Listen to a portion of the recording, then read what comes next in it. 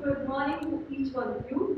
To the fourth edition of IHW Patient First Summit and Awards 2025. So let's give it up for each one of you because you are the ones who are along with us on this journey. Let's have a huge round of applause for each one of you. Yes, you can applaud for yourself. Thank you so much for the applause.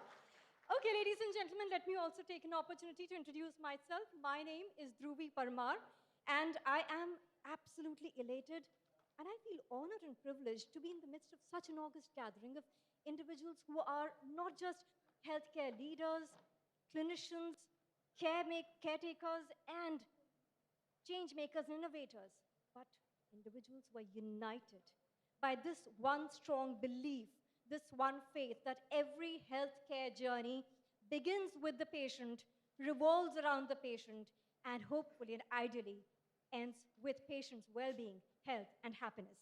Now, at IHW, we have envisioned a world where our policies, care models, systems, and processes are not just guided by institutes and technologies, but they are guided by people.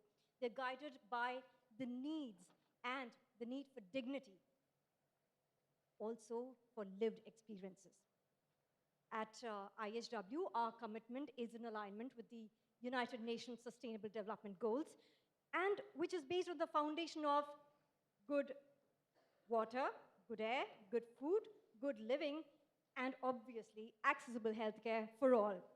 So, ladies and gentlemen, over the last few years at IHW, we have been crusading and we have been nurturing a platform where we can bring together this idea and this mindset, where we're talking, not just talking about the issues or the areas of focus in healthcare and patient first, but where we're looking at transforming it.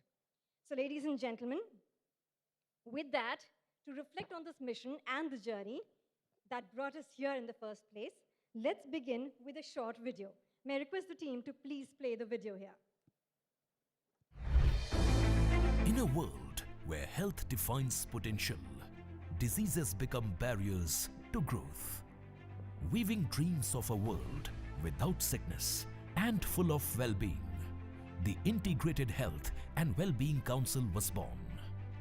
At its core, the Council stands for the high five of health. Good air, good food, good water, good living, and good health care for everyone. Aligned with the United Nations Sustainable Development Goals, the Council firmly works towards making sure health reaches every corner of the world. IHW Council has built prestigious forums for holistic health discourse, like India Health and Wellness Summit and Awards, CSR Health Impact Awards, CME Excellence Movement, Ayushman Bharat Conclave, Jal Shakti Conclave, Digital Health Summit, Patient First Summit, the Good Air Movement and Summit, Rapid Global Cancer Alliance, and the She Alliance for Spirituality in Health and the Environment. These initiatives have received wholehearted support from policymakers, industry captains, community leaders, health experts, celebrities, and influencers. Respected brands and advocates have also joined the Council, becoming allies in the mission for a healthier world. I think this wellness is an important initiative. I will definitely be interested to know the conclusions of your deliberations, and I'll definitely take these issues and your suggestions forward to the logical conclusion. Health services कैसी होनी चाहिए, ये तो महत्वपूर्ण विषय है ही, पर उसके पहले हमको हॉस्पिटल या डॉक्टर के पास जाने की जरूरत न पड़े, इसके लिए हमारे एयर पोल्यूशन और वाटर पोल्यूशन को हम कैसे सुधारें, इस बात पर जोर देने की आवश्यकता है। कहते हैं क्षिति जल पावक गगन समीरा, पंच तत्व निर्मित यह अदम शरीरा। ये पंच तत्वों से निर्मित यह शरीर पुनः पंच तत्व में ही मिल जाता है। तो हमें उन पंच तत्व का, जिससे इस शरीर की रचना हुई है, आकाश, पृथ्वी, अग्नि, वायु, जल, इन सबका ख्याल ही नहीं रखना, बल्कि इन पंच तत्वों का रक्षा करना हमारा पहला कर्तव्य हो जाता है। In the digital world, the Council reaches millions with credible source of knowledge empowering them to protect their health and prevent diseases. Through its various initiatives harnessing the power of social media, the Council impacts over 100 million lives annually. Join IHW Council in creating a world where limitless potential knows no bounds. Together, we can achieve a happier, healthier world for all.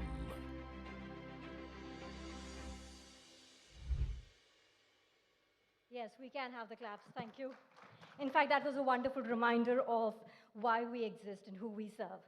Well, ladies and gentlemen, this Patient First Summit is built on a simple, transformative idea.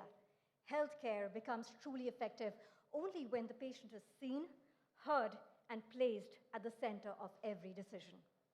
This platform is dedicated to advancing compassionate care, improving patient experiences, strengthening access, and celebrating those who champion patient rights, safety, and empowerment. Now, before we move ahead, it is said there are two things that I would like to share. One, alone we can do so little, but together we can do so much. And at the same time, one of the basic secrets of happiness is gratitude. So with that, I would like to take this opportunity to extend our great gratitude and heartfelt thanks to our partners without whom this gathering today here would not have been possible. So let's give it up for our amazing, amazing partners. First up, Sir H. and Reliance Foundation Hospital, who are our Powered by partners. Yes, we can have a round of applause for them.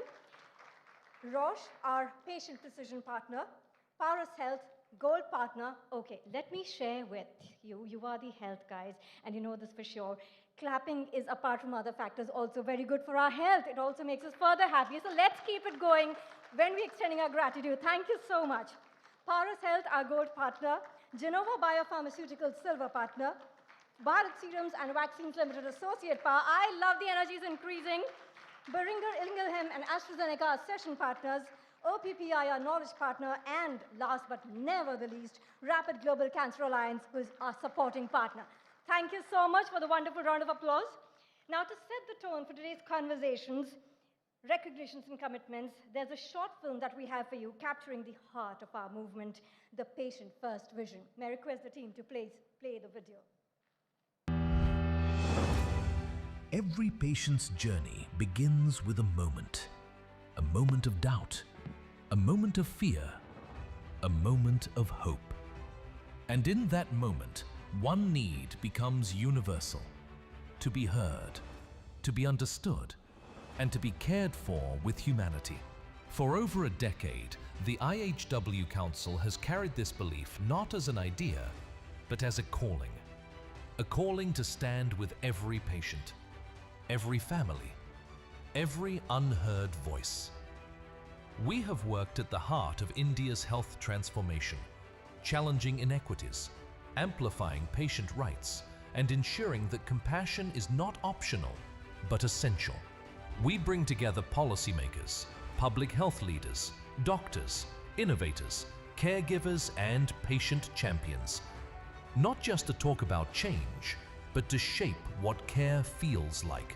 Driven by unwavering passion, we strive to close the gaps that matter most.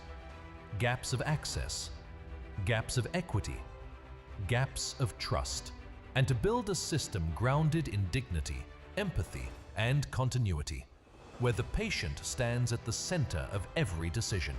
Our mission aligns with India's boldest health agendas, Ayushman Bharat, the National Digital Health Mission, and the global promise of the Sustainable Development Goals.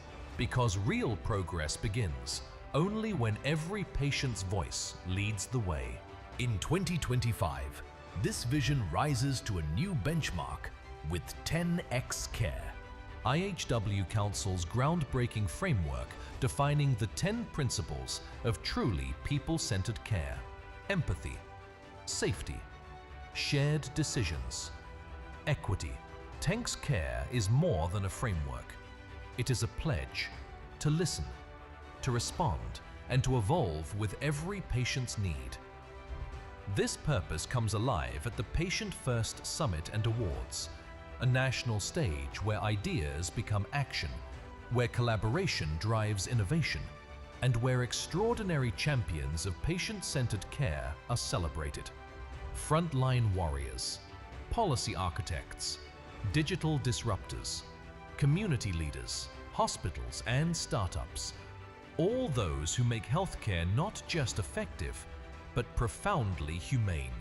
Because when voices unite, when systems align, and when innovation walks hand in hand with empathy, we move closer to a future where every patient, every story, every journey truly comes first. The 4th Patient First Summit and Awards 2025, where compassion drives care and patient centricity shapes the future of health. Welcome to the 4th edition of Patient First Summit and Award. Well, thank you for the round of applause yet again. In fact, this is an applause for each one of you because you are the ones that make all this possible. So ladies and gentlemen, we are in India. Traditions are the ones that we are deeply rooted in, and every tradition has a certain meaning and essence behind it, which is the more critical aspect about it.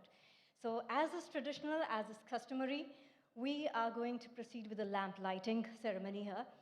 But before that, I would like to recite the shloka that I'm sure many of you would be aware of. Shubham karoti kalyanam arogyam dhana sampada shatru buddhi vinashaya deepa jyoti namastute, which is, in essence, it just means that let us light the lamp to dispel the darkness, to bring wealth and health, the most important factor today, which is also a form of wealth for us, and destroys the enemy intellect. When we say enemy intellect, it destroys any negativity around us. So in order to do the honors and in order to illuminate the path for us and set the auspicious note for this summit today, may I go ahead and invite our special dignitaries to light this path for us and the ceremonious lighting of the lamp. First up, none other than Mr. Kamal Narayan Omar, founder and CEO, IHW Council. May I please request you to join us on stage. May I also request our other critical dignitaries to join us on stage. Mrs. Raji Madwan, Managing Director and CEO, Roche India. Let's have our applauses as well. Dr. Charulata Pamnani, Director, Medical Services, Sir H. N. Reliance Foundation. May I please request your presence on the stage. Dr. Sandeep Arora, Director, Medical Affairs, AstraZeneca, India. A very warm welcome to you as well. And last, but as I say never the least, Dr. Shashank Theotia, Chief Human Resource Officer, Paras Health. A very warm welcome to you. Thank you for doing the honors for us and coming here on stage. May we have the candle and the lamp?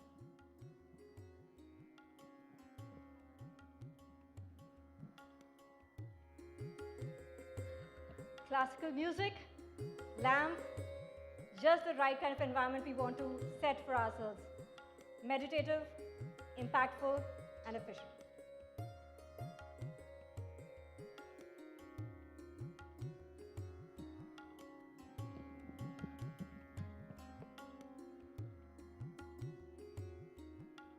As the flame flickers, let's ensure we realized that this is how our soul functions as well.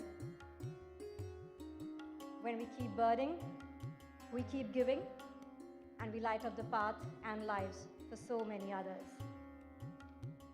If you actually go deep into the symbolism, it is something very meaningful.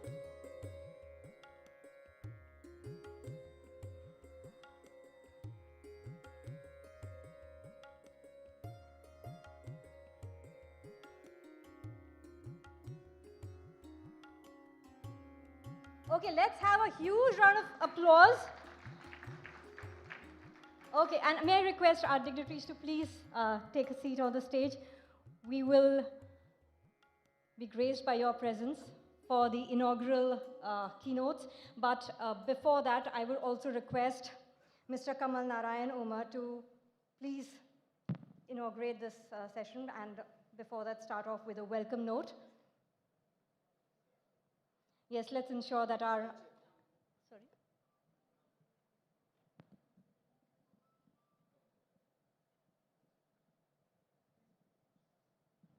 So take the center stage. Thank you. Mr. Kamal, may I please request you to go ahead and share with us the welcome note? Thank you.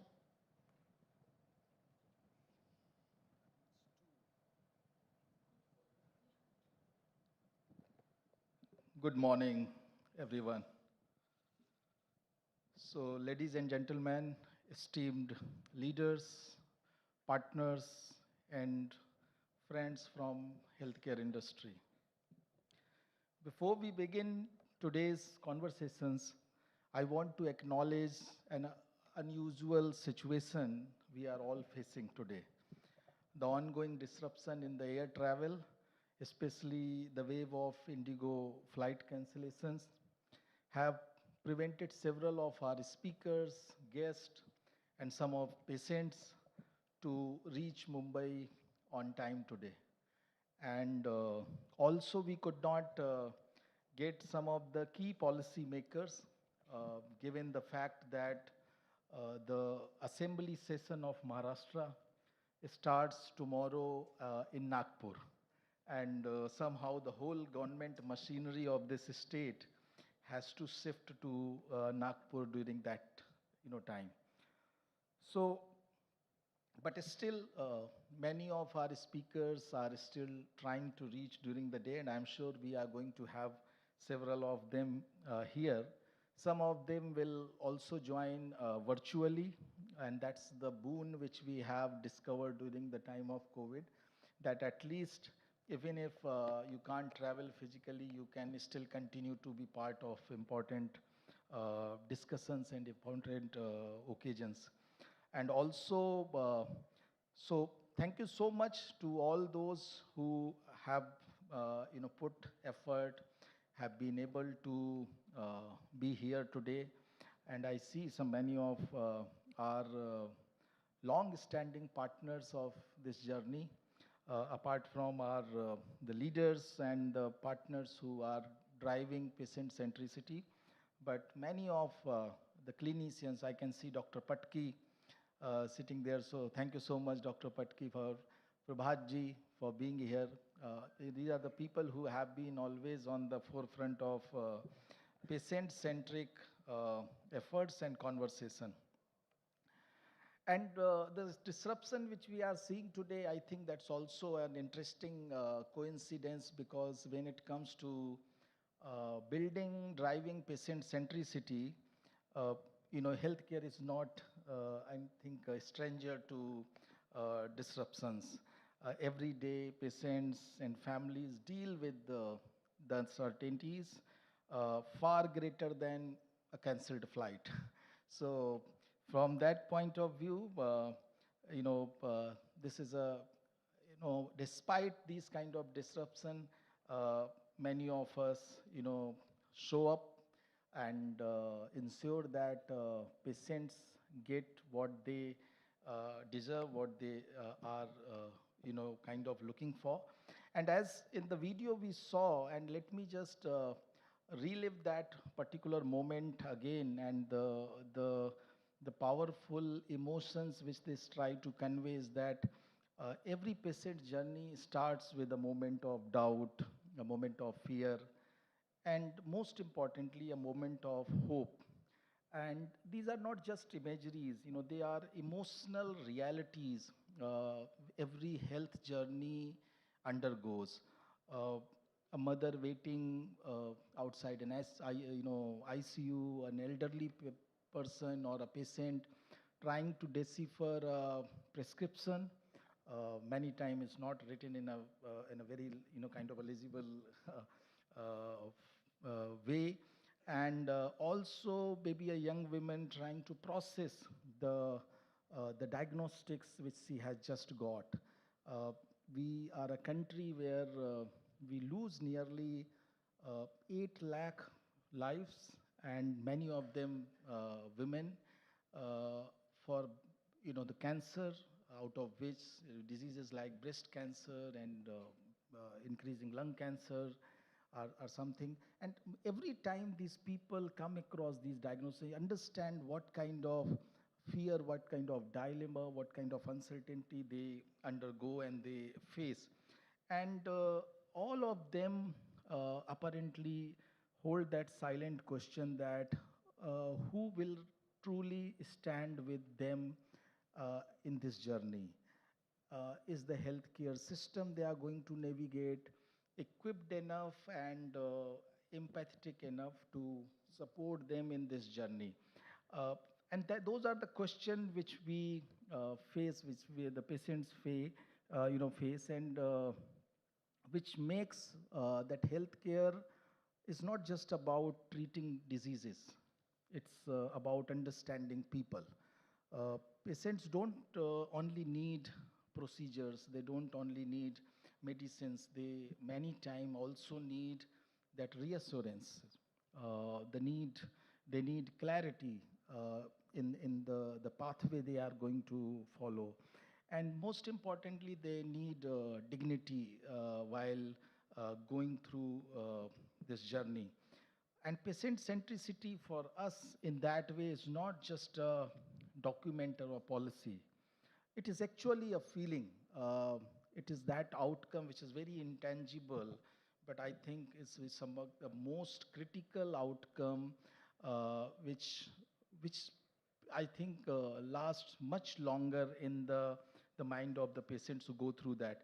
And it lives in a way in many of those experiences where when you are going through this journey of healthcare, how you could navigate a hospital easily. Were there people who could understand your concerns and your fears well?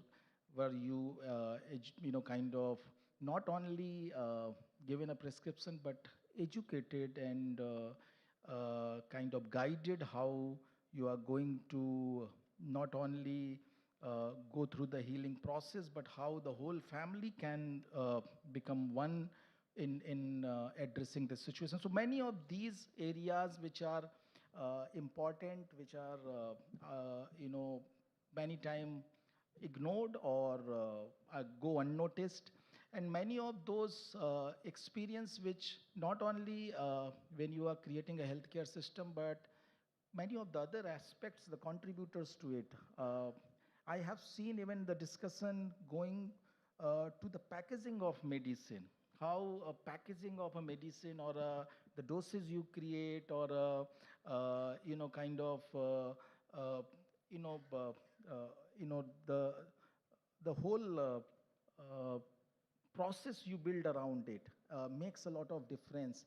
When you have a medicine which is packaged in a way which is giving enough nudge for the people, it is created in a way that how they need to take it on a weekly or a daily basis or something like all that contributes to patient centricity. So patient centricity is not something which on the hospital, and that's why you see the mix of people here in this summit, and the kind of gathering we always try to bring together is not only one aspect of healthcare, but all components of healthcare ecosystem we try to bring together.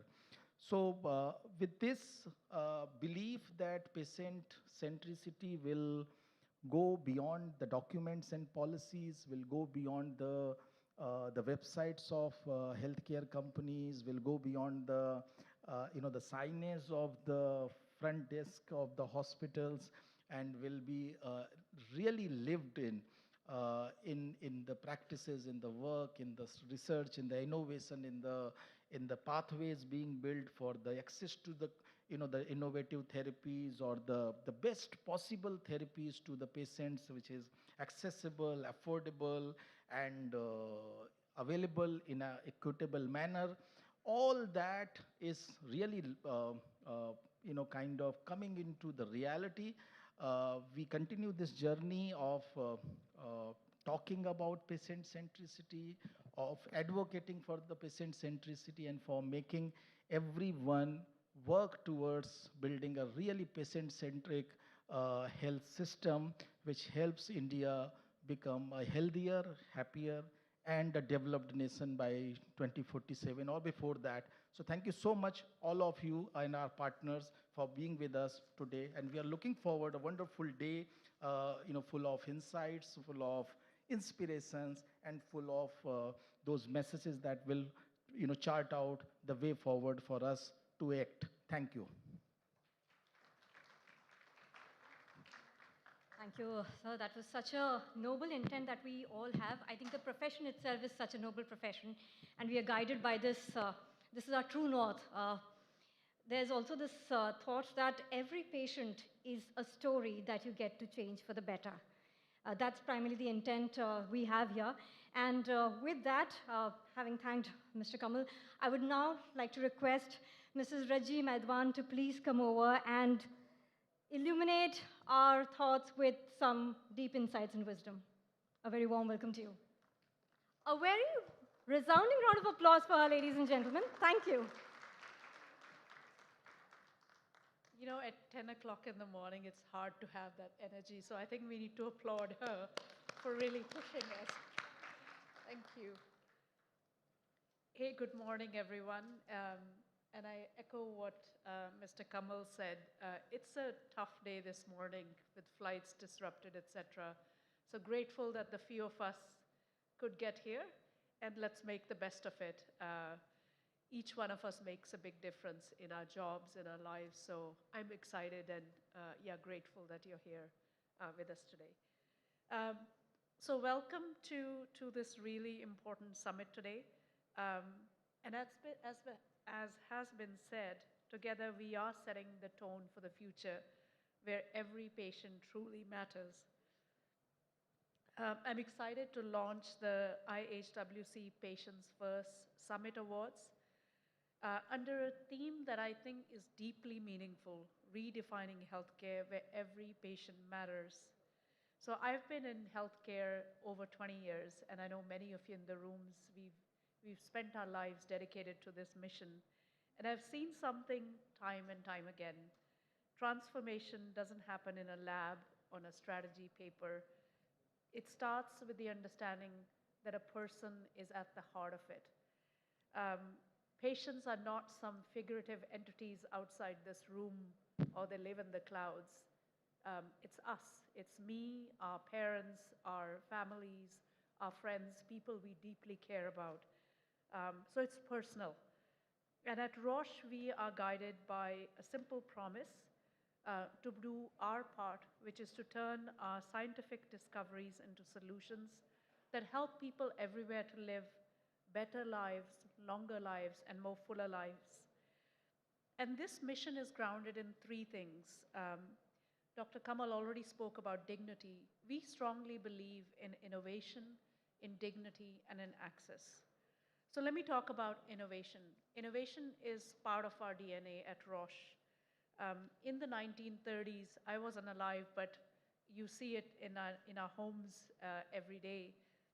We synthesized vitamin C, which is a breakthrough that saved millions during the Great Depression. In 1997, we introduced rituximab. Rituximab, for those who know it, it was the first monoclonal antibody, and it redefined cancer care in many, many different cancers. And today, our work at Roche spans many different diseases, rare diseases, cancer, ophthalmology, neurology, and beyond. And globally, we deliver solutions at scale, treating 28 million patients and conducting about 27 billion tests every day. So all of this, this is where it starts. It starts at the heart of it is innovation. It's about bringing the best medicines, the best solutions to patients everywhere and to patients in India. Innovation, however, means little without commitment to dignity, a word that was already brought up. Dignity is about more than care. It's about respect, empathy, and listening to the voices of patients.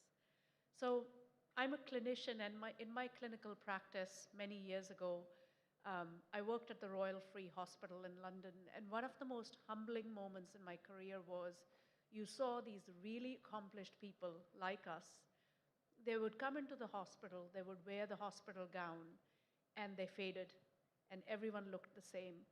And that was a humbling moment where you had to say, this is a person who has lived an amazing life, they have done amazing things, and it's my duty of care to make sure I see that person and I recognize that person. So dignity is personal, And I would just remind us throughout the day to really think about that word. And that's why our relationships with patient advocacy groups are so important. They hold us accountable, and they continue to remind us about the human side of healthcare, which sometimes it's easy in our day-to-day lives to remember, and it's always to remember when we produce great medicines, at the end of the day, it's helping change a person's life. It's giving them dignity. And then there's access, an issue that we all know is complex, especially in a country like India. Access means affordability, reaching underserved groups, and ensuring that our medicines and our solutions reach the people who need them. And that's the driving force for us at Roche, where we do more than just developing medicines. We lead India's Blue Tree program, which has supported over 40,000 patients through every stage of their treatment journey. If you get time during the day, my colleague Aditya is sitting here right in front of me, so please stop by and chat with him. I think it's a fantastic program, and if we can scale it through all of our work as well, something that I find creates a lot of difference to patients. We've also developed other support services such as tech-enabled cold chain networks, real-time track and trace systems, and then programs like zero-cost EMI support, so that financial barriers are not getting in the way of people getting transformative therapies. So I'll just close with, again, reminding those three words that I hope we'll stop at again and again today: innovation, dignity, and access. And our vision at Roche is clear. We are right here with each one of you across. We believe we can only change a nation, change healthcare together. So it's about strengthening India's healthcare system as a partner in the broader sense of its word. And there's a single line at Roche that we talk about a lot: better outcomes for more patients faster. Not a slogan on a slide. If you break it down, it genuinely, that's why we are all here. Better outcomes for more patients faster. There's an urgency in this, and I'm excited today that we'll have a conversation around that and how can we urgently help more people through our work. So thank you very much, and welcome to the conference, and looking forward to an engaging dialogue throughout the day. Well, thank you so much, ma'am. And so remember, innovation, dignity, and access. And while you said that, I was reminded of a quote by Maya Angelou. She said, people will forget what you did to them. People will forget what you told them, what you gave them, but they will never, ever forget how you made them feel. And I think everything in life begins with mind and heart. So thank you for pointing out that for us, and such a wonderful address. It's just the beginning, and I'm already feeling so privileged beyond words. So with that, let's move on to another inspiring keynote, for which may I invite on the lectern Dr. Charulata Pamnani, Director, Medical Services, Sir H. in Reliance Foundation. A very warm welcome to you, ma'am. Please enlighten us. Good morning, and thank you very much for this excellent session. You know, it has already been, your videos were so inspiring. And there is a lot which in my talk, I will speak about, which resonates a lot with what you showed. Distinguished guests on the dais, my dear friends, and our partners in healthcare. It is indeed an honor today to be part of this 4th Patient First Summit from IHW. And thanks to you for having brought the focus back to where it should be, on that patient who is actually the raison d'etre for all of us, right? We exist and we do what we do for that patient. And it's time that we as a country look at things like patient rights, dignity, and patient safety very, very closely. Of course, there will be regulatory authorities who will force us to do it, but it is something that needs to be built into our systems.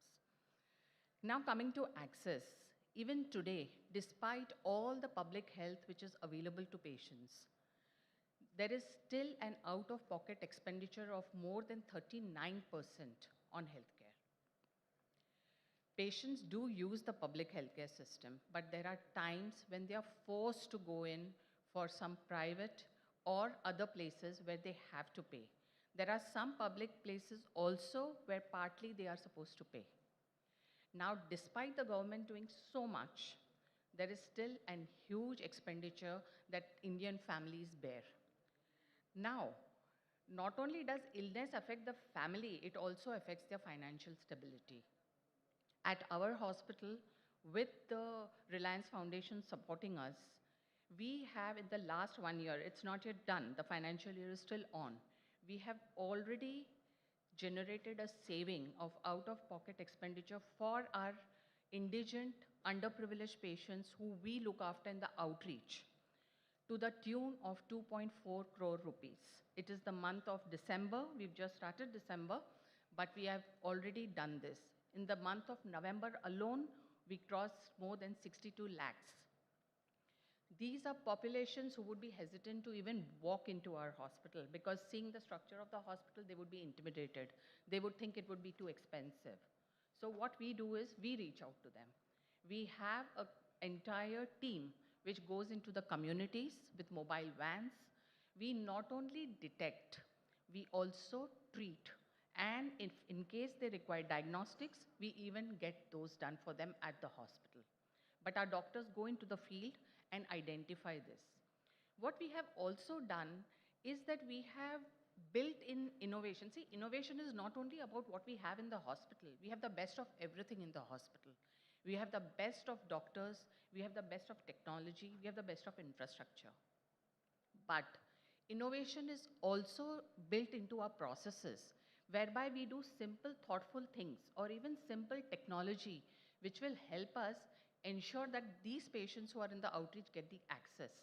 So what we have done is we have built in telemedicine into this, teleophthalmology.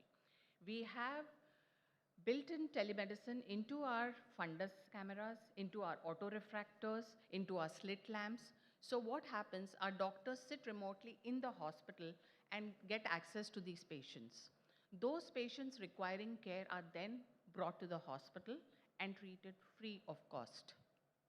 And this is a commitment which we ensure we do year on year, not just because it is a part of our CSR, but it is something that our founders believe in, our chairperson strictly believes in that. Her one thing to us always has been that no child should be turned away from the hospital for want of funds. Come what may, there would be some things which we would probably not be able to do for adult patients. We do not, under any circumstances, refuse anything for children. That is the philosophy with which we work. So that's how we work.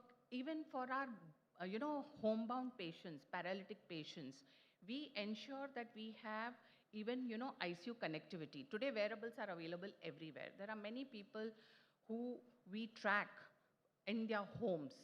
We ensure that they get the kind of medical support that our doctors who would, otherwise they would get it in the hospital. If the family wants them to remain at home but still be monitored that way, we do that. We ensure that X-rays are taken for bedridden patients, which are then, of course, reported from the hospital. So this is the way in which we merge innovation and accessibility for our patients. As your own video said, dignity is not optional. It is something that is fundamental to what we do in healthcare. Dignity is in the way we speak to our patients, the way we listen to them, the kind of reassurances we give them, and the kind of care, empathetic care that is given to them. At this stage, I would like to just narrate one patient story. We do a lot of operative work for congenital heart diseases. Like I said, it's a passion for our chairperson. And our pediatric cardiac surgery team actually does a lot of work. It is done free of cost for these patients. The doctors actually go into the interiors of Maharashtra identify patients, and those patients then come to the hospital. Now, one of the days, one of these surgeons called me and he was literally in tears. As it happened, he had operated on a child. The child was in the ICU. From the ICU, the child moved to the ward. So it would have been 3 to 4 days after the surgery. He went for his rounds, and the mother was a very young girl, very frail looking, and very obviously very overwhelmed and scared. Now, as long as she was in the ICU, it's a very closely monitored environment. In a ward, it is obviously an economy ward where there will be 4 or 5 other patients in the same room. After he finished examining the child, he asked the mother how she was. So she kind of answered she was okay. He still persisted. He asked her, are you sleeping properly, this, that, everything he asked. Then, and we are very thankful for that, he asked a very simple question. Are you eating well? And ladies and gentlemen, I must tell you, the answer left us aghast. This lady did not have money. Now, obviously, the hospital charges for patient relative meals. She did not have the funds. She had not eaten. We don't know for how long. The child was a very small child, so he was on liquid feeds or, semi-solid feeds. But nothing solid was given to the child. Obviously, he was a very small child. So this lady has been by the child's side, has not eaten, and none of us realized it till the doctor asked her this. He left the bedside and gave me a call right away. My first instruction was to the F&B team to please go and serve her right away. We at management level took a call. That is applicable even today. It is, I think, about 3 years since the incident. I don't remember the exact date. All the relatives of our indigent patients who remain in that economy ward are given meals free of cost. We do not charge for that. It was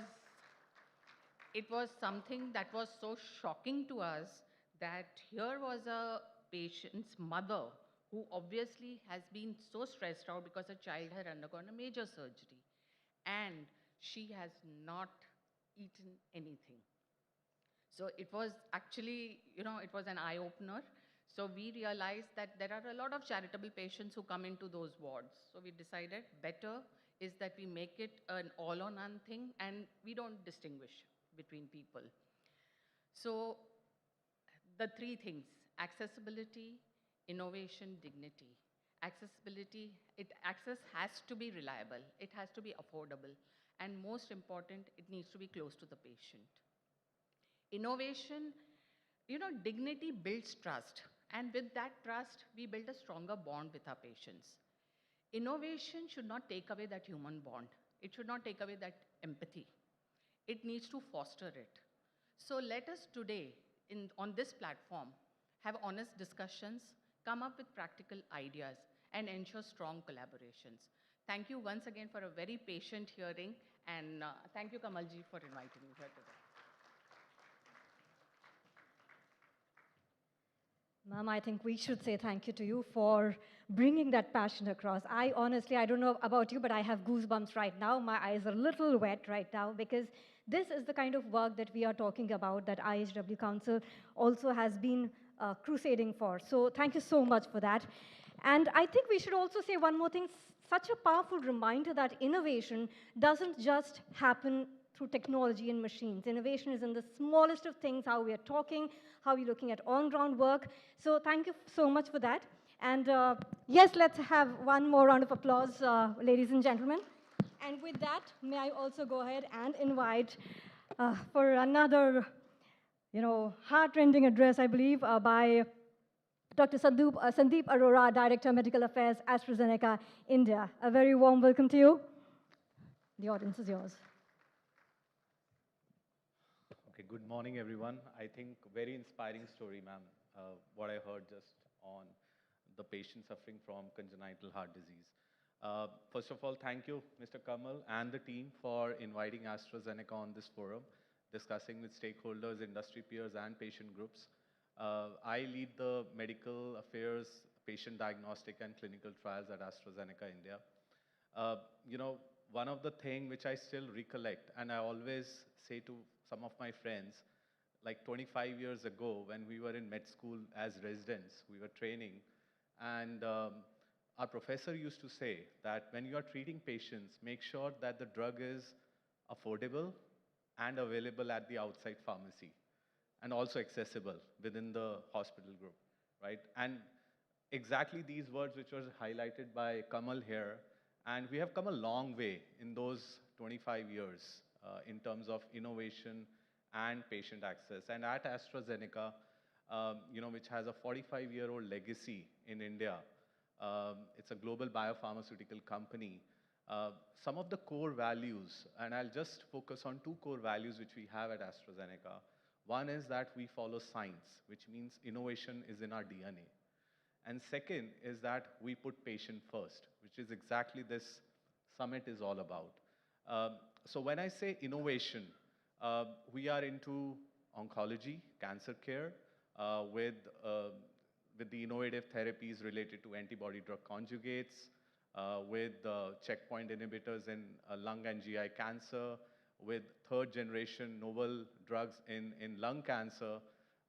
And in fact, I can tell you a small story around the drug discovery in cancer research which happened at AstraZeneca. When I wasn't even born during that time, it was in 60s. The drug which is very commonly used these days is tamoxifen. It's a drug which is used in breast cancer. So this was basically discarded, in the shelf because during that time the focus was on, hormone replacement therapy for menopausal females, and this was anti-hormone. And then the discovery came out that this can be used to suppress the hormone-sensitive breast cancer, and this is how the drug was discovered and was marketed later and approved in many countries and saved a lot of patient lives suffering from breast cancer. So this is where innovation kicks in, And then besides cancer, we also innovate in cardiac, renal, obesity, weight management, diabetes, and respiratory therapy areas with solutions in resistant hypertension, uncontrolled dyslipidemia, which is uncontrolled cholesterol basically. And then weight management and diabetes we are getting into very soon. And then also rare disease. And within rare disease, there is one story which I need to tell, especially on the patient front, because we are all talking about patients here. So we have a rare disease drug which is used to treat a rare condition called aHUS, which is atypical hemolytic uremic syndrome. It's a rare, disorder which normally affects children. And if you don't get the drug in time, 50% of these patients land up with kidney failure, which require dialysis, almost 50 to 60%. So we have a program which is called Early Importation Program. So there was a request which came from one of the doctors that this child is having this condition if AstraZeneca can support. And with our global, counterparts and our, global teams, we kind of had this drug within 7 days, and we literally saved the patient life. And these are some of the stories which inspire us, to be honest, to be innovative and to do whatever best, we can do for patients. And in last few years, what I can say at AstraZeneca is that we have got 20 regulatory approvals for new medicines, which are advanced therapy, which actually targets unmet need. And we can discuss, during our networking, what are those drugs, how we can help and get these drugs with a sustainable access model. Now, with these innovations, this is, innovation is always in the lab and it not reaches the patient. So it is important that we give these drugs in a sustainable manner, in accessible manner to the patients. So 2-3 things, I want to highlight here. One, that we are, India, we are running almost 90 odd global clinical trials in cancer, in cardiology, in renal conditions, chronic kidney disease, even in weight management and hypertensive disorders, including rare disease. And with these drugs which come to these patients in trials, these are those patients where you need to be, I mean, these are all lifesavers, and where there is no alternative medicine available. And sometimes these really get the patient's, impact in a very positive manner. And there was a word around dignity and empathy. And these research molecules, when they are introduced in India, I think this talks about how we can make these drugs early on approved, in the country. The second thing which we follow here in AstraZeneca is patient diagnostics, because that is something which is very important. When you diagnose the condition early, you can treat in a much better way with a better outcome. So we run this patient diagnostic program in oncology for lung cancer, for breast cancer, where these patients are diagnosed early on and are given therapy irrespective whether it is A company or B company. We don't get into that. Our motto is to diagnose the patient early on. And this is the kind of support program we run, at AstraZeneca. Lastly, I think one of the, I think Dr. Charulata ma'am said, we need to have practical solutions, right, for our patients. So I think what we need to do as industry, as hospitals and patient groups is that we need to come together and this is my learning from the West, is that we need to create some patient networks where these patient networks, which are already existing, by the way, there are a lot of patient advocacy groups which are already existing. Can we increase the perception and, in fact, in a positive manner around clinical research, around innovation, so that early development studies can come into the country? When these early development studies come into the country, the doctors get first-hand on experience on how to use these molecules in the patients which are suffering from, these life-threatening conditions. So that's one of the practical solutions which we can discuss. Second is related to, accelerated regulatory reforms. I think this is where we need to focus. I mean, I know the government stakeholders were also on the dais, but I'm just giving this message on how we can accelerate regulatory reforms in providing early research in the country, in getting accelerated approvals so that we are able to have faster enrollment, faster approvals, and get the drugs accessible to the wide set of patients, in India. So I think these two, if we can just pick, from industry side also, and we are advocating at various levels as well, and how we can bring research, more and more research into India. As I said, we have moved a long way, but yes, we have to go further along.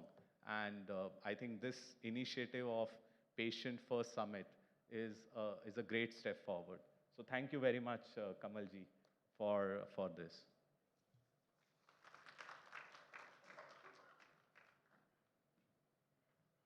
Thank you, Dr. Sandeep. I think you've put your torch on a lot of aspects that probably will become the conversational pointers in the rest half of the day. Thank you for sharing those. And I think we can say, if we sum it up, that we're all stories in the end. Let's just make it a good one.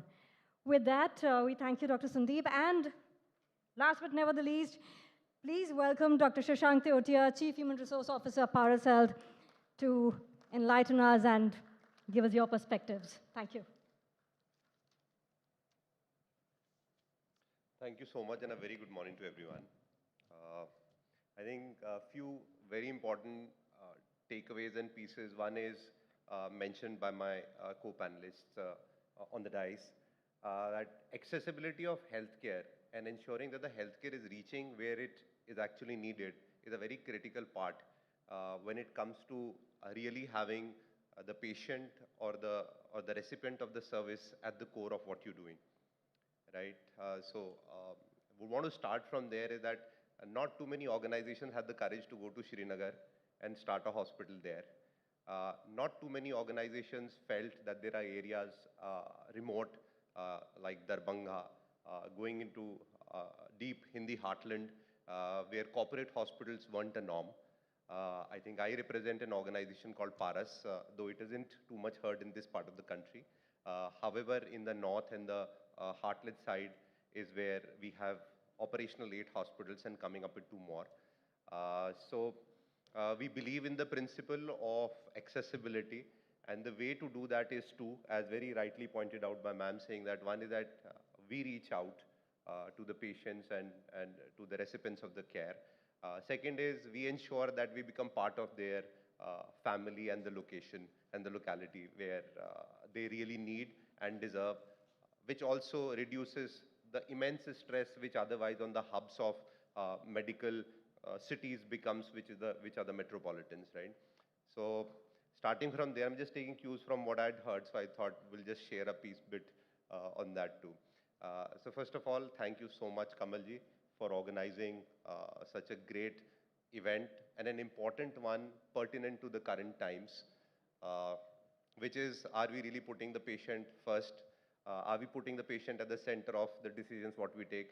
And there are some very simple things which we have done, practical ones as well as what ma'am said. We'll be sharing those, what we do at Paras, right?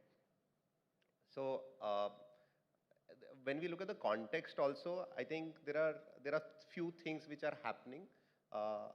The patient or the recipient of the care is little more informed and aware, unlike earlier, right?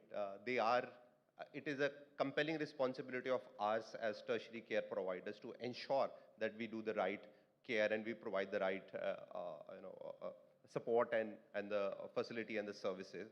However, at the same time, the recipient is more demanding today, right? They are demanding transparency. They are demanding convenience, and above all, they are demanding accountability, right? So it becomes pertinent for us to ensure, if we are looking at a long-term value organization, we start addressing these things and they start becoming the center stage of how we take decisions, how we design our processes, how we design our policies, right? So I think it's a very, very pertinent point. Two things which Kamalji had said, when a patient or the relatives come to a hospital, there are two things which they really struggle with. One is the writing of the prescription. They struggle to read. And second is, as ma'am had said, that it can be a little overwhelming because there are too many emotions. Except for a baby getting born, there are not too many exciting reasons for people to go to the hospital, right? So the infrastructure and other things can be quite overwhelming, if not intimidating, right? So few things which we do at Paras, and practical ones, ma'am, for others to also take notes on, which have helped us to ensure that we are putting the patient at the core and at the center while we are taking decisions. So I think the first thing we start from is the infrastructure. Is the infrastructure really putting the patient journey at the core?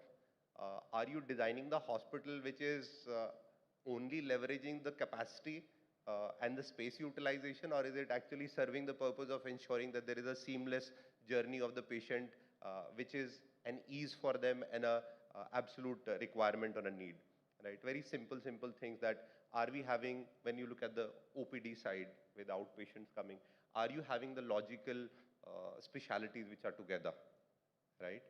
For example, is the obs and gynae close to the pediatric, right? Is the neuro and ortho close to the emergency? I mean, very basic ones.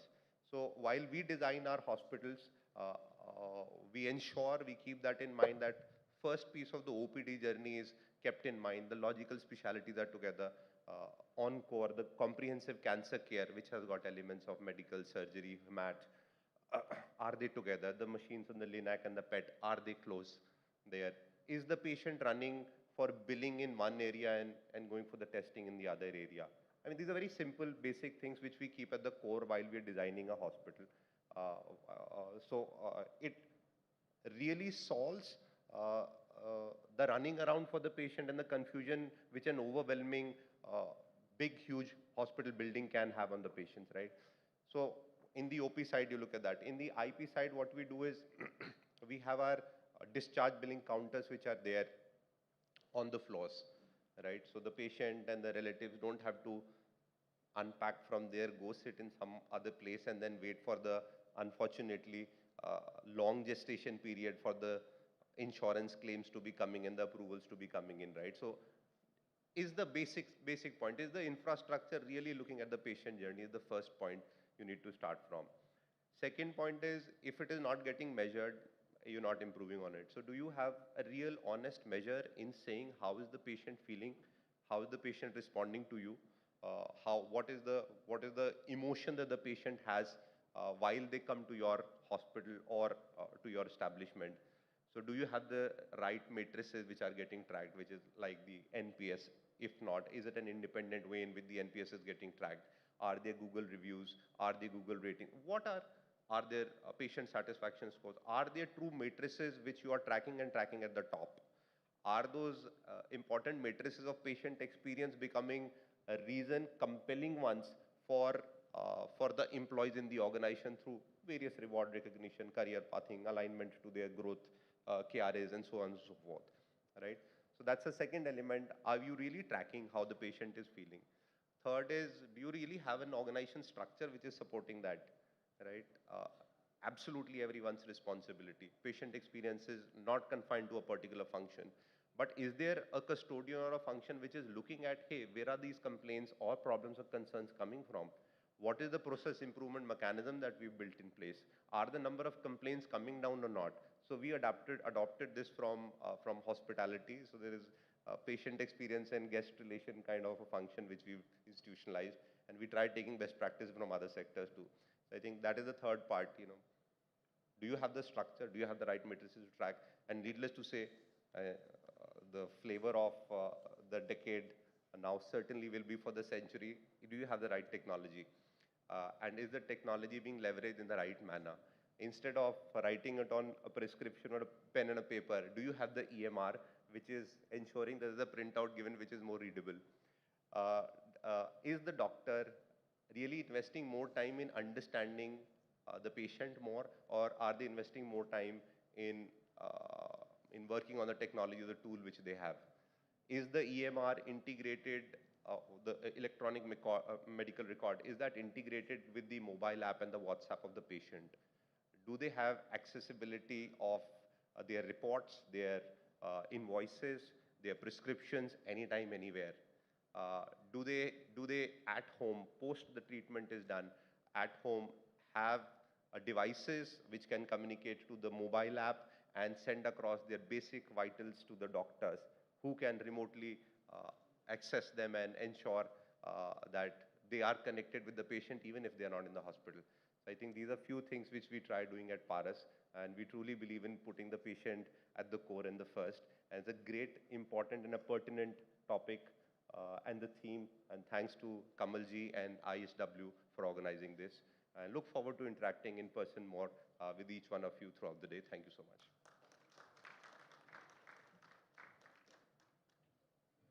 Thank you so much. You shared a lot of takeaways with us. I think one takeaway that we can draw from your conversation here is that don't just build structures, build bridges. Because that is where individually, independently, we're doing small things. But are we ensuring that it's accessible? Are we ensuring that they can talk to each other? So thank you so much for such a wonderful thought. And I should also say that you said you're not so popular or well-known in the other 2 zones of India. I must say, probably you are definitely popular, but it's a good thing that you've joined us in this crusade so that your voice can reach more people and more people can get access to the services that you provide. So thank you so much for that as well. And with that, ladies and gentlemen, such a brilliant, fantastic inaugural keynote. Let us give it up for each one of them for sharing the knowledge, wisdom, and insight. And with that, may I request Mr. Kamal to please individually felicitate each of our brilliant keynote speakers. First up, may I request you to felicitate Mrs. Raji Medwan. Ma'am, we have a very small token of our gratitude for you. And we request you to please stay put for a second so that our photographers can get the right photographs. Yeah, so our photographers are giving them instructions on the right spot. Thank you. May I also request Mr. Kamal to felicitate Dr. Charulata Pamnani. Let us continue rounds of applause, ladies and gentlemen. You know, insights like these are not easy to come by. And these are selfless insights. Information that's just going to help patients at the end of the day, the purpose for which we work. Let's also bring our hands together as we felicitate Dr. Sandeep Arora, Director Medical Affairs, AstraZeneca, India. Thank you so much.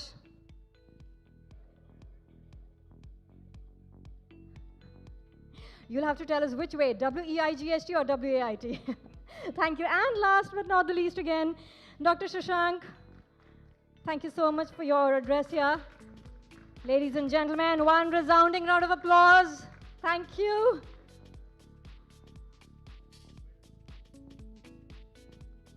And after this, I'm going to request all our key dignitaries to please come forth for a group photograph along with your plaque so that we can freeze this entire memory for as long. Yes.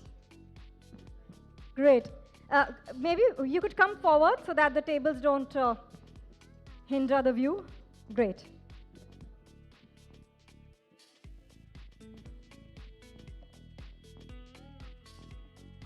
Guys, that's a shoot going on, and our directors are directing it right now.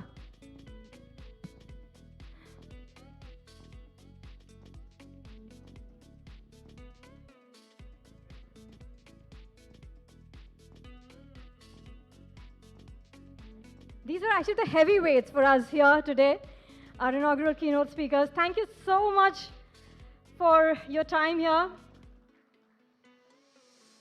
And thank you, Mr. Kamal, for doing the honors.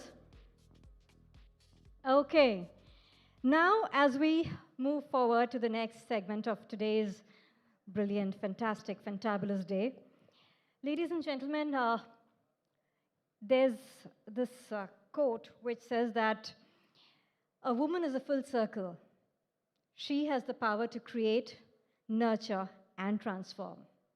Even in the Indian tradition, we say the female is the goddess. She's Lakshmi, Saraswati, Parvati. And yet, this one section of humanity faces the maximum ordeals, maximum biases, and maximum struggles.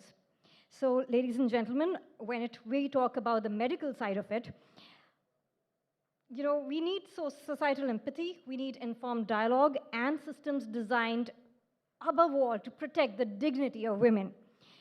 And in order to address this critical life-impacting point, we have this session that's coming up where we'll delve into the realities women face across menstrual health, reproductive and maternal care, access barriers, and gender-based health disciplines. So we have a panel discussion coming up for you.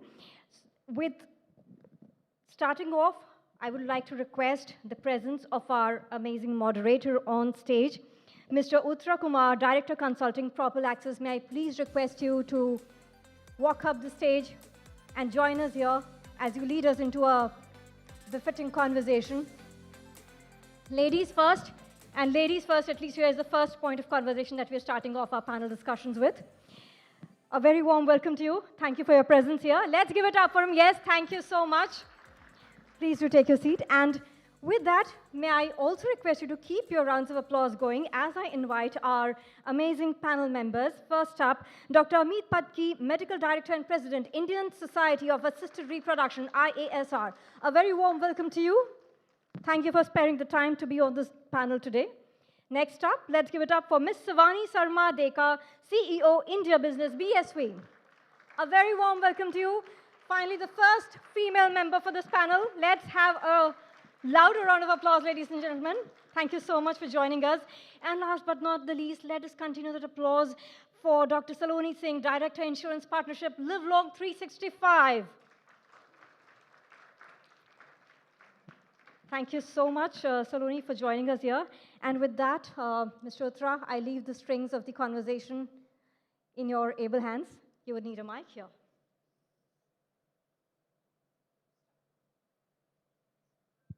Thank you. Thanks a lot for setting the context on this session. So women form the back of our society as well as our family. And if women's health also is very critical for the family to sustain as well as for the society to move forward. Women's health does not require just medical interventions, but it also requires social empathy, open dialogue, and systems that protect dignity. So it's my honor and pleasure to moderate this panel discussion on women's health. And we have a very diverse panel with us. We have people representing different parts of the healthcare system, from pharmaceutical companies which provide innovation as well as essential therapies. We have doctors and clinicians who provide the actual healthcare to the patients, as well as people from the payer segment who enable access of these treatments to the patients. Let me start with Amit. So, from your as a clinician, uh, what do you think are the biggest unmet needs in women's health?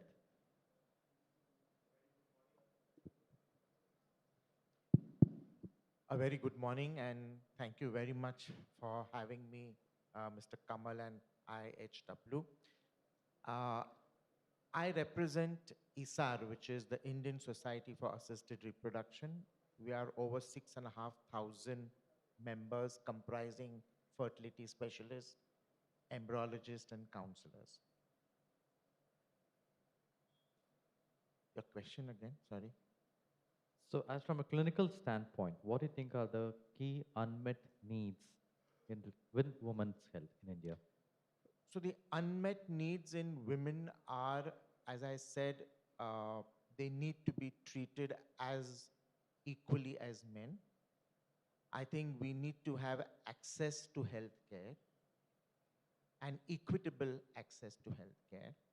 And I represent infertility, which is 1 in 6 couples who need care.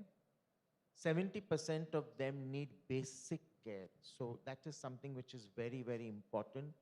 Most infertility patients don't need advanced care. And I think it is time that we have public and private combination so that this care can be accessed all over and in all biodiversity.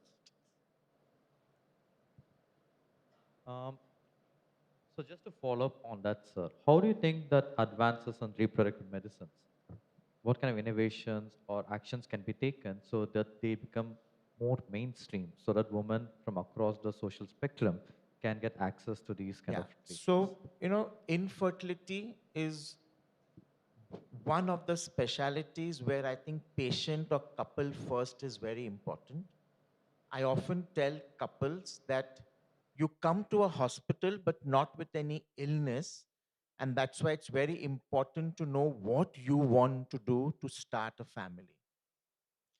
And that is why there are various options that are offered to the couple, including doing treatment. And I think as fertility specialist and ISAR promotes this, that adoption should also be something that we should broach to the patient, because that is also one option that we should offer to the patient, because quite often that is a realistic option in some couples. If you talk about how patients can access care, in ISAR, we put couple first, but we also put our doctors' needs. And that is why we offer advanced training to our doctors. We have a corpus of over 1 crore in ISAR, the interest of which we offer as subsidy to patients who need. So we offer almost 50,000 rupees per couple as part of their treatment if they fall into the certain inclusion criteria. And I think it is important as fertility specialists that we bring awareness of infertility. There are excellent reports to say that although almost 10% of our patients can afford the treatment, only 3% actually access it. And that is because the awareness is not there that certain things can be treated. So it is not only that patients are unaffordable, their patients are unaware also. And that is why it is important that we have a public-private combinations. And I'm proud to say that ISAR has helped a lot of public hospitals in Mumbai. So most of your municipal hospitals now will have an IVF center, which is headed by one of our senior doctors who's offering their treatment free. Their services are free. We offer 50,000 from ISAR to the couples who need this, and the public hospitals will provide medicines. We have a large number of pharmaceutical companies who have offered us drug at extremely uh, economical rates, or some of them have even offered it free of cost to these patients. Sure. Thanks a lot, sir. That actually helps me recollect some of the things I've learned in my career. One is that there is always a gap between ability to pay and the willingness to pay. And that gap is the value perception that the patient or the caregiver has about the treatment or the therapy and the way it's serviced.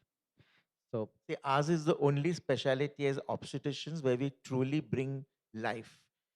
We don't treat life or we don't cure life. So ours is a unique specialty, and infertility forms part of that, that we truly bring joy and help couples make families. sure. Thanks a lot, sir, for your insights. So maybe I'll move on to Ms. Shivani, right? So from a pharma background or from the specific perspective of Bharat Serums and Vaccines, which you represent, right? What innovations and collaborations do you think are the most critical to ensure access and affordability for essential women health and treatments? Good morning, everyone. First of all, thank you for having me here. And I think I would not be doing justice if I do not first, before I take your question, congratulate Dr. Patki because one very significant moment has happened. 28th of November 2028, WHO released the first guidelines for infertility. I think that's a big step forward that has happened. And my compliments to Dr. Patki, who represented globally from India, Thank who's you. been one of the core advocates to formulate the guidelines. And when I was reading these guidelines, the guidelines talk about the three words that we are flashing: dignity, dialogue, and data.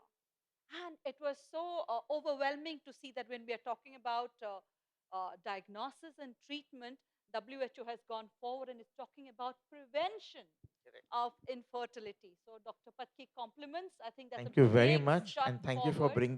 bringing this up. Yeah, that's a brilliant step forward. And I think we need to see how we can integrate that into the Indian government setting and how we can formulate our own guidelines of diagnosis, which is the first time of prevention that we are talking about. So that is something, a very big step forward. Congratulations once again. Coming to how this organization at Bharat Serum and Vaccines uh, we believe in keeping the patient first. You know, bringing life to life is our positioning statement. But as one of the previous speakers said, it is just not a slogan. It's something that we very, very critically wear as a lens. Not when you are not just doing drug development, but it is critical for our how we do our critical decision making, our strategies, our problems, and how we look at a lens of the patient and see solutions to women's health. That's how we look at. Coming to infertility, I think we take great pride and honor in saying that we are the first company to have indigenously developed globally the second manufacturers of HCG and the first manufacturer of FHS in the country, which is at par through clinical data proven at par to global standard innovative drugs for more and more access to great quality drug for infertility. Um, Speaking on the same breath as Dr. Patki said, but we have a long way to go. Today, treatment is there, but knowledge and education on infertility is a very, very big requirement. We have various platforms at Bharatsanam where we believe that one of the biggest responsibilities as an organization we have is creating education and awareness. Infertility, you'll be surprised to know 10 to 16% of our population are infertile. But unlike blood sugar or a BP, there's no test to determine infertility unless you want to start a family. And that could be quite late because though it's motherhood is like a miracle of nature, uh, age is the limiting factor. So by the time we realize that we want parenthood, it might be too late. So we have a lot of interventions which we focus on education, bringing awareness as to what is infertility all about, what timely interventions should happen. Apart from that, we have various platforms. I think during the course of the day, I would like to talk about We have something called a Project Saath Saath, where we handhold patients to the various stages from, from acknowledging the fact. It's a huge emotional side of it when you realize it's like infertility is a huge taboo, it's a big myth. Across their journey from diagnosis to the solution, we hold their hands. We believe in working with a lot of patient communities. We have Share Your Joy. When you commute or you have a dialogue with somebody who is going through the similar challenges, it makes your journey more worthwhile or maybe a little more endurable, that yes, there could be solutions at the end of the day. There are many other projects that we do to encourage education, awareness, enable decision making, right decision making. So some of these are the initiatives that we take at Bharat Sarama. Thanks a lot. Uh, so let me move on to maybe Dr. Saloni, right? So we talked from a clinician perspective, we talked from a pharmaceutical and supply perspective, right? In India, one of the key challenges is access, right? And in India, insurance has typically been considered something for hospitalization, typically IPD, right? It's something that you need to use when you land up in a hospital with some serious issue, right? But now you represent an organization which has been doing some good work around insurance and innovation in that space, right? Um, so what do you think should the insurance companies and players like yourself do that can help provide a more inclusive approach so that women's health concerns, right, like assisted reproduction, PCOS, PCOD, and other such concerns are being managed in a more affordable way or manageable way for patients and families? Thank you so much for the question. So, hello to be, happy to have you here, the panelists, and you've already spoken a little bit on the provider side and even the drugs or the pharma side. And thank you, Kamalji and IHW, for having me here. I represent Live Long. So, as you pointed out, so Live Long is in the space which goes beyond hospitalization. So we are an organization who work in the OPD and preventive space. And what we do is essentially tie up our offerings along with insurers and distributor partnerships to ensure that the programs that we are creating are kind of financed by either the payers or by, let's say, corporate or their CSR funds or various other modalities. So, speaking on that regard towards access, now, how are we ensuring that? So, some of our programs, as I mentioned, is all about ensuring that the women's health is not looked at as an episodic format. So, it's not just hospitalization, it goes way beyond. And of course, hospitals and organizations like ISAR and all obviously are a part of it in the sense that the whole continuum actually um, goes through a variety of phases, and especially for a woman. So, though, of course, patients are gender neutral, but since we are talking on the topic of women, I would say, especially for women, the milestones are such that they face more of health related milestones in their life, starting from menarche to going on to the maternity side, whether it's infertility or for that matter, attempts to conceiving, right? Even to perimenopausal area where they face more of metabolic issues, things like thyroid, PCOS. I'm sure Sir and Ma'am are, of course, the experts in that field where we know that what kind of challenges that women face. So, in terms of accessibility, we need to ensure that the accessibility is in a dignified manner, confidential manner. We were speaking about ensuring that affordability and accessibility are there. But yes, even they are there. But then, how is the outreach? How is it ensured that there's a trust in the organization which is built, and this trust is factored into the women being comfortable in accessing these benefits that might be available? Again, building those distributor partnerships, as I mentioned, where though these programs are available, but then who is funding for them? There are times where they can be out of pocket expenses, yes, but then are there insurers who are willing to cover this? So today, most of the insurers have built into their programs care pathways, which are not just related to hospitalization, but they start with let's say a woman trying to conceive. So to talk about Dr. Amit's point, for example, if a woman is trying to conceive and she's in a corporate workforce, there will be times that she might be needing that guidance, she might be needing that outreach, but is she able to access it in a confidential manner? Is she able to access it through, let's say, a digital platform? And that is where the innovation comes in. Are we making these benefits available in a way that the woman feels comfortable to outreach? She knows it doesn't have an impact on her career, or it's in no way looked in a way that, okay, no, now she's trying to conceive, so there's a possibility that she'll be going on a maternity break. So, those kind of things and measures have to be built in so a woman feels comfortable to access these benefits. Thanks a lot, Dr. Saloni. I think I'll just pick up on one of the point you talked about last, right? Which is that women's health in India doesn't just suffer from or doesn't just need medical interventions, right? There's a lot of societal pressure, especially when it comes to infertility or assisted reproduction, things like that, right? And there's a lot of stigma, taboos, etc. So may I move to Dr. Amit again and can you talk a bit more about how clinicians can play a role in breaking the social taboos and how can we have empathetic, informed discussion with the woman or the patient or the family so that appropriate healthcare is being provided in this space?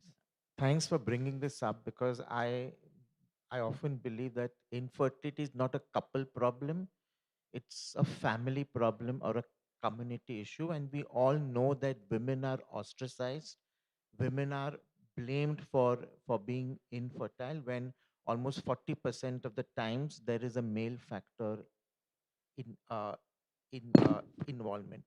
I think it's important we need to remove all these myths, these taboos, and as fertility specialist, we create awareness. I think it's somebody brought up the topic of having support groups. I think that's a very good initiative. And ISAR is working on that to have support groups for patients who have had infertility and have been successfully had a baby go and talk. We have asked a large number of our patients to make small reels and give their own experiences which are played uh, uh, around infertility clinics. We have had podcast of some of our senior doctors talking about each myth and taboo and trying to demystify all these problems. But it is very important that we get support from various other groups. We get support from governmental organizations, NGOs, and also, as we said, that I think it's important that insurance is offered to patients with infertility and to maternity. Most people don't have those insurances, and that's why they are hesitant to come up and take the treatment. Thanks a lot, Dr. Amit. So, as you mentioned, while clinicians and hospitals remain the face of healthcare to patient, right, you get to meet and speak to them directly, but a lot of other stakeholders who are involved in ensuring that appropriate healthcare is provided to patients. So maybe I go back to Shivani and maybe ask for your perspective on considering that infertility is a rising concern in India, right?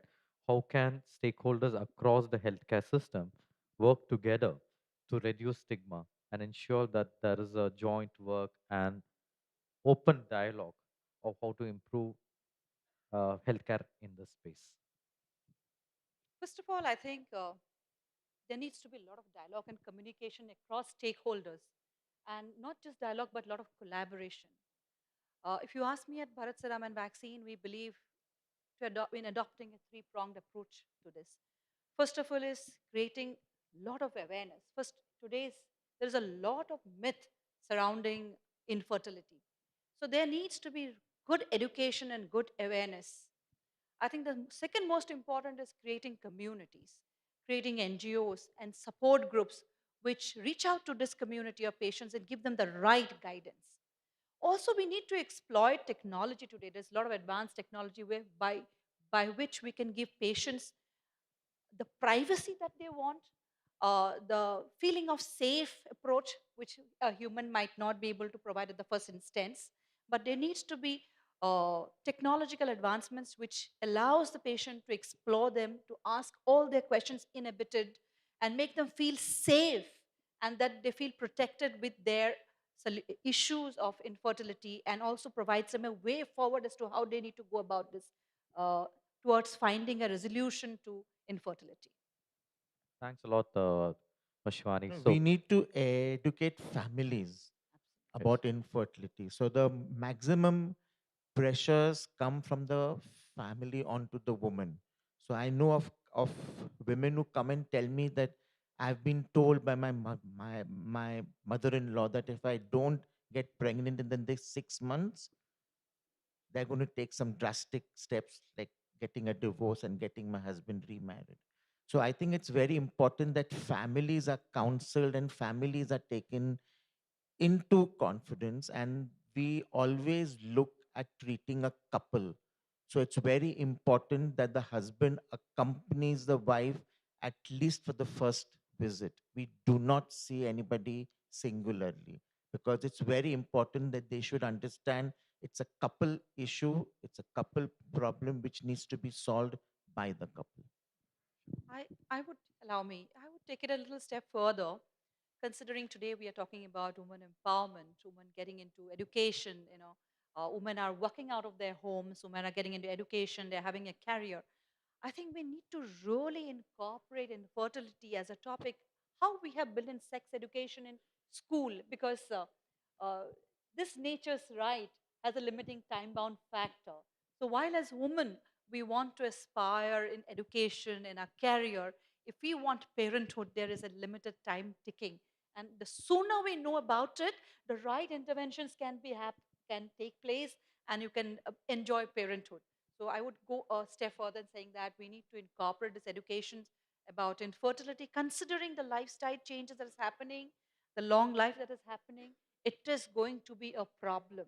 So I think we need to start at the very beginning, that we talk these dialogues if you want I about parenthood. absolutely endorse what Shivani is saying, because although our lifespan has increased, we'll all live to 80 whether we like it or not. Our fertility window has unfortunately remained the same, short.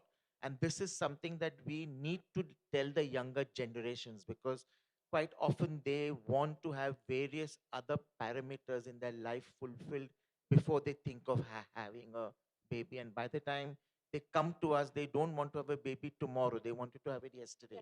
So there's so much in a rush to do it.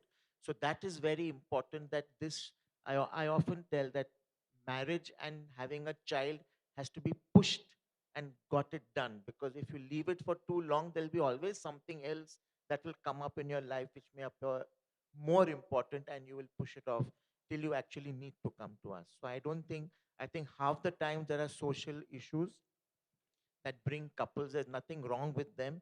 It's only that they've pushed it for too long, and then the age is the biggest determinant of success. So I just have a little bit of a different take from the panelists on this.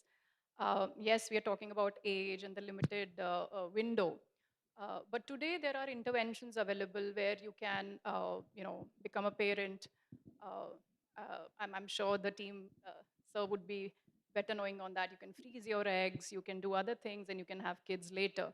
So I think the dialogue needs to be around removing those social taboos, removing some of those elements where we say that, okay, you have to conceive within a certain window or within a certain window period. Um, Speaking of women's health, it's an autonomous decision for a woman to decide when to conceive, and whether infertility even needs to be looked at in a manner where you need to treat it or you need to work around it, right? So maybe for the team here, my thought process is a little different from what we are saying here. But yes, whatever the treatment is, or whatever interventions that a woman needs around infertility or around maternity, or around the various life stages, these interventions need to be made available in a way that they can be accessed by choice, they can be accessed in a trustworthy manner, in a confidential manner, where the families are involved. So very much aligned to both of you, sir and ma'am, where we need to involve the families, we need to involve the spouses. So for example, at Live Long, where we have our maternity program, or maternity care pathways. Our interventions start right now from the stage of inception. So though we don't really have infertility as part of the program right now, where for us, the intervention starts when the woman comes to us and tells that she's pregnant. And then we, of course, take it up from there through various modalities like nutrition counseling, fitness counseling. We involve the father to be for managing, especially if these are first time pregnancies where they don't have an idea of what happened before, right? So then we counsel them through various milestones up till delivery and beyond, because the idea is for it to be beneficial for the patient, for the woman, also for the business. And let me come to that business point, because it's important for the corporate to ensure that the woman returns to work, right? It's important for the insurer to ensure that the claims which are coming in are low cost. So a typical intervention results in, let's say, a C-section moving to a normal delivery, and that, of course, saves on the healthcare expenditure. So, yeah, from an accessibility and intervention question, I believe whether it's infertility, yes, we need to create outreach and awareness that this can be accessed at any stage of life as per the need that may arise and in a trustworthy manner. You know, it makes good business sense if I promote egg freezing. But we must understand that egg freezing was initiated for medical reasons. We have now made it social, but it is something that we have to be very careful how we push it, because it should not become a false thing that I freeze my eggs and now I can wait till 50 to have a baby. I think a pregnancy takes a huge toll on the health, and it is very important the couple is mentally, physically, and financially fit for the next 20 years to say that they have been good parents. So egg freezing is good. It should be done at the right age. 80% of women come when actually it's too late for them to freeze their eggs. And 80%, and these are proper records and data I'm speaking, that 80% cannot use their eggs even if they are freeze. So egg freezing is good. We do talk to our patients about it, but I don't offer it like a panacea or a utopia and say, oh, don't worry, you freeze your eggs and go and I will give you a baby, because it's not just having a baby, it is being good parents. And I think as we expect our child to be good in everything, and so the child also has some needs and expectations of what parents it wants. It doesn't want grandparents, it wants parents. Absolutely with you on that, sir, and it has to be an informed choice. Absolutely agree to that point. I Yeah. think very well said, Dr. Patki. That's a very reason we talk about educating, because there is a time span, lifespan under which you need to endorse parenthood. And ultimately, education is only to enable the informed choice and empowering you when you want to Absolutely. make that decision. Last but not the least, I think I must stay on this stage with you and humble regards to everyone. I very strongly believe that you don't need a womb to be a parent, you need a heart to be a parent. So that's always there. Thanks a lot. I think one of the things that all panelists agree upon is that there's been a significant amount of societal changes. Our society has transformed a lot and this continue to transform. And maybe that takes me to the third part of our topic, which is on data and technology, right? So one of the key drivers of the social change is the rapid technology adoption, right? Earlier, anything that was happening in the metros used to take 5, 10 years to go down to tier two or the rest of the country. But now, what was accessible? I'm not talking about health, right? Other than that, what was accessible in the top cities are accessible even in the remote areas, right? You have data, the cheapest data in the world. You have people glued onto mobile phones all the time. Now, how can we in the healthcare industry leverage data and technology to bring about what we talked about, which is awareness, education, improvement in healthcare access, right? So maybe I'll start off with Dr. Saloni, right? Uh, what are the challenges you see currently about women accessing insurance or how they choose insurance? Because right now, a lot of insurance in India is family floater, right? So how where does the woman's need come into the picture over that? And second one is how do you see data and digital, or rather the digital marketplaces being able to drive awareness, education, improved penetration for insurance, and thereby enable better healthcare access in general and specifically about women's health and infertility? Thank you for that question. So, taking the family floater part first. So, you're right. Right now, most of the group mediclaims that corporates offer have a very limited benefit, maternity benefit, and that also is capped to a certain extent. Now, there are ways of kind of expanding that benefit or ensuring that it gets utilized in the right manner. The way we are doing at our organization, where the entire program includes some prenatal screenings. So insurers are also working in that direction where they're paying for such programs. We do have collaborative models where corporate has offered this program to their women employees, and for that matter, male employees also for their spouses or partners.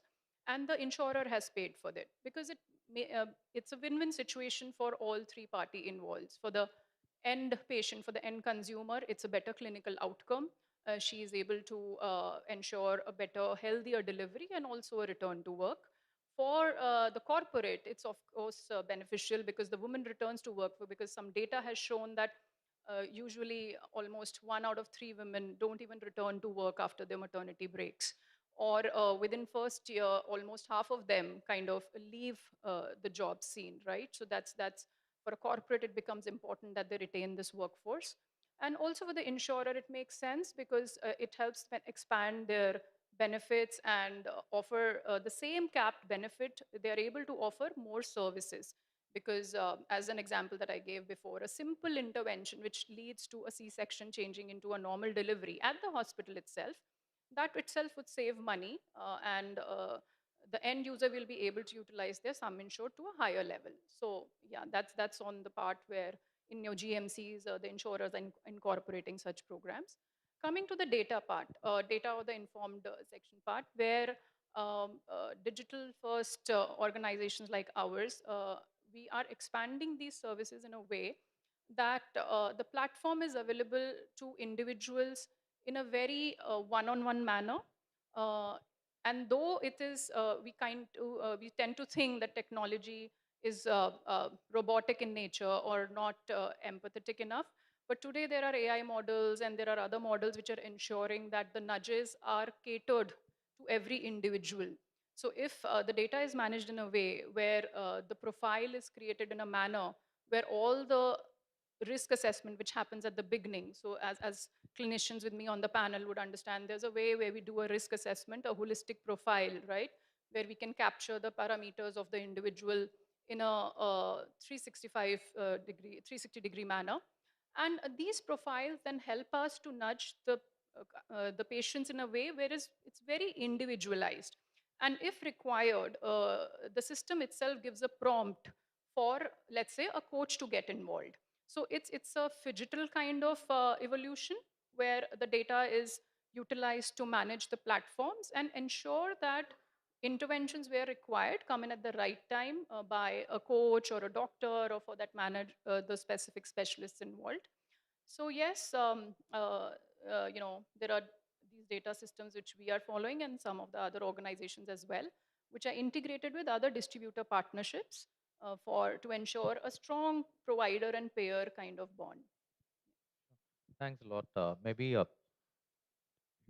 you're just taking it a bit ahead, right? You talked about the data being building up a strong provider-payer bond. I would also would like to understand from a pharma perspective, right? How is it that you are able to leverage data and real-world evidence to make better informed decision-making, better treatment pathways, or even shape the healthcare policies which help better adoption of appropriate care? Being a biotechnology company and drug manufacturer, data plays a very, very critical role in many decision makings that can have profound impact on patient care. Uh, Rather than talking, I think I'll give you an example. Ladies sitting here, how many of you are blood group Rh negative? Ladies. Oh, madam. Yes. So you saw there's only one hand raised. In India, there are about 32 billion babies born, pregnancies every year.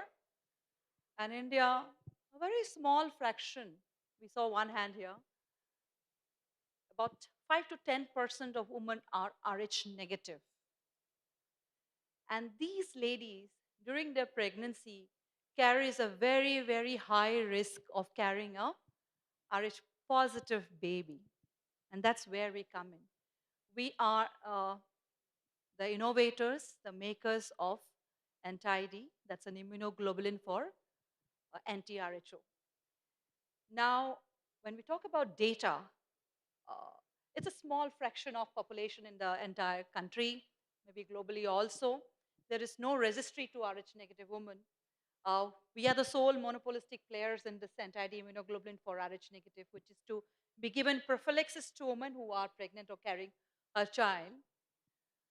But we really wanted to understand exactly what is happening in India with this small group of niche group of women. They are safe in their pregnancy, because if they're sensitized, there is a huge damage that can happen to the child that they're carrying, and if they develop antibodies, their subsequent pregnancies could be a big question mark. We embarked on a real world evidence based data collection study called the Rhythm Trial. It was a huge trial. We did not need to do it. It was a huge, expensive trial, considering most of the major public sector hospitals incorporated. And it was done. I don't know if Dr. Pathik is here from our medical team, or he's there. And it was in the interim period only we were shocked to see that there was sensitization happening during pregnancy. Forget about ANC during ANC, not just in PNC, not post delivery. There is something called silent fetal maternal transfusion that the fetus can give blood to the mother. So it was very, very important that the mother is given anti-D during her pregnancy after week 28, not just after delivery.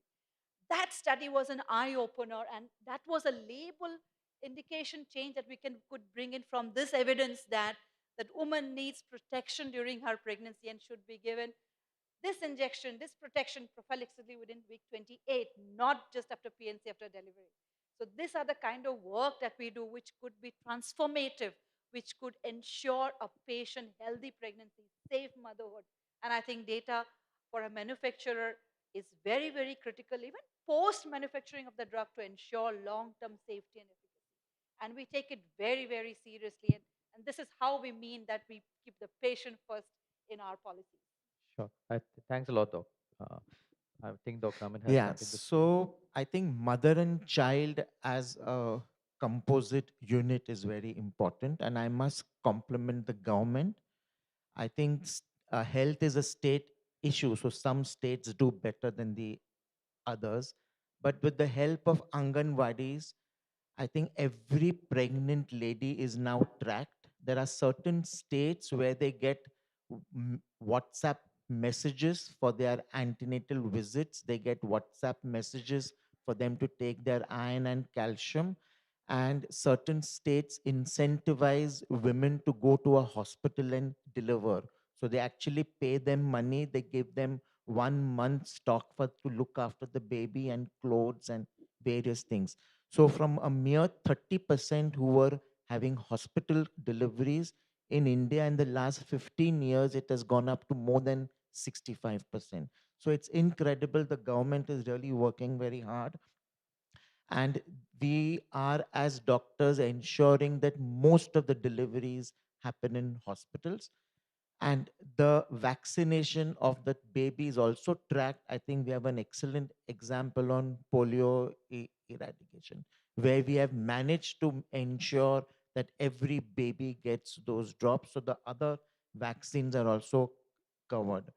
Very rightly, as Shivani said, I said instead of matching kundalis, I often tell them, see your blood groups, see your hemoglobin electrophoresis, see your infection screening, because all this can be treated to ensure that you have a healthy baby and not a diseased baby. And effective vaccines can be provided pre-pregnancy. So we now encourage a lot of couples to come pre-pregnancy to just make sure that they're all fine to embark on this journey. Thanks a lot, Dr. Amit. I think I'll fully agree with you that the entire work done over the last multiple decades by the government around maternal and child health has led to a drastic reduction in infant mortality rates. One of the big public health wins in India, along with the polio vaccination, where we are almost a polio-free country. So there's been a good amount, and this has all happened in a age when we didn't have the data or the technology, but Absolutely. I driven mean, a our lot by maternal paper mortality has processes. halved Yeah. in the last 20 years, and our perinatal mortalities come in double digits when it was in high three digits. So now, if we were to look at how in this age and moving forward, as more data comes in, especially like as insurance expands, right? There's one of the significant amount of data in the health system is with insurance companies because everything is digitized, everything goes to them for claims, data payers, right? And also our digital footprint as a society is cases much more than our physical footprint, right? So how maybe I going on to Dr. Saloni, how do you think the data from insurance claims as well as the digital footprint can help shape better preventive as well as personalized healthcare? So you've actually answered the question. I was just going to say that when we are looking at data, we should not just look at claims data, but yes, we should look at the overall life data, which is the number of women who go through the entire milestone journey. And this data is available, but maybe not accessible, to the insurers always, because insurers will usually design this program with the available actuarial data. And a lot of time that data is actually the claims data. But yes, more and more insurers are now looking at data which is available from devices. So today, more and more people are using these health and wellness active lifestyle devices. And that, of course, captures a lot of data. And when used in the right manner, it helps us design the programs which are more of a continuum in nature and not just event based.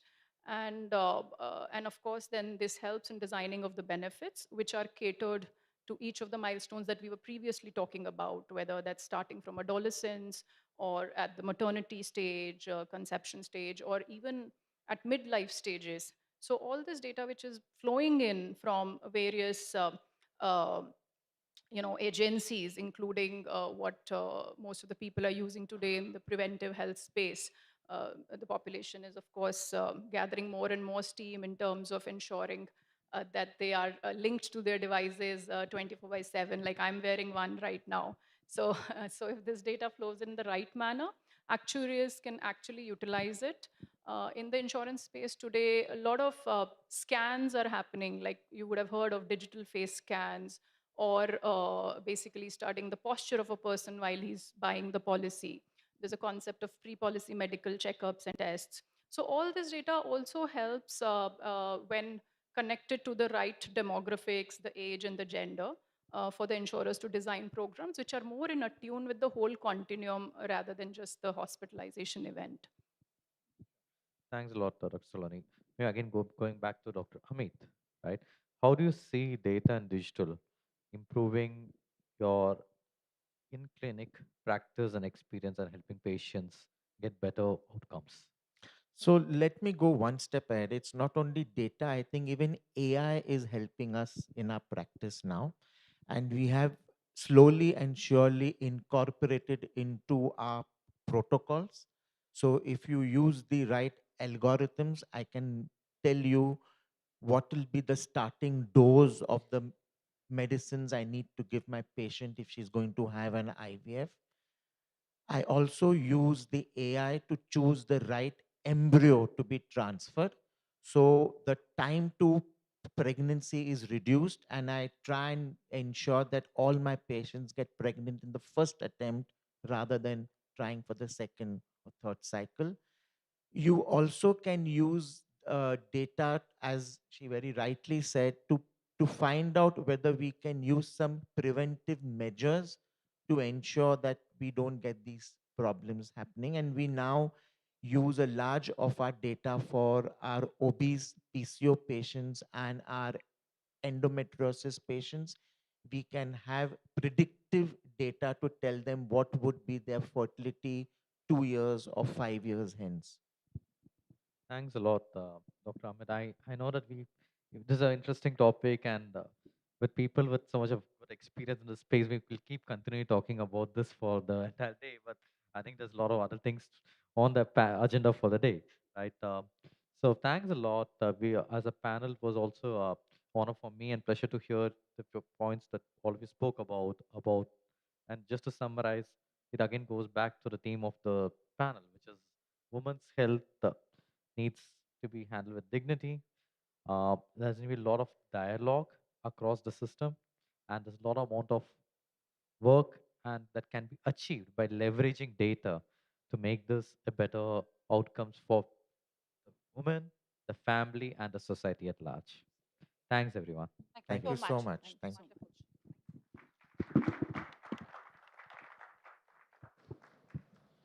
Okay, first of all, thank you so much for so brilliantly moderating the panel, because let me share with you, it is not easy to cull out the right kind of insights and the right kind of pertinent points that one needs in a conversation. So you've made it very enriching. Thank you so much for that.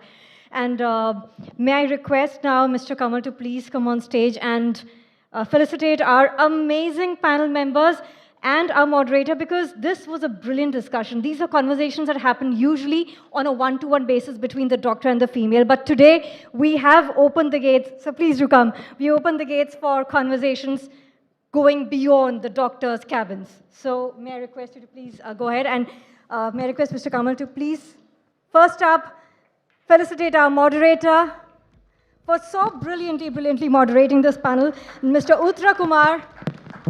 Ever so grateful to you.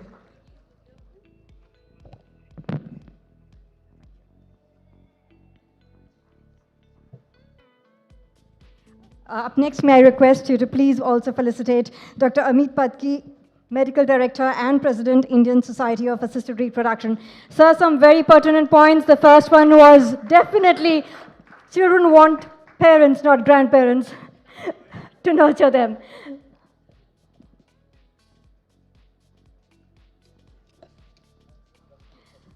Up next, Mr. Kamal, may I request you please felicitate Ms. Savani Sarma Dekar, COO, India Business BSV. Ma'am, some wonderful insights. And you know, this is a remarkable leaders. They look at praising and felicitating people across the forum. So she brought to notice the wonderful contribution of Dr. Amit. So thank you for that. And as again, last but not the least, Dr. Saloni, thank you for being so candid and honest about your views, because that's what we're looking at. Honesty and the ability to share our viewpoints, because that's when meaningful conversations happen. Thank you so much. May I request each one of you to please come ahead for a group photograph along with your plaques, because we want to freeze this moment in our memories, and moreover, the dialogue that we've had here. Ladies and gentlemen, one resounding round of applause for our wonderful panel members and moderator.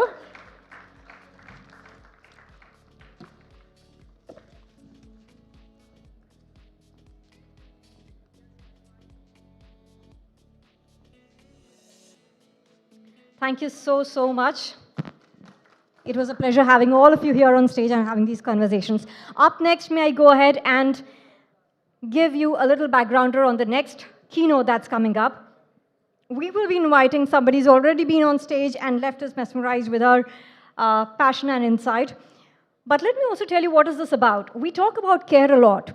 We talk about stuff going on with care delivery. But when do we actually sit down and talk about what exactly in care delivery needs to be addressed and how? So we are talking about the subject leadership, equity, and innovation, reimagining outcomes for every patient. This is primarily a keynote that will explore how strategic vision, equitable access frameworks, and cutting-edge innovation can transform care delivery and improve outcomes for every patient, regardless of geography and background. So with that, let us give it up once again for Mrs. Raji Medwan, Managing Director and CEO, Roche India. A very warm welcome to have you back on stage, ma'am. And the audience is all yours.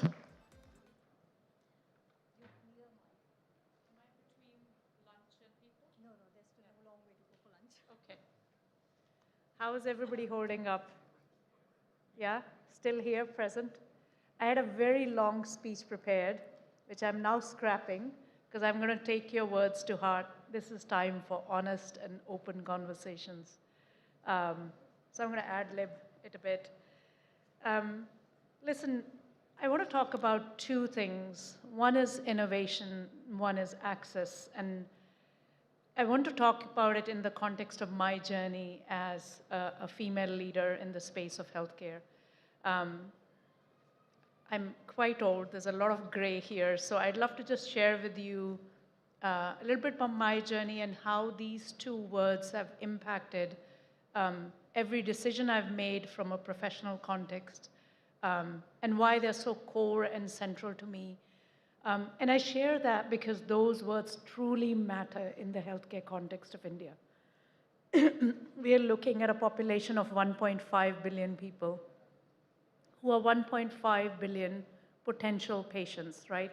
I'm a patient today myself. I've been suffering from something. You can probably hear it in my voice. I'm still not well. So 1.4 billion people, that's a big responsibility. And that's on us, healthcare leaders in this room, to make sure we serve these people well. So, and to me, those come from those two points: innovation, access, core to that mission. So I'll talk about my story in healthcare and how it started. I was about 30 years old. I'm 55 now, so a long time ago. I was watching this television program. This was in the US. It's a program called Nova. And they were sharing how there were these brilliant scientists in Boston, in Brigham's General Hospital, who had discovered how to starve a tumor. So the science of it was the way tumors grow. Tumors want to feed, right? Cancer wants to feed. It needs food. So it grows blood capillaries into the main blood vessels, and then it pulls that, and the tumor grows inside our bodies. And the science of it was, these scientists had figured out with a company, Genentech, which is Roche, how do you cut those? So imagine a scissor cutting those capillaries, and essentially you starve the tumor of its nutrition, of its blood. The tumor shrinks. We help the cancer patient with it. That was my introduction to innovation. I'd been a nurse and I'd served many, many patients, so I understood that was already in my genes. But that one video is what got me started and got me hooked, that this is super cool. This is true innovation where you understand the mechanism, you understand the science, you know how to fix the problem. And that's then led to various discoveries. The field of that is called anti-angiogenesis. And there are so many brilliant medicines that have come forward in the last 20, 30 years, which have changed the face of cancer. So that, to me, is innovation. Breakthrough medicines, not incremental medicines, not incremental benefits, right? It's got to be something that's first in class, best in class, that makes a real difference to patients. And why do I care about that? And all of us in the room, people suffer from, any disease is awful. Every disease is awful. Even this cold that I'm suffering from is awful, right? I'm not at my best self at work or at home or with my children. So everything is awful. But there are certain diseases, like cancer. We were talking about women just now. Multiple sclerosis, awful disease. Women suffer more. There are a higher number of women patients than male patients. It's across the world, but more particularly in India, right? It's a terrible, terrible disease. Spinal muscular atrophy. We have a patient advocate with us from Cure SMA. It's a terrible disease. It's a disease of children. It's a disease of babies. Diabetes, we sometimes take that casually. 90% of diabetics, my numbers may be off a little, but 95% of diabetics do not know they're at risk of getting blind, right? And we have treatments today that can stop them from blindness. We have treatments that can treat children with SMA, breakthrough science. right? We have treatments in cancer. Breast cancer is almost becoming a chronic disease in some forms of breast cancer. That's innovation. And that's why I proudly stand here today as a representative of Roche. We had Dr. Arora talking about AstraZeneca earlier. And so companies like ours, physicians in this room, there are many, many scientists who take a lot of pain, a lot of effort, a lot of trial and error. It takes money, effort, years to bring these medicines to patients. And boy, when they do come, they make such an incredible difference. So when I see an SMA baby actually sitting up, that's meaningful. Any parent who's seen that disease know that's meaningful. When you see a breast cancer woman who's told, hey, you potentially have the opportunity of living 5+ years because of a medicine we brought to you, that's innovation. So I'm passionate about innovation. I think in India especially, this is the conversation we need to spark. How do we become an innovation hub in India? We've been really innovative in the field of medicines. We were just talking about vaccines a little bit earlier. We are very good in, we have a generics industry. We are the breadbasket for most of the world. That takes innovation, right? And that matters because we have a large population that we need to serve. I think it's fantastic work by many, many scientists and many, many companies. And I use the word and, that's not good enough. We also need to create breakthrough science in this country. And if we're being really real and we're being honest, we are not there. We are scratching the surface on that. So then the question is, how do you develop an ecosystem or environment where we are proudly making, we're not just importing innovation, but we're also making innovation at home. And that takes, so I don't have the full answer. I have some thoughts around that. But that's the conversation a question I would love to leave you with, and a conversation that we need to spark. Because at the end of the day, we're talking about patients.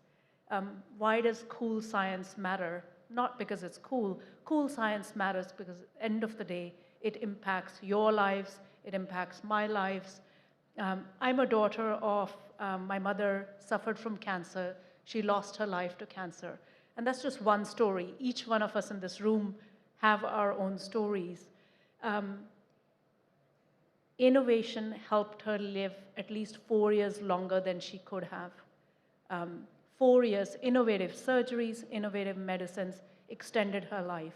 Meant a lot to her, meant a lot to us as a family. So I'll stop here. I can go on and on about this topic, but let's make sure we really pay attention to how do we really continue with breakthrough science, and we Indians really do our part in that.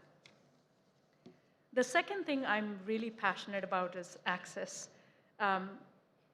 I'll start with the example of, we talked earlier, innovation is nothing if it doesn't get to patients.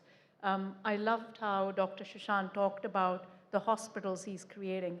It's not good enough to have a great hospital, great doctors, if your patients can't get seamlessly from A to B.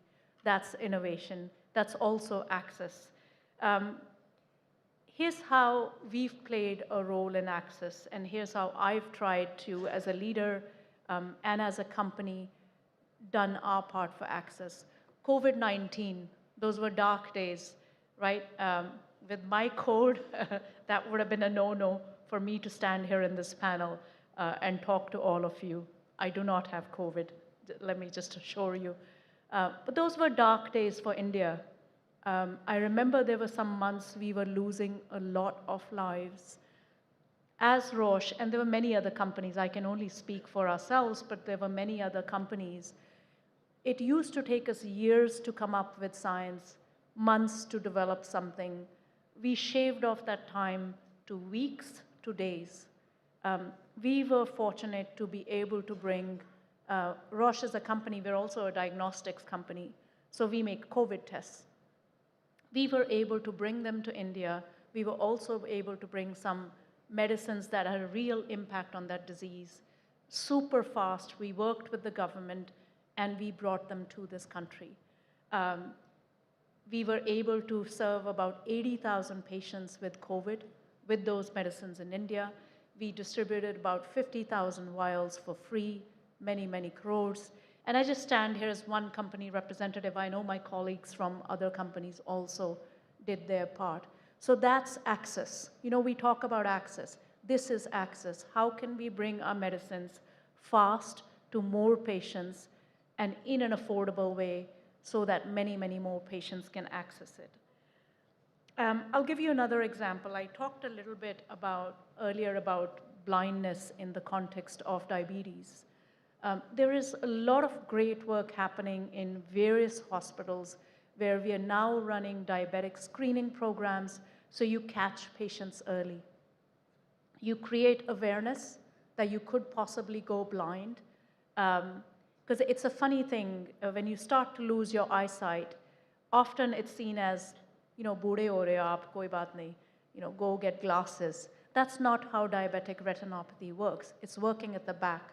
So it needs a very trained physician to catch it. And there's a lot of great work happening now to create that awareness, to bring more patients to treatments faster. That's a great example of access that we are doing here in India and we need to continue to do. Maybe the last one I'll talk about is breast cancer. Again, I'm passionate about breast cancer. Many, many years I've spent serving patients in this disease. I had the fortunate of bringing a medicine that advanced survival by almost 5 years for a certain portion of breast cancer. At the beginning of that disease, it's a specific type of cancer, HER2 positive within breast cancer space. It was an issue of diagnosis.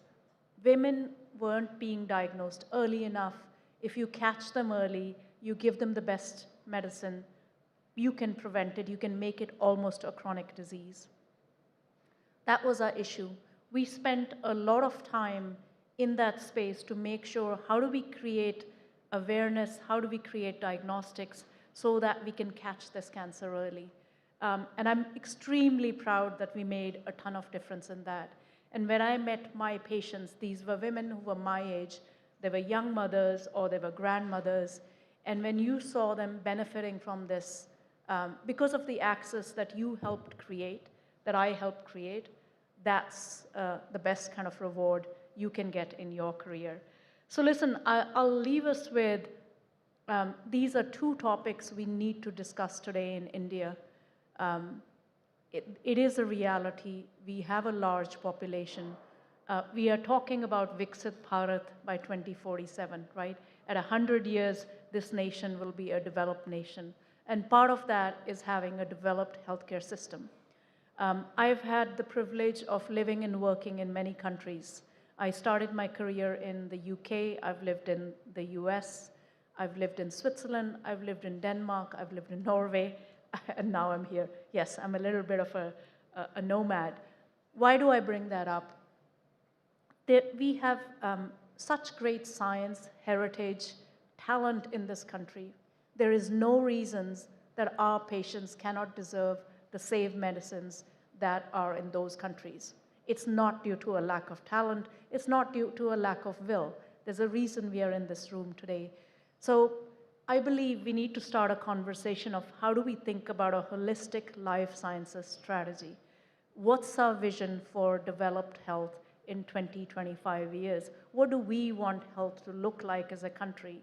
And then I look forward to working with many of you, because I don't think it is one actor who can get it done, right? We all have to play our part. Our strength is developing great medicines. We will do that. Your strength is bringing patient voices to the table so that we stay humble. We know the patient need. We know what we are developing it for. And we are always pushing ourselves to bring that cutting-edge medicine to the play. There are government actors who need to do their part. There are hospital actors who need to do their part. And only then we'll create this as a system that is at the same par as a Switzerland, as a Norway, as a UK, as a US. I'm extremely confident we can do this. Recently, as we've been talking with the government of India, we see a very strong willingness on how do we make a difference. It's not an easy job, right? As a country, we have our issues with affordability. That's a fact, right? We are serving a very, very large population. And I would encourage us to get inspired by other countries who've done it. We have a neighbor who we have a love-hate relationship with. I'm talking about China. Let's learn from them. The Chinese put their mind to this 10 years ago. It was 10 to 15, somewhere there. 10 to 15 years ago, they said, we are going to do this. They also have a billion-plus population, correct? They said, we are going all in, we are doing this. Within 10 years, China it's a force to reckon with when it comes to healthcare. They've figured out a system where they grow homegrown innovation. They bring innovation from outside. They have a local life sciences industry, a global life sciences industry that lives and works harmoniously together. And Chinese patients today have access to the best medicines available in the world. A very, very different care. So there's value in learning from them to say, how did you do it? And I believe one of the strongest factors why they were able to do it was they came together, they put their mind to it, and off they went. And that's the challenge for us in India is how do we do that? We have a lot of passionate people. How do we all come together to make it happen? So with that, I'll close my talk. I think there's a couple of us in the way of you and coffee or you and lunch. Thank you very much for giving me this opportunity to speak to you. And again, I'll leave you with the 3 words from this morning, but especially 2 words of them: innovation, dignity, access. Let's really think about these 3 words and see how we bring more benefit to more patients faster.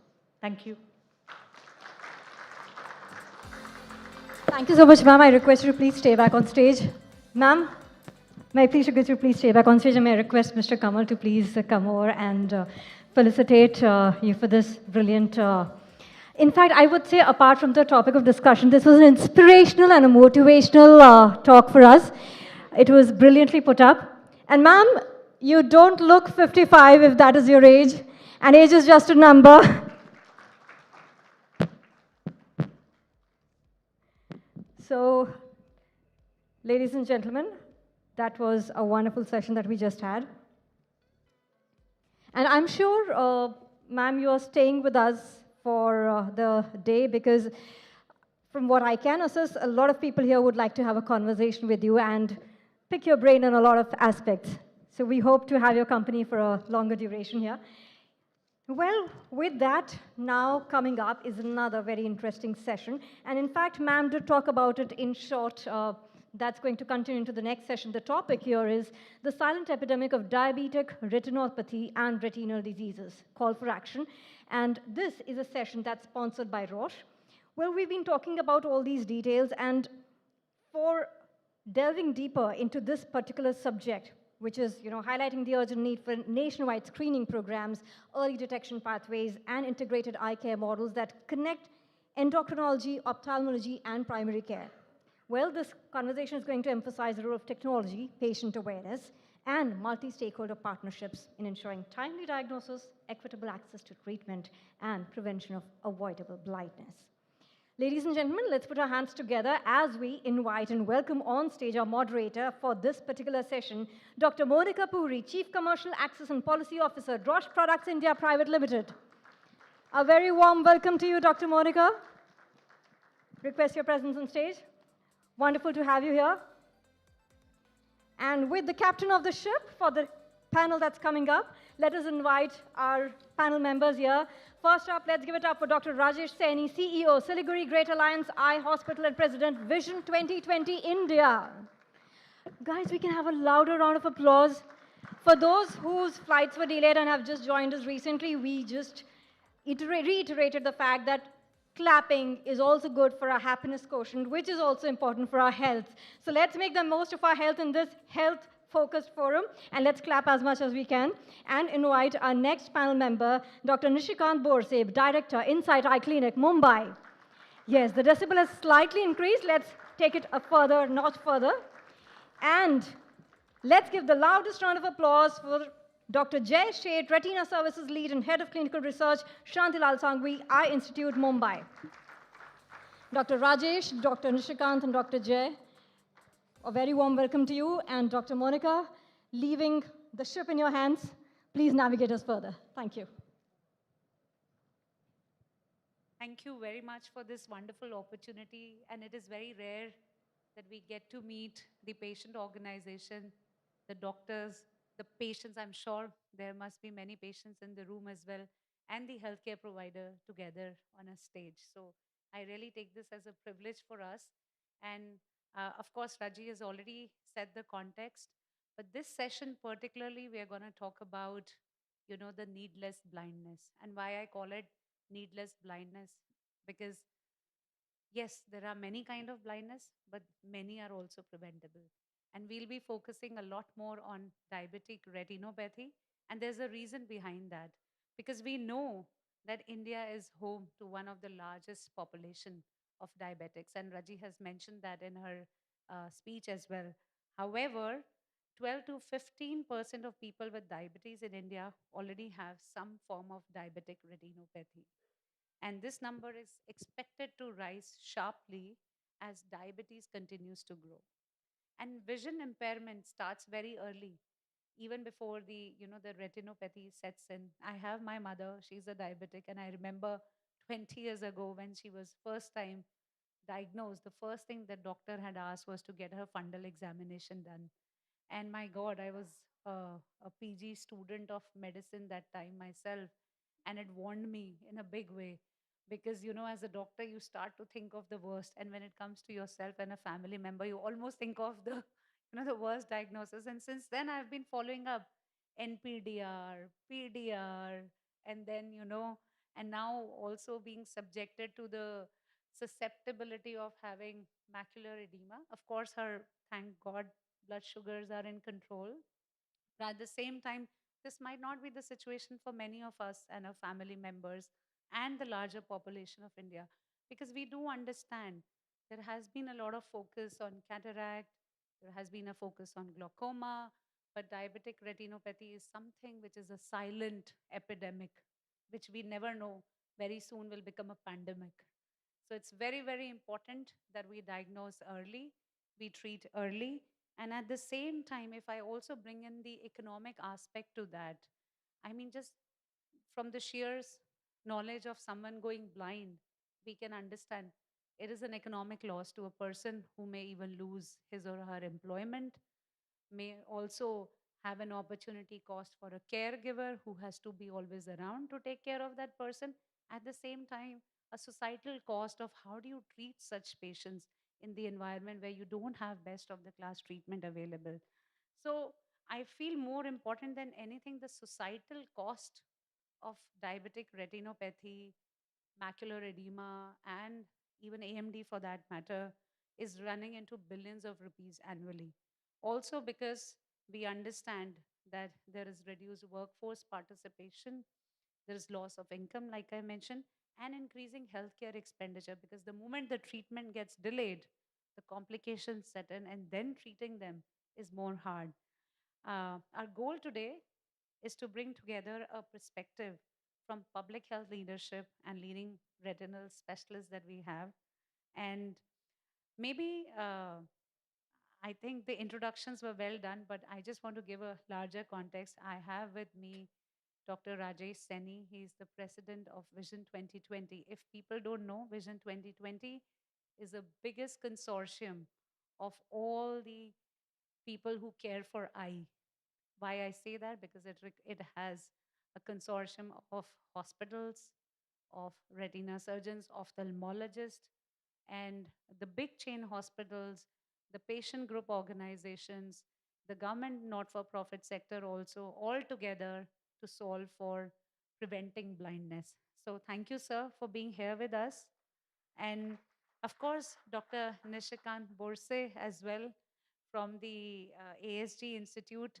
I think, sir, any kind of introductions to medical doctors is always a hard task. And I can tell you the number of degrees and fellowships both of you would have had.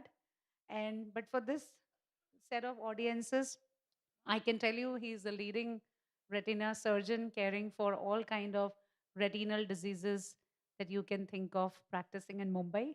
And we also have Dr. Jay Sheth, who is also the uh, retinal services and clinical research expert at the Shantilal Sangvi Eye Institution in Mumbai. So a very warm welcome to you. So maybe I will request all of us to limit our answers to 3 minutes or more, then not more than 5 minutes, keeping in mind that we have all mix of audiences, not everyone who will understand the very technical languages, but keeping it simple. Uh, what I would ask Dr. Rajesh Seni, first of all, uh, your Vision 2020 is a momentum, I believe, which is driving national efforts for avoidable blindness.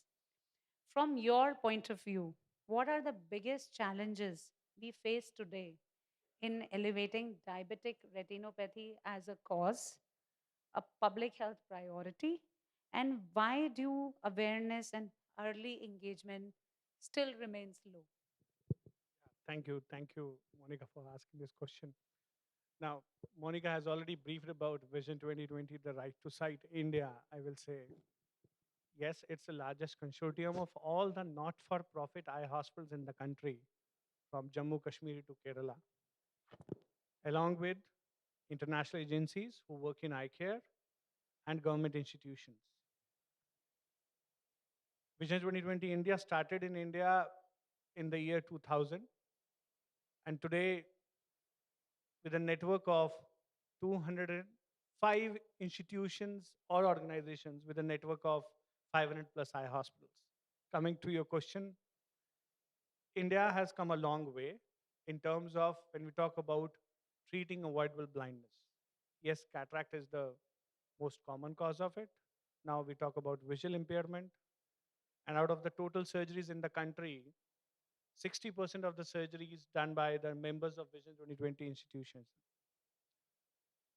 Diabetes, we all are aware of as healthcare providers, is a concern for our country.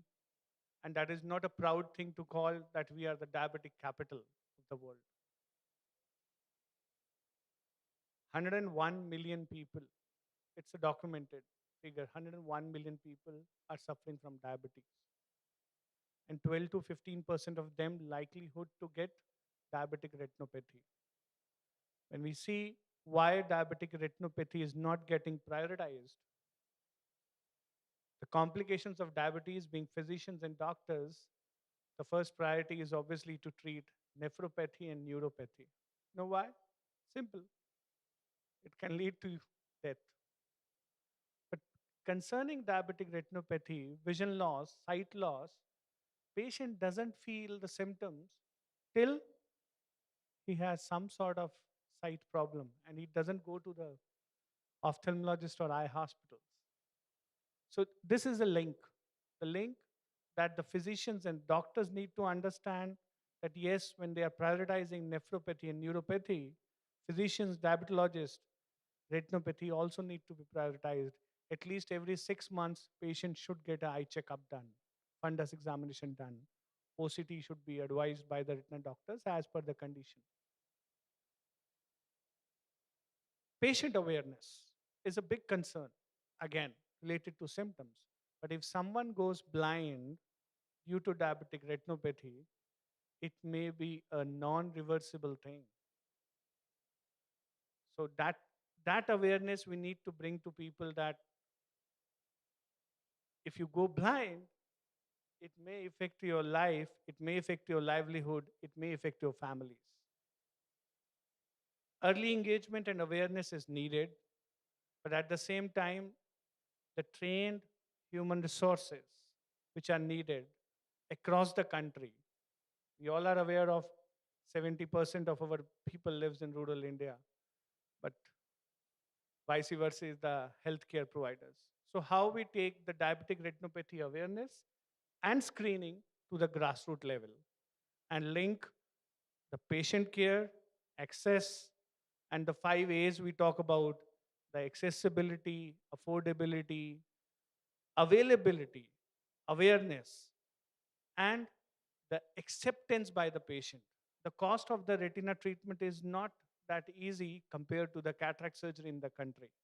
Maybe we all need to come together to bring the drive for the patient-centric approach for diabetic retinopathy. Thank you. Very well said, sir. Maybe to Dr. Borse, I mean, of course, there is a very big gap in terms of patient being aware and then reaching to the clinician. In your practice, especially in a metropolitan like Mumbai or otherwise, how have you seen the pattern in terms of how late the patients of diabetic retinopathy or DME are presenting to you?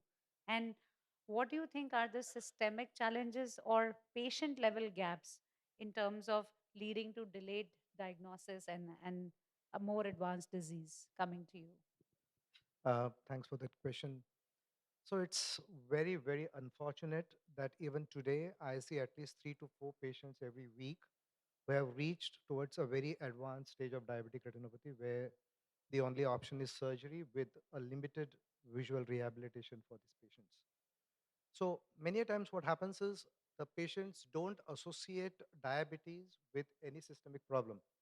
For them, diabetes is equal to blood sugar. And they say, my sugar was high, but I never felt any problems.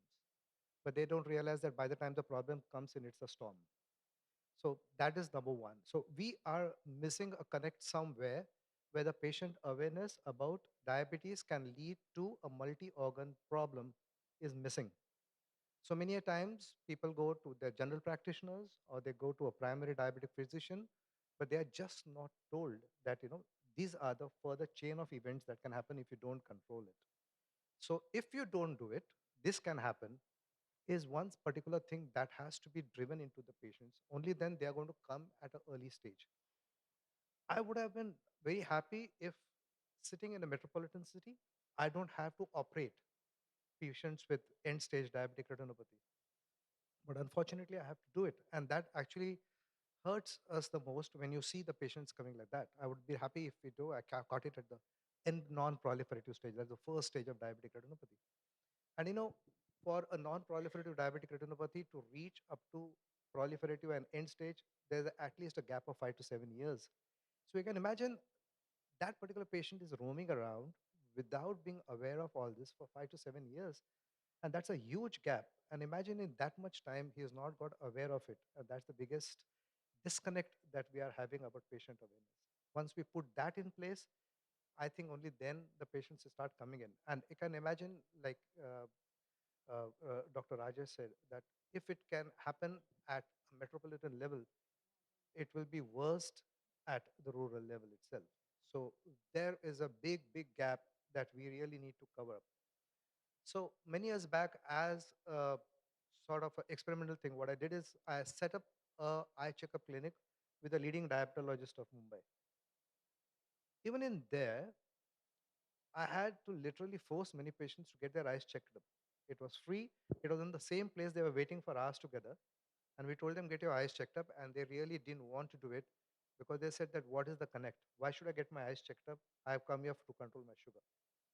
So we had to literally go ahead and educate them and get them. And believe me, we caught so many patients at the early stage there. And I think that's where we really need to go down to avoid these further complications from coming in. Very, very well said. I mean, detecting early at a probably even starting stage will be more helpful. Uh, Going to you, Dr. Seth, given your experience treating retinal diseases in a very high volume center, how is this delayed treatment now affecting the visual outcomes? And what are the consequences for patients, for families, and productivity, like I mentioned, when a diabetic retinopathy is not detected and treated in time? Yeah. So that's a great question, first of all. So, can I ask one simple question? What is the commonest cause of blindness in India? Can anyone take a guess? Commonest cause of blindness in India? Any guesses? Cataract, glass power, diabetic retinopathy? Three options. Who is for cataract? Raise of hands. Glasses, glass power, diabetic retinopathy. So right now, the commonest cause is cataract. But when I modify my question, what is the commonest cause of blindness in India for the working age population? The scenario completely changes. It is diabetic retinopathy. And that is most important. That is the crux of the question, and that is the crux of the answer. So this is the patient population that we are dealing with. So suppose if I am having 100 people in this room, I am sure at least 15 to 20 of us are diabetics. And out of 100 people in the room, 3 to 4 have diabetic macular edema or swelling inside the retina that causes blurriness of vision, to put it in a very simple way. So that is an alarming statistics. And how do we treat it? You treat it by giving injections inside the eye, what we call as intravitreal injections. Now, there are two very difficult aspects of this treatment of intravitreal injections. First is the cost, the economic cost, as we were discussing. So these injections, they cost starting from anywhere from 8 to 10,000 and it goes up to 60, 70,000. And mind you, many of these patients have bilateral disease, so both eyes disease. And these injections, at least in the first year of the disease, they need to be given more frequently, maybe 6 injections, 7 injections. And this is a lifetime disease. It's not, although, I give an injection, the patient's diabetic retinopathy or macular edema gets cured for life. It doesn't. So it's a cumulative cost for the patient of a working age population. The second difficulty with these injections, it is not like a pill, a diabetic pill, or an insulin injection, what the patient can take themselves at their home. The patient needs to come down to the hospital, to the retinal doctor, get the scannings done of the retina. So that is an economic burden.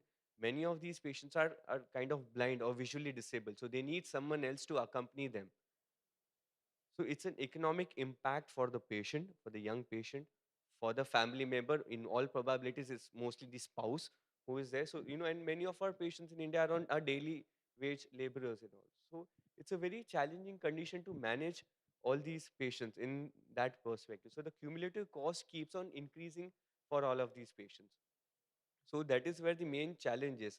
So hence, I think addressing all these things is very, very important. So developing maybe newer, so innovation is what we were discussing. So, maybe developing newer medications, that last inside the eye for a longer period of time is one of the way to go about it. Or some kind of medications that helps to overall decrease the probability of the patient developing diabetic retinopathy also. Very well said. I think one thing that all of us have echoed in our responses also is awareness definitely is a challenge. And then early diagnosis is a challenge. And then late stage treatment economically also is a very big challenge. So, coming back to you, Dr. Seni, because we talked about this fundamental gap of awareness, what kind of scalable community level strategies or partnerships, either public private and NGO driven, can help accelerate this awareness and early screening for diabetic retinopathy across India? Like, how can we think of building an ecosystem where diabetic retinopathy can be detected much earlier? So I will break your question into two parts. The last portion we will discuss later. The first thing, how we build the ecosystem, right? One thing we have to be very clear, considering the size of our country, it cannot be done in isolation. Government healthcare system, public healthcare system are the backbone which are established across the country to the remotest part.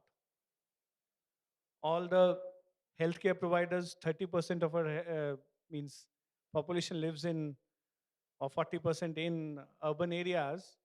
But then every healthcare provider or the practitioner, healthcare practitioner or hospitals, big hospitals coming in urban areas. How we ensure this partnership, public-private partnership we call it, or the government NGO partnership call it, how we ensure that this care reaches to the last mile. So for that, we need to have this engagement. I'll again go back to the awareness. Recently, Vision 2020 India, with support of Roche, Roche being the patient-centric corporate, helped us to develop the national guidelines for diabetic retinopathy. And we launched this guideline along with the government of India, Niti Aayog, the participation of All India Ophthalmology Society, participation of Vitreoretina Society of India, and other stakeholders. What we have come across. Yes, first we need to have basic of guidelines, how we strengthen awareness, how we strengthen screening, how we strengthen treatment, and then collaborative approaches. We need to work together. Raji madam said the vision for Viksit Bharat.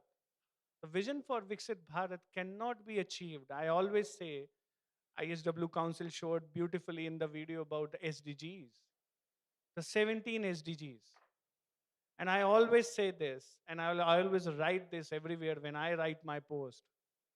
The SDGs cannot be achieved without SDG 17, which talks about partnerships.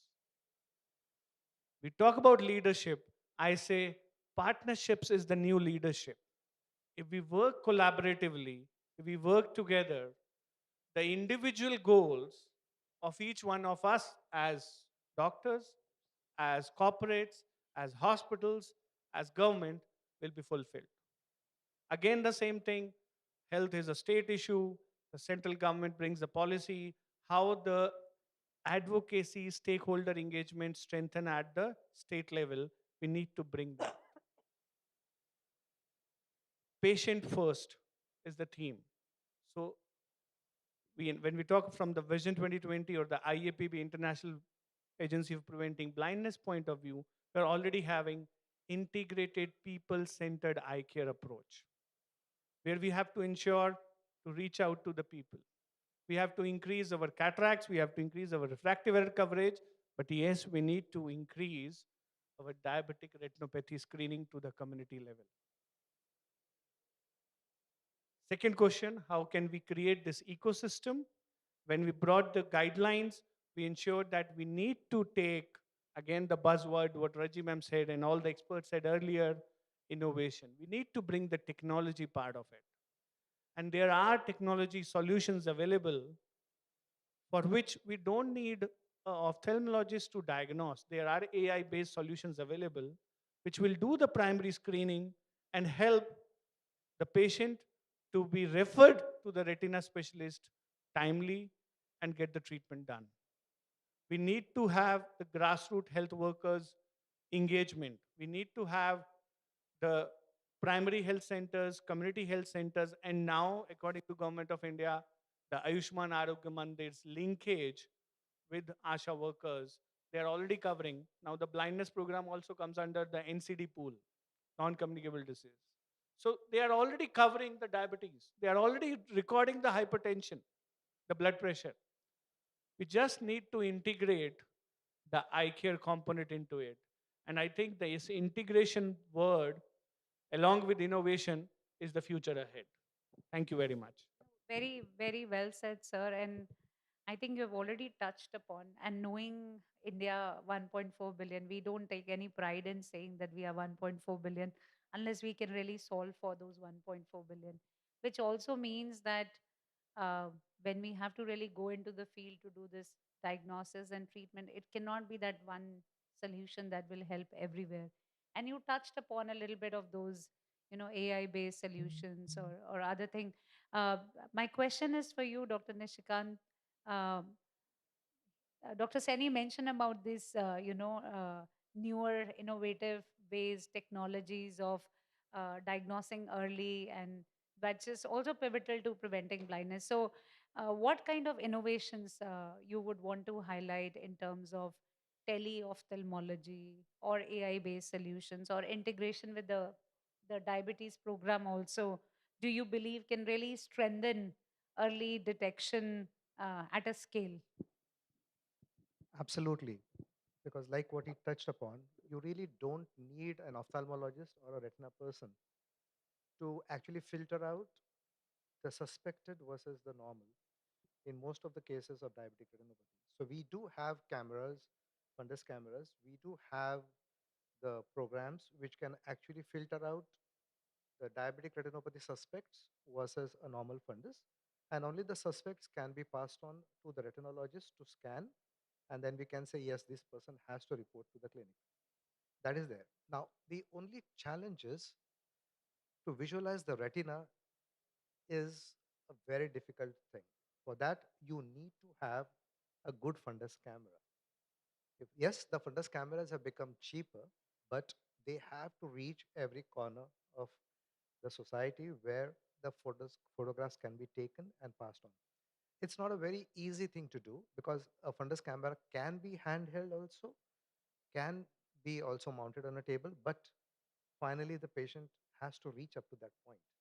And that last mile is very important. When the patient reaches that point, we do generate images and then the chain starts off. And I think the biggest challenge for us is patient going up to that point where we can actually access the images or take the images. Once that is done, the rest of the chain is very well established. So we basically, again, coming back to the basic, we need to have patient awareness. And that patient has to report, get it done. We do have fantastic programs going down in the south by the major institutes. They have done really a wonderful job. And we need to replicate that all over India for that. Definitely. And maybe a follow-up question to that, Dr. Seth, for you, and which is also very intriguing for me.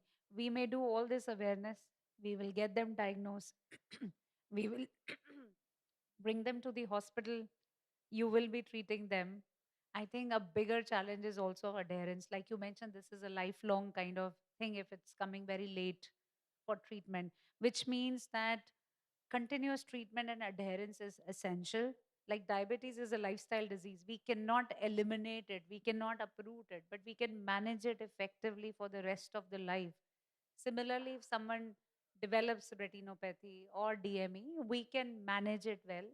We can give a better productivity. So, my question is what models or strategies can help ensure better follow up, adherence, and long term disease management? And if maybe a follow up is if treatment can be improved, access in both urban and rural parts. Any example that you want to quote or anything that you have on your mind for better adherence and treatment? Yeah.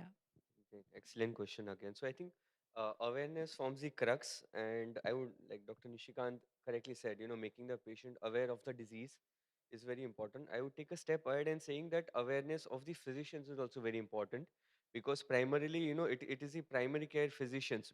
Maybe it is the MBBS doctor. And if you look at our rural populations, many of them, they go to alternate medicine people. So, that is a kind of a challenge also. But then even we have to incorporate, whichever physician is there, making them aware that if a patient is diabetic, they can develop damage to the eye, to the vision. So sending them for proper screening is very important. Next level is, I think, involving the government is most important. So there is a Kerala model. So recently, a couple of months back, they have incorporated the non-mediatic, means without dilatation. So those fundus cameras are available at the primary healthcare centers at Kerala. So what this camera does, it captures the image of the retina, and it says whether you have a diabetic retinopathy, yes or no. If it's no, it gives you an automated report, that yearly follow-up. For a patient with diabetic retinopathy, it has two subdivisions. It's referable diabetic retinopathy or non-referable, NRR. So it just gives that simple basic report. And the patient who gets that report of referable diabetic retinopathy, you just need to create a network with the retinal doctor, or maybe you can incorporate all these medical colleges, the medical schools, where these patients who are primarily being screened at primary or secondary healthcare centers can directly be referred to a tertiary care institute for further management. The further management could be in the way of giving injections inside the eye, or laser therapy, or just observation, periodic observation for 3 to 6 monthly.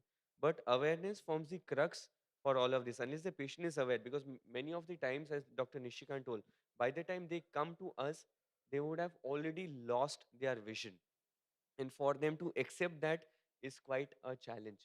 So explaining them the entire pathogenesis of the retinopathy, and what is the prognosis for them is very challenge. So it's very important, and at the same time, making the relative aware is also very important. Many times the patient may not understand. We are seeing many of these young, the IDDMs, the insulin dependent, so they are kids who also may need a therapeutic. So many of them, they need to undergo surgeries at an early age for patients who have insulin dependent. So awareness forms the crux, and at the same time, innovation. So we have all these Few of these fundus cameras are there that are into AI-based solutions for this, but then we need to collaborate with the institutions, with the governments to increase the reach of all these so that it is scalable at all these national level programs also. Just to add to both the doctors' comment on this, I think we also need to see from the medical education or nursing education point of view that how our graduates or postgraduates of other subspecialties who are passing out, they should be aware, okay, fine, diabetes is a chapter in their medicine book, but then diabetic retinopathy needs to be prioritized, one. Second, from the medical fraternity point of view, doctors are also diabetics. We have an article, how many doctors are suffering from diabetes and hypertension. I think we also need to see from this ecosystem point of view that how we make our doctors fraternity aware also, or how we ensure as ophthalmology or hospitals that our professionals, different professionals, healthcare professionals get their retina checkup done, those who are diabetics. And summing up about awareness, I'll just sum up here three A, B, C. A is for awareness, B is for behavior change, and C is for communications. Now, in the era of digital world, I think we need to have tools which can reach effectively. Shorter version, people are crazy about the reels and social media and post. I think it is very important to reach out with these ABC tools to enhance the reach of diabetic retinopathy. Thank you. No, thank you. Just because we are in the, closing of this session, maybe if I ask you one question, what will be that one thing that you would like to change the landscape of diabetic retinopathy and needless blindness for India? It's like, I know there's a wish list, but anything that you would like to recommend for a policy change to prevent this needless blindness, especially because of diabetic retinopathy? Anything? It's a wish list, sir. Go for it. The biggest wish list will be how we can reduce the prevalence of diabetes in India. Very That well is said. the root cause. So if we go down to that, we are going to nip off a lot of other problems. Definitely, I agree with you. For me, I would say I think more funding is needed for research by the pharmaceutical companies and also the government. So if I can take just a minute. So we are actually working on one study that we call the DRMs, the diabetic retinopathy microbiome study. So nowadays, a lot of systemic diseases are being correlated to the gut microbiome.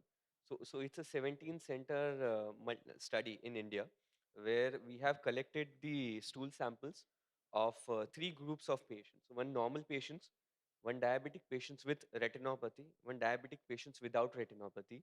So there are hardly 6 labs in India that actually conduct this genomic analysis. So we are looking at metabolomics as well as genomics for all these gut microbiome. And we are trying to correlate it to the presence or absence of diabetes, presence or absence of diabetic retinopathy, and the severity. So the analysis, so it's a huge task. The analysis of all these samples takes around 45 days. So we have a sample size of around 500 patients, and right now in about a year we have completed 350 samples. So it's being done at NIBGM lab in West Bengal. So we are awaiting the final outcome. So our primary, so and the interim analysis is looking quite interesting. So the future, what we are expecting from the outcome of this study is maybe develop a nutraceptive that can alter the gut microbiome to actually maybe halt or slower down the development of diabetes, development of diabetic retinopathy, and maybe diabetic macular edema and beyond. So it may take another 3 to 5 years. It was a huge challenge for us to get the funding for this study because the concept was good. We had a proof of concept study. So each sample analysis takes around 25,000 rupees. And plus everything has to be transported in a cold chain. So we had secured almost a 10 CR funding, but now going beyond that is going to be a little. So we are seeking more funding for that study, and it does sound interesting. So I think that is very important. So doing a cross-sectional thing is very important, but at the same time, research is one thing that will help you answer and solve lot of issues beyond for the next maybe 50 years and 100 years. So I think that is the need of the hour in India. And as rightly pointed out by Raji, we need to follow China in that regards. Innovation funding for research is very critical, I would say. Thank you. I will say only one word. To get this all done, we need to have partnerships, partnerships, partnerships. Everything will be sorted. It is the responsibility of all of us. Thank you. My job is to summarize and thank you all. But I'm actually very, very excited because the range of information I received today from the very last mile person on the ground who's not even aware that he potentially has diabetes and then eventually having retinopathy, to really talking about advanced gut microbiome research that could be the pathway forward for future treatment for diabetes and diabetic retinopathy. It is just awe inspiring how much of wealth of knowledge and information we just gathered during this panel. So my heartfelt thank you to all. At the same time, the message is clear: diabetic retinopathy is preventable, treatable, and avoidable, but so hard to believe despite that being avoidable, it's increasing. And that's why we need to bring diabetic retinopathy into and diabetes into the mainstream of public health. Awareness is a key to start with. Screening must become systemic and as a routine program. Treatment access needs to be strengthened and very early in the disease. And partnership, collaboration like this has to happen not just on this stage, but outside this hall also. So let's just help preserve not just eyesight, but also dignity, livelihoods, and economic productivity. Very rightly said that your eyes are the gateway to the world. Let's just preserve it in a precious manner. Thank you all. Thank you, everyone, for your listening.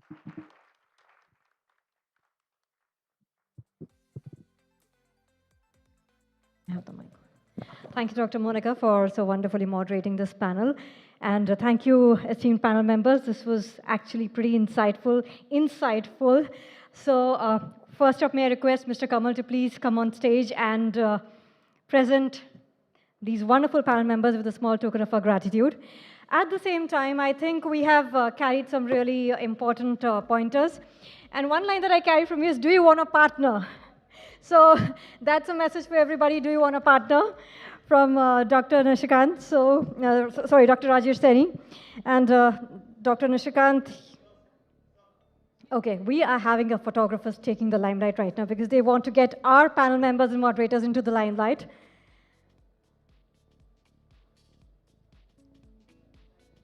Thank you so much. Up next, may I request you to please felicitate Dr. Rajesh Seni, CEO, Siliguri Great Alliance Eye Hospital and President Vision 2020 India. Thank you for the wonderful role that you're doing for Vision 2020 India. Let us continue our applauses, ladies and gentlemen. If you found even an iota of information that was worthy and that was of use, I think it deserves a round of applause. With that, may I also request Dr. Nishikant Borse to be felicitated.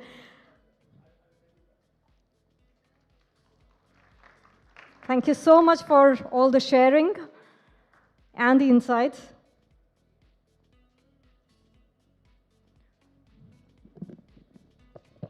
And for the last mile, Dr. Jay Sheth, Retina Services Leader and Head of Clinical Research, Shantilal Sangve Eye Institute, Mumbai.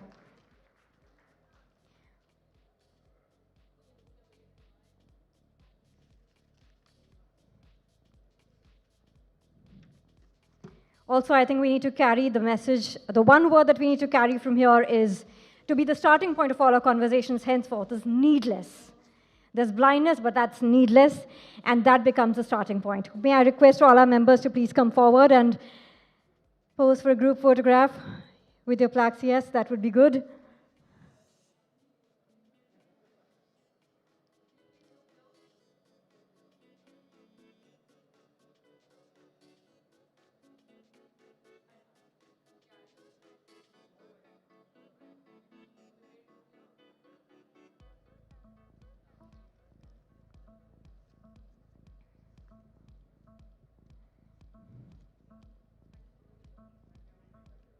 Thank you so much. Okay, so ladies and gentlemen, now there is one session that's coming that we've placed just before the lunch break, which is coming up. But, it's very strategically placed. We're talking about time, and we are saying, we usually know that time is what? Time is money. And today we are going to talk about time is brain. This is a very interesting topic and a very pertinent topic because we are talking about stroke and neuro health. That is where the term time is brain is coming up, and this is a session that's sponsored by Boringham Ingelheim. And I'm not going to spill the beans further on this session, but I can assure you that this is a very critical topic because we're talking about strokes, and I hope you're aware that stroke is a global health crisis today, and it's ranked as the second leading cause of death and disability worldwide. So obviously a very important topic. So we can be done with this topic and then relish our lunch. May I invite on stage to navigate this conversation and bring around the depth that we need on this subject, our moderator, Mr. Prabhat Sinha, Director, Government and Public Affairs, Boehringer Ingelheim. A very warm welcome to you. You have a very crucial subject that we're talking about here. So thank you for your time and presence. With that, let's keep the applause continuing as I invite on stage Dr. Aniruddha Vasant More, Consultant Neurologist, Jupiter Hospital. Yes, as he walks down, let us give him a resounding round of applause. Up next, may I also invite Dr. M. Manoj Kumar Raja, Senior Resident, Government Kilpark Medical College, who is going to join us virtually. I believe we are connecting him right now. So in the meantime, a warm welcome to you, sir. And with that, let me also invite Mr. Rajesh Arora, stroke survivor and rider. Mr. Rajesh, a very, very warm welcome to you. You're very special on this stage. Let us give him a resounding round of applause. Survivors are made of something else completely. So a very warm welcome to you. And Mr. Chetan Rane, Director, KU Group and Stroke Survivor, again, a very warm welcome to you. Thank you for sparing your time and being present with us here. Last but never the least, Dr. Dayanand Prakash Jagtap, Deputy CEO, Mahatma Jyotirao Phule Jan Arogya Yojana, Mumbai. Dr. Dayanand. Yes, a very warm welcome to each one of you. This is a very pertinent point that we are discussing on. And I believe we'll be joined by Mr. Manoj Kumar in a short while, who is joining us virtually. I'll leave he's joining, yes. So I'll, in the meantime, leave the strings of this critical conversation in your hands. You need this mic? So thank you. I will ensure that I stand up so that you know that we are in hurry, right? But believe me, next half an hour or so, you will be inspired. And if you don't stop looking at your watch, then it's our failure. Be assured that. Because, this is such a panel where you have two people who have actually defeated stroke in a way, right? And I don't know how many of you have experienced stroke in your family or you have heard about stroke impacting somebody. Can you raise your hands? My God. I see almost half of people sitting here knowing that how stroke and how it impacts not only the person but also the family, right? And you are right, because we get almost 18 lakh people suffering from stroke every year in our country. And if you know the time-wise, it's every 20 seconds somebody somewhere in our country gets stroke. In a minute, 4 to 5 people die. Yet, probably we don't talk about stroke in such a way. And I think I'm thankful to Kamalji to keep a session specific on stroke and also to invite stroke survivors on the panel. I have not seen such panel beforehand. So thanks ISW, thanks Kamalji for making it possible. And before we start, I just want to give a big round of applause to all the panelists here. They made it, right? And I will not take much time. I also have two people, Dr. Manoj and Dr. Kanchan Mala from Chennai, Kilpauk Medical College. I don't know, Samiksha, if they're online, if we can bring them on the screen, that would be good. But anyway, so what we are going to start is with Chetanji. and I'll not talk about him. The only thing I met him in person just day before yesterday, and believe me, what he shared probably talks about how stroke care is happening in our country. And if somebody uh, is here because of the ecosystem that we have, uh, the person who treated him is also sitting here, Dr. Anirudh, and I think you will hear both the perspective that how this can be done. And as I said, what you will hear today will help you in some or the other way, either individually or somebody in family, in neighbor. So please be here with us. I know we are standing in between lunch, but let's start, Kamal, Chetanji, with you. If you can, no, you can feel free to start from there. Yeah. So thanks to all who are present here. And I'll only say that I am grateful to be here with you in one piece, I mean to say, and fully functional. Great thanks to my doctor who is sitting next to me. This, I don't think, this is the best moment I can say of my life, that my savior is sitting next to me. But it was a different journey altogether. From the time the stroke happened, which was early in the morning around 1 a.m., from that time till the time I reached to the hospital, in between journey, there are stories, what happened with me in between, and how your awareness will make this happen. To start with, around 1 a.m. in the morning, I suffered a stroke. It was not, immediate to my mind that this is a stroke. I was just trying to sleep after watching a movie, and suddenly I realized that my right hand was not having the sensation. So I felt that there is a numbness. So as usual, I got up, I picked up a release spray, and I sprayed on my hand. Then I realized that there is no sensation, because whenever you are using a spray, so there is a chillness which comes to your skin. It was not there. So that's the moment I said, there is something wrong with me. I immediately asked my wife, come on, let's go. Let's get down to the hospital. So I am the person who is the last to go to the doctors and hospital. I also work in the pharma industry. So being from the pharma industry, so this was the first right step I took, let's go to the doctor. Let's reach out to the hospital. So I reached out to my nearest hospital. The moment we entered into that hospital, the reactions were different from the doctors and the staff available at night. I immediately realized that this is not the right place for me to stay long. If this is a stroke, I need to reach out to a proper institute, hospital, I mean to say, to ensure that I am within the time frame or the window, the golden window we call it. So I got my general parameters checked, he checked the blood pressure, but they had no idea what exactly was happening with me and what I'm supposed to do or what they are supposed to do.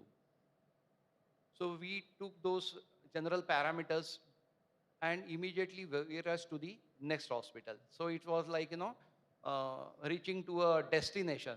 I'm sure this is a wedding season going on, so this was not a destination wedding where I was trying to reach, but this was a destination which will decide whether I'm going to survive, yes or no. If I'm going to survive, 100% functional, yes or no. This was the important questions which were going through my mind. And I'm thankful to the God that I was conscious enough to take these calls during this phase. So I reached out to the next hospital, and that's where the story started. The moment I reached the door, normally these kind of patients enter through a casualty wards. So the moment the security guard saw me, and he had a quick 2-3 words conversation with my wife, she was driving the car. My partner, my colleague, Mr. Harish, is sitting there in the crowd. He was there at night along with my family. My son was there. After having 2-3 words of conversation, He just rushed into the hospital. He got the wheelchair. He got me out. But this is not the thing. When I entered into the hospital, into the casualty ward, what I realized was something amazing. When he bought this wheelchair, he immediately had activated the casualty ward. When I got into that wheelchair and went up to the ramp, I saw a lot of doctors, sisters waiting for me to get into that door and the thing should start. Thereafter, the diagnoses, and I'm sure there are a lot of doctors here who can explain about all these treatments. I'm not the right person. But I was conscious enough. And there, since I was aware ki what the medicines can do, what the sciences can do, if I am in there, I am in time. After the diagnosis, the staff around was so trained. The doctors during that night shift were they so trained. They were so conscious about the emergency. They immediately got connected to Mr. Anirudh, Dr. Anirudh. And 2 o'clock, if I'm not wrong, 1:45, 2 o'clock in the morning, he had the conversation with a lot of doctors. My colleague was there, my wife was there in the hospital. They were over the calls. And a call was taken to do the MRI. The brain MRI was done immediately. After that MRI, immediate a call was taken what the injection has to be given or what the medicine has to be given. And that's where the life-saving drug came into a play. The call which Mr. Anirudh took at 2 a.m., supposed to be night if I'm not wrong, that's a call I request all the doctors to be very bold enough to take that call rather than having double thought processes, whether to give, whether not to give. If it has to be given, let's take a call and give it. That is my call. And that call saved me. I think I was within that 2 hours, 2 hours, 15 minutes time, my medication started. And that's the reason I am here sitting in front of you. You won't believe I am just entering into the 6th month of the stroke. On 6th July, I got this stroke. I am back in my office. I am 100% functional. I am doing all the activities what I am supposed to do. I am working for pharma industry. I am again back into those panels, doing discussions and meetings, and hectic life is back, I will say. That's the part. But I mean to say ki the doctors, the training are more important. The decisions are more important. And medicines needs to be made available in each and every institute. I was fortunate enough to I reach out to the hospital where they had everything, right from scanning machines to the emergency active codes and all those things, what they have internal processes, which are all there. Now I just want to talk about the people who may not have this kind of riches, like the people in the interiors or people below the or just above the poverty level or even the poor. Our government wants to do a lot of things. And before coming to this summit, I was going through some data. There I understood that our Maharashtra government has got a very good package where the treatments can be done. The financial help is there. But while going through this particular data, I realized that there is a gap. There is a gap. Not all hospitals are equipped. The first hospital where I went is not a small hospital. But I felt even that hospital was, in that hospital also, a lot of things were missing. So I request everyone, like, government institutions, the private institutions, the pharma industry to come together. Like in the earlier discussion, I heard about the partnership. Yes, the partnership has to be there to build this ecosystem. Because without this ecosystem, nothing is going to happen, let me tell you. Whatever yojnas you bringing, whatever packages you are giving, it is not reaching. Okay, I accept that, each and every hospital may not have these facilities. So can we have a cluster form a cluster in each and every area. Decide the area, parameters, where a patient from this particular area can reach out to this particular hospital in a given short period of time.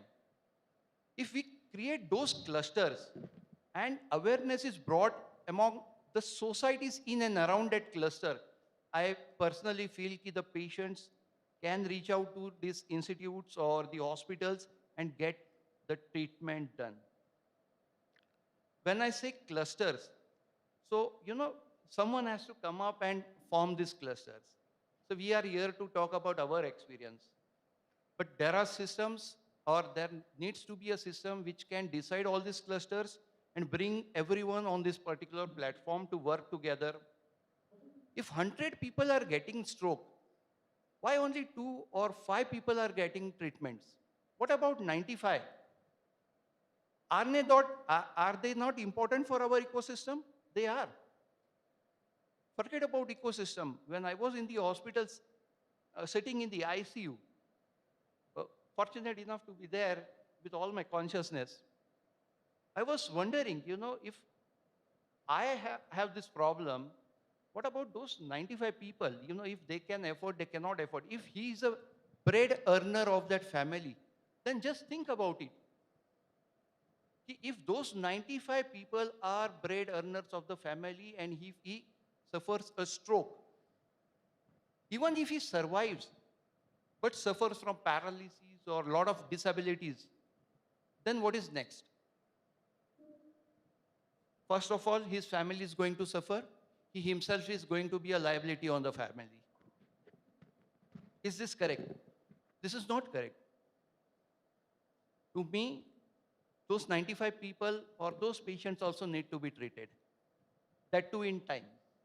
So I request this forum, this platform, to please develop a system and see how best we can come together and work on, bringing this all systems, hospitals, institutions, government on one platform to reach out to the last person in this ecosystem where he is eligible, he has rights to get the treatment. So we should work towards this goal. This is my only request. And I believe in one statement, which I always kept telling myself, and that the hospital staff which used to come around me when I was crying. So they used to see at me and was, "Sir, kuch nahi hoega. Sir, kuch nahi hoega." You're right. You're right. You're absolutely fine. So I was impressed with one statement used by one of our government official, you can say, or the chief minister of Maharashtra, "मी परत येणार." So I was telling myself, all is well, आणि मी परत येणार. So I am here sitting with you. I'm back in my office. I'm back in my profession. So thanks a lot. Thank you. I think it's all up to giving me this platform to express myself. Thank you, Chetanji. And I really wish that, we get a lot of Chetanji, doing the right thing. And the system, I think, responds to his need at a right time. And on a panel like this, we have many people, surviving, able to speak. Since you talked about those 95 people or 98 people who do not get treatment on time, I will move to Dr. Jagtap, who is the Deputy CEO for MJPJY, which is the PMJY version in Maharashtra. One of the very progressive state when it comes to this state health insurance.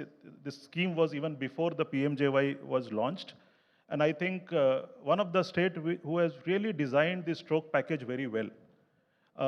What government can do is to create package, but when it comes to getting patients using this package, it's a responsibility of all of us who are sitting here. First, as Chetanji said, that knowing that I have a stroke, reaching to a right hospital who can treat me, that hospital should be ready to offer stroke care. But let's hear from Dr. Jagtap. And I really want to thank you, sir. The whole government is moving to Nagpur, and in this transition period, you are sitting here. That itself shows the commitment that the government of Maharashtra and the department what you head brings. So if you can just share that specific to stroke, what government of Maharashtra is thinking, what you have been doing, and what more you expect from us to strengthen the stroke care in the state. First of all, thank you so much for giving me opportunity to represent the state of Maharashtra, to represent the scheme which was there in Maharashtra before the Pradhan Mantri Jan Arogya Yojana. We had the scheme which was launched in 2012 as a Jivandai Yojana, and after Rajiv Gandhi Jivandai Yojana. After that, the center's Pradhan Mantri Jan Arogya Yojana was launched during 2018, and since 2020, we are running this integrated scheme, that is integrated Ayushman Bharat Pradhan Mantri Jan Arogya Yojana and state Mahatma Jyotirao Phule Jan Arogya Yojana. Since for a very long time, we are going through the transition period that we want to give the our motto is health for all, to give universal health to all the citizens. I think one of the state in India, Maharashtra, is giving universal health care through these both schemes, Pradhan Mantri Jan Arogya Yojana and Mahatma Jyotirao Phule Jan Arogya Yojana. Since 2020, we are giving the treatment to all the patients or all the beneficiaries who are living in the state of Maharashtra. Most of the people don't know that, they just think that this scheme is only for the below poverty line people. But I want to tell that this scheme is for all the people who are living in Maharashtra, as center is giving treatment under Pradhan Mantri Jan Arogya Yojana to the selected patients who are in the category of BPL, but all other patients who are living in the Maharashtra, we are giving the treatment under the state scheme, that is Mahatma Jyotirao Phule Jan Arogya Yojana. Specifically, as I said, we are going through the transitions. As the requirement or the need of our, we are improving ourselves. Recently, we had improved the total number of the packages as well as the rate of the packages. The Chetanji is saying that the some hospitals are not ready to give treatment or they are not equipped to give treatment. But on this forum, I would like to say that those hospitals who are ready to work with the government, I can say that we are ready to take them or empanel them under our scheme. And as I say that before this we had about 1,356 packages. Now after revisions it goes to up to 2,400 packages. At the same time we had increased the rate of the packages also. It is very good scheme. All over Maharashtra, more about, I can say, 2,500 hospitals are enrolled under our scheme. Under that, 678 are government hospitals, including the government medical colleges. And other than government hospital, 1,800 are private hospital. And it would be impossible without private hospital to give the treatment of such a large populations. Regarding the stroke, we had very good packages before this also, and under this revision, we had improved the rate as well as the packages under the stroke. As all know that golden hour is very important. Within 1 or 2 hours, we require to give the treatment to the stroke patients. As a medico, I can say that I had seen the patient during my graduation, but when it comes to your family, my mother had a stroke 2 years back, and even I'm medico, I'm government servant, it took about 6 to 8 hours to reach the hospital. Yeah, it may be due to the don't have the awareness that those symptoms that we call it as a fast symptoms, those facial deviation and those things. It took 4 to 6 hours to reach hospital and then start the treatment. And after that, it took more than 1 year to rehabilitate and give physiotherapy and all those things. Yeah, awareness is major thing that need to be inculcated, need to be spread in the society. That we all, along with the government and the society, need to work on this. Yeah, we definitely will do that. And from the government side, for the stroke patient, whatever the new packages, whatever the new treatments comes, we are ready to incorporate it. Just we require the suggestions from the private sector as well as the society to include it. Thank you so much. Thank you so much, Dr. Jagtap. And I think, and sometime I think when some disease touches you, I think you really understand the nitty gritty of it. And I'm sure whenever that package and those things are there, you are putting your personal effort to that. So thank you so much for sharing that. Uh, Now I will move to a person, Rajesh ji. 9 years back, he had stroke. Today, 3 o'clock morning, he started from Noida. And I was really surprised to hear that he says that after my stroke, this is the first time I am traveling independently because stroke has left certain things where he is still struggling in terms of speech and all. But he said that I took that courage to travel from Noida independently to reach here. I think he will tell about him, but he also, the courage doesn't stop only coming from Noida to this place. He took his bike and he went to the highest motorable road in this country just to show that a stroke survivor can do it. He reached to that peak, came down, and he said, I again went up. I said that 2 times I want to show that I can do it. This is the courage that Rajesh ji bring. So Rajesh ji, over to you. What would be your, sharing with us? If you can just share a few things, that would be great. I'm Rajesh Arora. I'm a brain stroke survivor and also aphasia. Aphasia, मेरी भाषा, मेरी memory और speech खत्म हो गई थी. Right side में मेरा paralysis हो गया. अभी भी मेरी speech ज़्यादा अच्छी नहीं है. I will express Hindi and English. Very, very tough, very, very tough for me and my family also. एक तो पैरालाइज हो गया और स्पीच भी खत्म हो गई. वॉक नहीं कर सकता, कुछ नहीं करता. It is very very tough. अभी भी कभी कभी टेंशन होता है कि माई जर्नी इज़ कितनी बहुत सारे डॉक्टर बोला कि ही इज़ अ वेजिटेबल हो गया.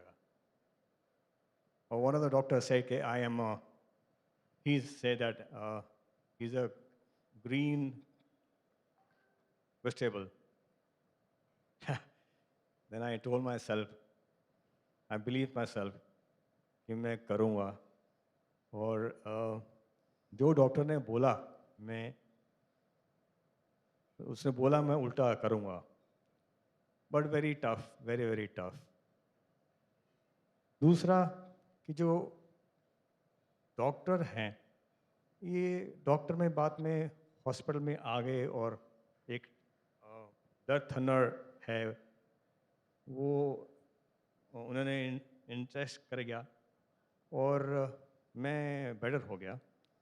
But before I past and in the coma, almost 10 days in the coma. फिर आई वाज बेटर हो गया, उसके बाद दोबारा हो गया.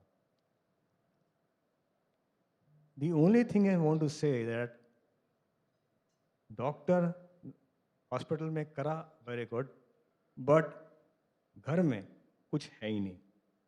कोई गाइडेंस नहीं है.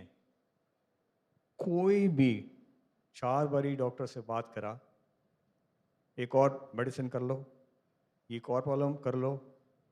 आई वेंट ऑलमोस्ट 6-7 डॉक्टर्स. वो एक और डॉक्टर, एक और मेडिसिन, उसके बाद मेरी प्रॉब्लम और ज़्यादा हो रही थी.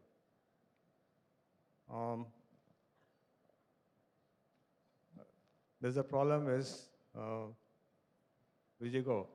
विजिटो मीन्स मेरे को पूरा दिन मेडिसिन कर रही है, मैं टिंग टोंग टिंग टोंग टिंग टोंग टिंग टोंग. पीपल से हम ठीक तो है यार, मेरे को for me it is like टिंग टोंग टिंग टोंग टिंग टोंग. और मैं हाउ टू एक्सप्रेस ऑल्सो कि मैं बात नहीं कर सकता. 2.5 साल में तो सिर्फ वाह वाह ये मैं खाना वाह ये करता था. Very very tough.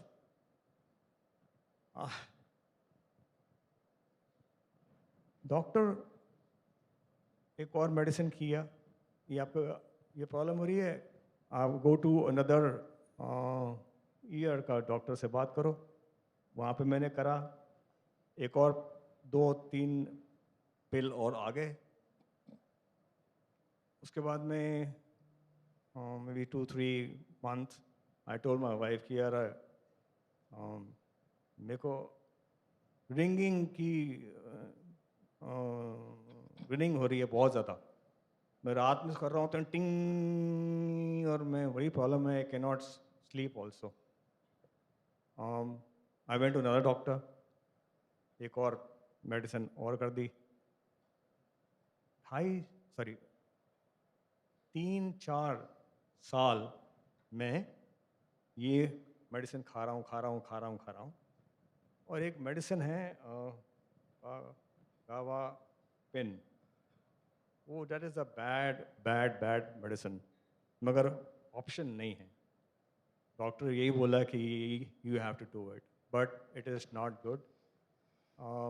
आई थॉट कि I want to kill myself every day. मेरी वाइफ एंड मेरे surgeon my children went to school and college, और मैं ऐसा था कि I want to kill myself, I want to kill my self.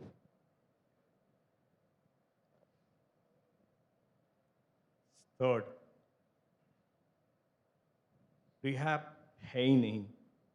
अगर है, very expensive. One day is almost 15,000 or maybe sometime more. और अगर आप ट्रीटमेंट हो रही है तो आपको almost 2-3 years ट्रीटमेंट होनी चाहिए. तो ये तो मर जाएगा ये. People who have no money, वो क्या करेगा? Very very tough. I want to express myself कि ये जो डॉक्टर हैं असल में हमारे को होना चाहिए कि यार पूरी फैमिली को क्या हो रहा है, व्हाट इज़ योर, जब आप प्रॉब्लम हो रही है उनको बताना चाहिए कि ये ऐसे होगा, आपकी इतनी प्रॉब्लम हो सकती है, आपको ऐसे होना चाहिए, थेरेपी कैसे होना चाहिए. और इवन मेरे डॉक्टर में घर में फिजियो आया, वो भी इतना अच्छा नहीं है. I think 2-3 month, then I बस मैं अपने आप कर लूँगा, प्लीज़ डोंट वांट टू. मैंने कोई भी फिजियो को मैंने हटा दिया. It is tough to express, और कुछ पता ही नहीं है. 5 डॉक्टर से बात कर रहा है, यार ठीक हो जाएगा. कब सर, तो बताओ तो सही. Nothing, you know. But then 5 साल में टफ टाइम हुआ. फिर I remove all the medicines. Doctor ने बोला आप मर जाएगा, ये होगा. ऐसे नो सर, मरना तो ठीक है, but I will not eat any medicine. और मे बी 10 डे मैं मच बेटर हो गया. और आज तक कोई मेडिसिन नहीं कर रहा हूँ. ऑलमोस्ट 5 ईयर हो गया, no medicine. Only blood thinner every day. but no problem. और इतने साल on 10 pill every day. Imagine. दूसरा, awareness कैसे होना चाहिए? एक there is a fast होता है कि आपको फेस में प्रॉब्लम हो रही है, स्पीच में प्रॉब्लम हो रही है, लोगों को पता नहीं है. बहुत सारे डॉक्टर को ये भी नहीं पता कि क्या हो रहा है. So many people have 24 patients हैं, young people. हेडक हुई है, डॉक्टर आया, ये कौन सी है बेटा, मेडिसिन खाओ, यू ठीक हो जाओगे. Great. But then doctor have to understand कि यार ये स्ट्रोक में या कोई हेडक हो रही है, आप बारी देखो कि कुछ प्रॉब्लम हो रही है या हाई पी हो रहा है, क्या हो रहा है, कुछ तो होना चाहिए. कोई I don't know how to express, but anyways ये थोड़ा सा हमारे को होना चाहिए. 99% जो स्ट्रोक होता है, 99% से कि ये हार्ट में हो रहा है, ब्रेन में नहीं हो रहा, लोगों को पता ही नहीं है. That's another thing. कि हमको भी होना चाहिए कि यार ये स्ट्रोक इधर भी होना चाहिए, यहाँ भी हो सकता है, आइस में भी हो सकता है, मगर ब्रेन में बहुत ज़्यादा होता है, यू नो. एंड 99% डॉक्टर यही बोलते हैं कि ये Rajesh ji, I know. I'm sorry, it's sorry. No, and I don't want you to, continue speaking. You need some rest. I'll come back to you. Give some rest to yourself. But I think what we see, two persons, see Chetan ji and Rajesh ji sitting, it actually tells about the stroke ecosystem. Both of them are from a metro city. Now, it's a sheer luck, right? That one person reaches to a right hospital, right infrastructure, and Chetan ji is here with very minimal damage.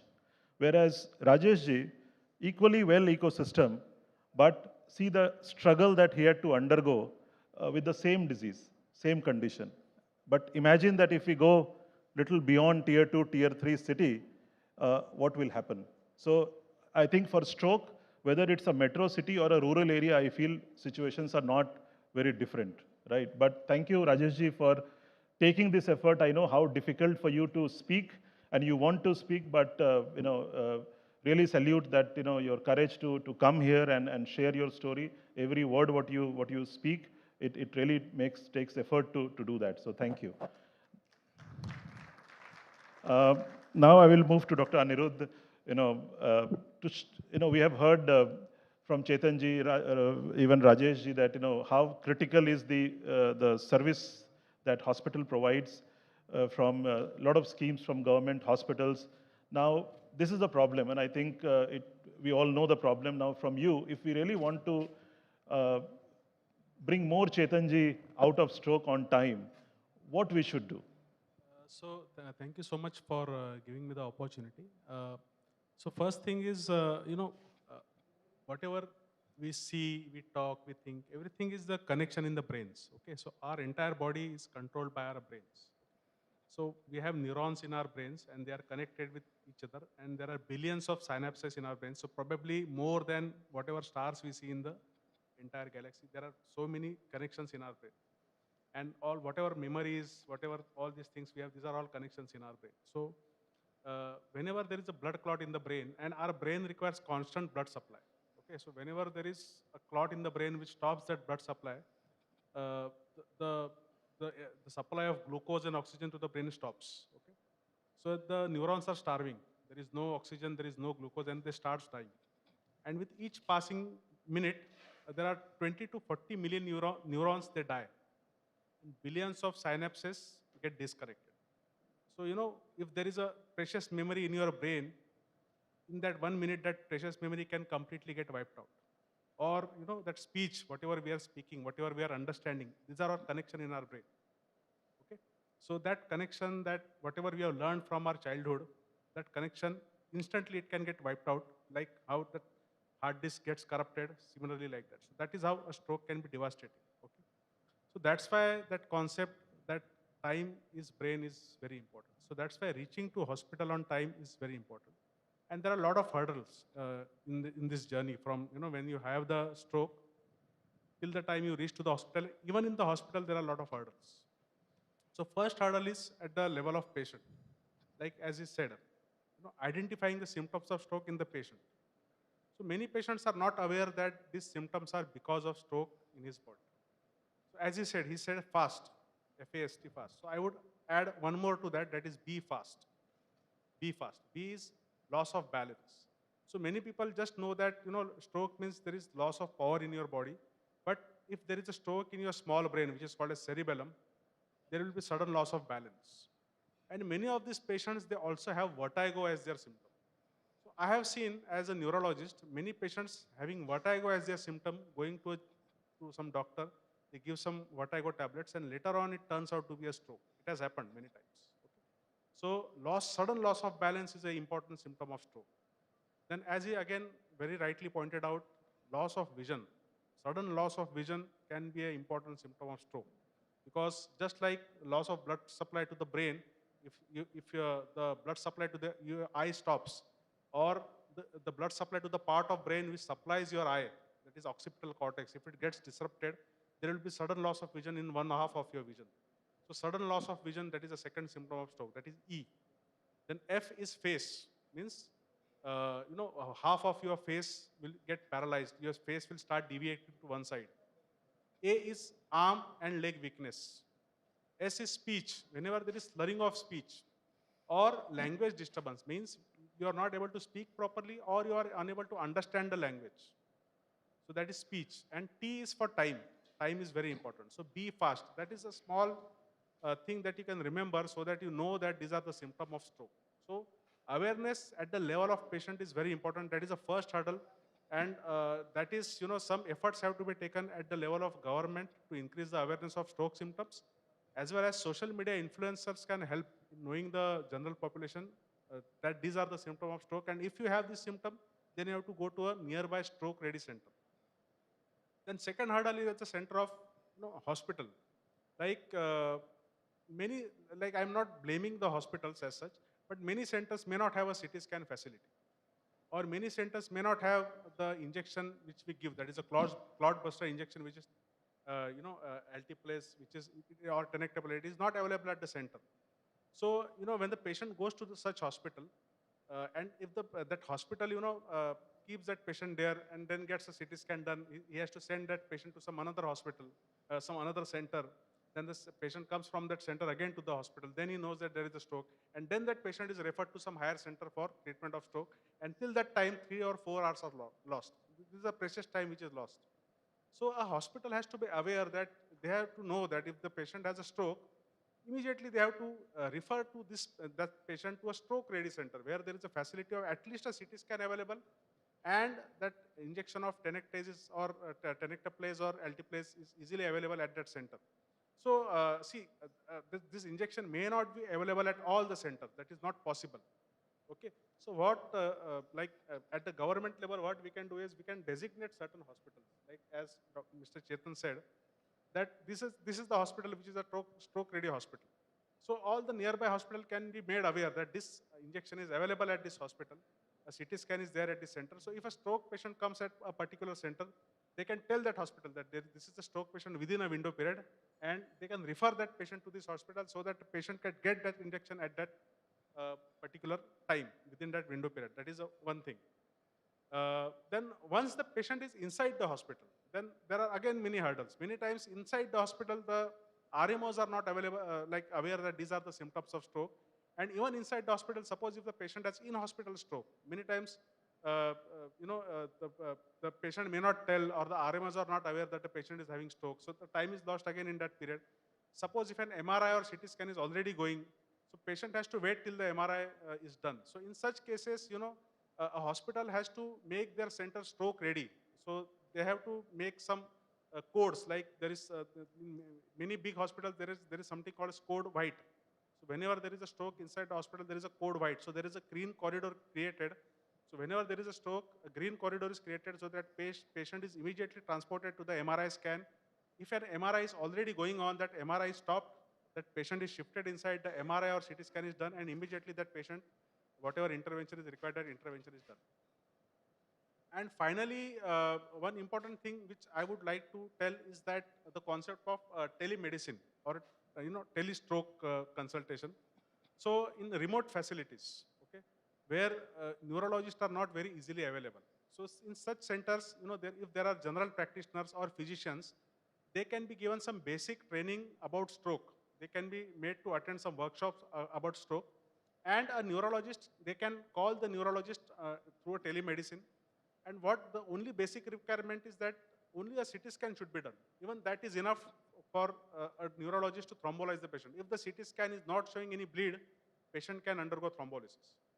So right now, one of my colleagues who is practicing in Dhule, like many times he consults me on phone because there is no neurologist available in his vicinity.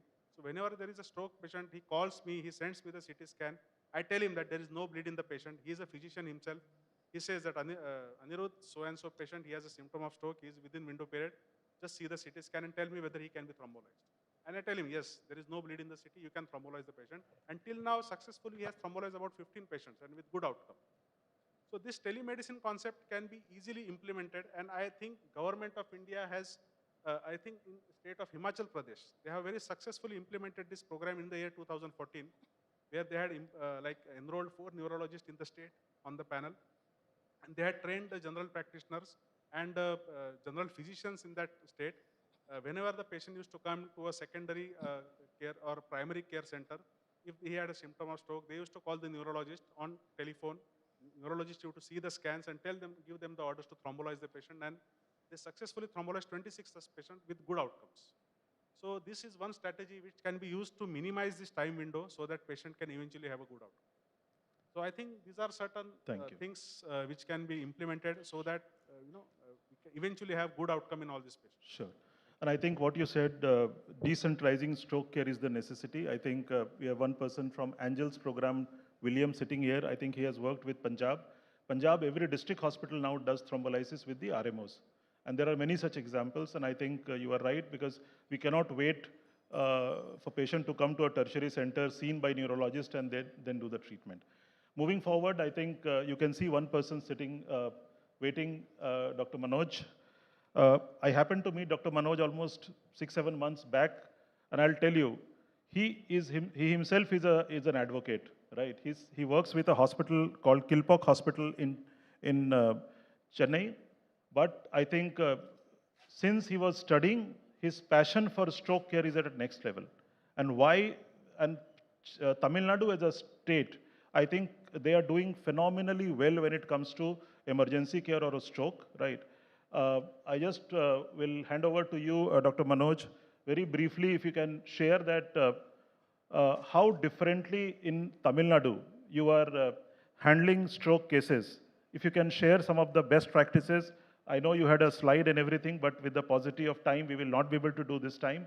But little briefly, if you can just share, over to you. I don't know if Dr. Kanchan Mara, who is the HOD, is also there. Please feel free to invite her also along with you. Thank you. Over to you. First of all, good evening to everybody who are present there. I hope my audio quality is good. Yes, you are audible. Tamil Nadu created this concept called spokes and hub in 2019. Okay, respectfully, sirs, just now spoke that we need to improve the secondary care hospitals. In Tamil Nadu, every GH has a thrombolysis unit. It is called a spoke, and from spoke they will be referring to a medical college, which is an hub. So we can argue that every 100 kilometers has an thrombolysis center.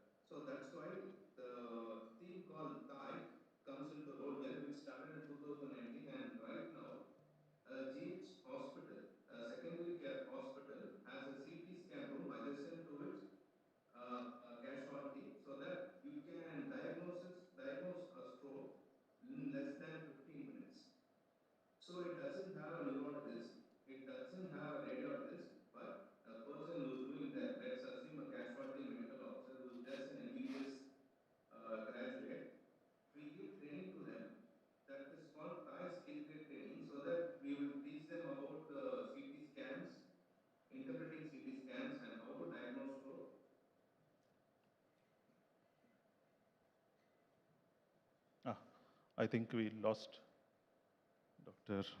Manoj. Can we quickly reconnect for a few minutes? But by the time it comes, and I think one of the what he was sharing is the exactly hub and spoke model what has been created in the state. The number of thrombolysis they do in one medical college, maybe together we would be doing in the entire Mumbai city, one medical college, right? And I think in our own country there are center of excellence. There are things which is done differently in a better way. Uh, and we need not to reinvent the wheel. We just have to kind of copy that model because healthcare system remains the same.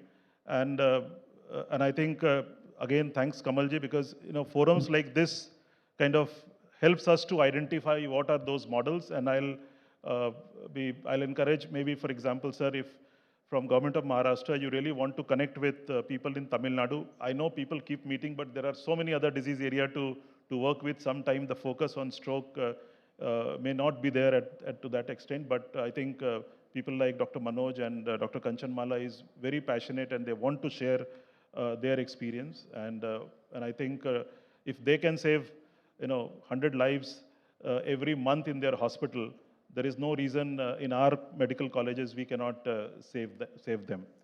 Uh, and I'm sure with the scheme or the program like we have in Maharashtra, I think we are much ahead compared to many other states, right? And now you're saying that you are also relooking at the package. I think a responsibility also lies with us, the other stakeholders, that how do we team up the collaboration, what Chetanji said. I think in every disease area, we need that collaboration. And I think it needs most in stroke care because it's an ecosystem or a healthcare system which will save a patient, not a drug, not a system. Uh, Dr. Manoj, welcome back.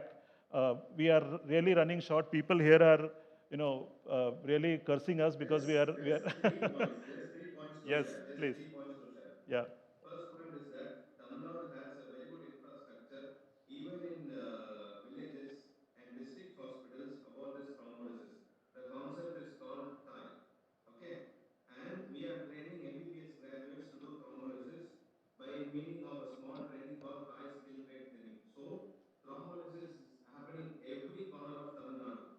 The second point is that it's up to the public. They are unaware of such a so and so programs and all. We should make the public aware of schemes like this. So mass advertising is important at this juncture to make them aware of this stroke thrombolysis in less than 4.5 hours, because many of the people are unaware that there is a treatment for stroke in hospitals and all. So mass advertisement is necessary. Third thing is that people are thinking that myocardial infarction is life-threatening, but stroke really affects your quality of life. Suppose if a single person is the breadwinner of a family, if he is getting affected by stroke, that entire family goes down with him. So we should make sure that even the poor are able to afford this treatment through this multiple programs available in state government and government, central government. So, at this point, we have to educate the poor and needy about this treatment. Second point is that we have multiple courses, like multiple courses here in Tamil Nadu to educate the MBBS graduates about thrombolysis. Third thing in hospital level is that we should improve the pre-arrival intimation system. It is functioning up to 80% in Tamil Nadu. When we are about to receive a case, a stroke case, we are being intimated. So it saves us time. We are shifting the patient directly to CT, to pre-arrival intimation. So if we try to strengthen these three things, then the outcomes and treatment of stroke will improve. Yeah, that's in short what I am about to talk. That's it, sir. Thank you, Dr. Manoj. No, thank you so much. I know it's we can have this conversation for many more minutes, but each one of you are really pressed with time. Rajesh, you want to say something? Last word. I just want to say that एक Google में map में देखते हैं petrol होता है या resort होता है या रिसोर्ट सॉरी खाने के लिए वो सारा कुछ होता है हाउ कम हम भी गूगल में ऐसे कर सकते हैं कि हॉस्पिटल में जो उनके पास में स्ट्रोक के लिए जो रेडी है उसको हम कर सकते हैं. I hope you understand. Yes. I hope. It's very important. We can have a geotagging or Google Map. Like for blood donation, recently Facebook has initiated. So if you are near that place, you get a requisition. Very valid suggestion, Rajeshji. There are discussions are on actually on this. You'll be happy to know with various stakeholders. And I'm sure one day this will become a reality. When we go to Google, we see that which are the stroke-ready hospitals, right? So thank you so much. Now, I really want to thank each one of you. Apologies from our side, but thank you for showing that respect to these people who are here to share their life story. And you all have skipped your lunch, waited for this. So I'm really, really thankful to you. And with this, we end this session again with a lot of gratitude to each one of you. And let's, after this session, enjoy your lunch. And thank you, Kamalji, again for setting up this with this great people here. Thank you.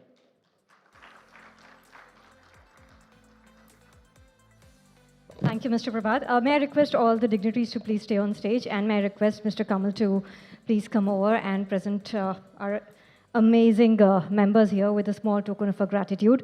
And there is something that I would like to say here is Rajesh ji and Chetan ji. I think we could actually stand for them for the courage that they have shown. Can we give a standing ovation to them? For the courage that they have shown, for how they have gone ahead and fought this battle.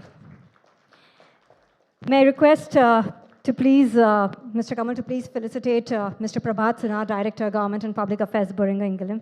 Okay, we are going to start off with Mr. Okay, in the meantime, there's Rajesh ji and Chetan ji, आपके लिए कहना चाहूँगी. एक शेर मुझे याद आया जब आप लोग अपनी स्टोरी बता रहे थे कि थोड़ा डूबूंगा मगर मैं फिर तैराऊंगा, ए जिंदगी तू देख मैं फिर जीत जाऊंगा. So thank you to you for sharing this with us. You are a source of inspiration. Please continue sharing your story with equal passion and equal ambition to ensure that things move better for other people. Chetan ji, a very, very hearty thank you to you.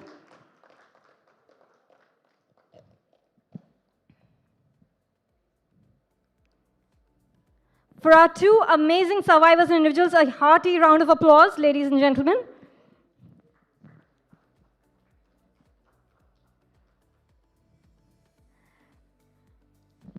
Thank you for the vision. Thank you for sharing that respect. Okay, our photographs are being taken, and this will be followed by a group photograph.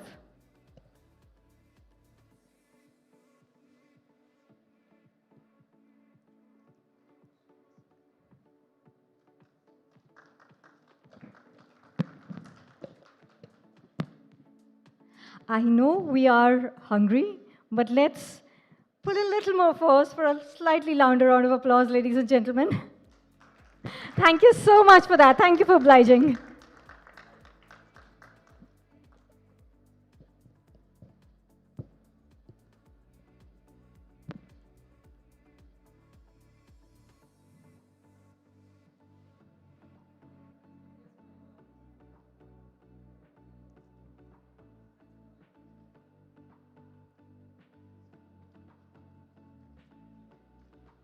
Okay, we have a group photography request to all of you.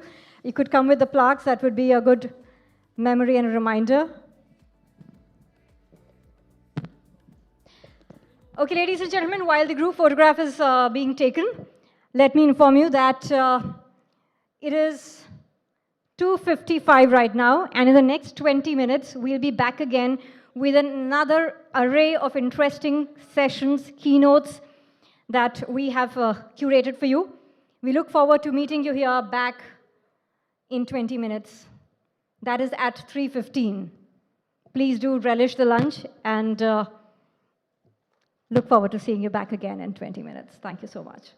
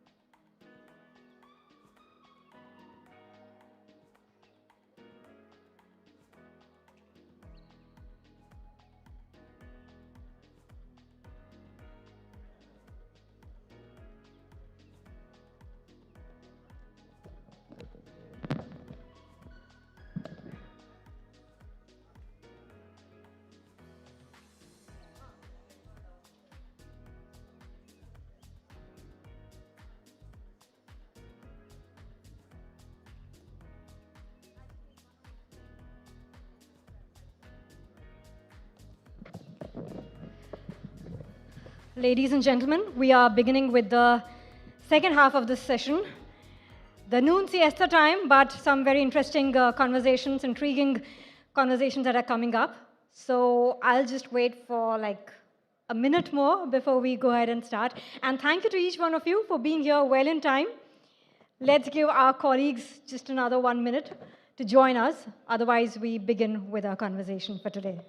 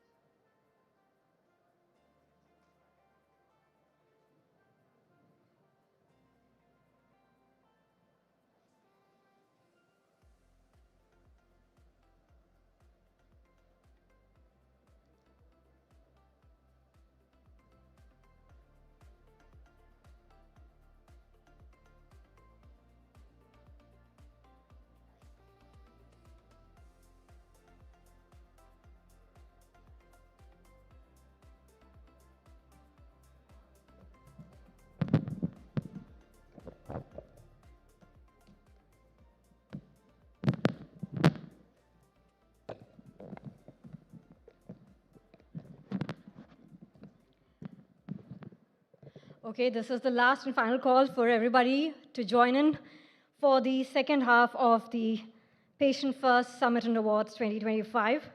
This is the 4th edition. We are absolutely elated to have your presence here. And let us now quickly move on to the next few sessions which are very interesting and intriguing, I must say.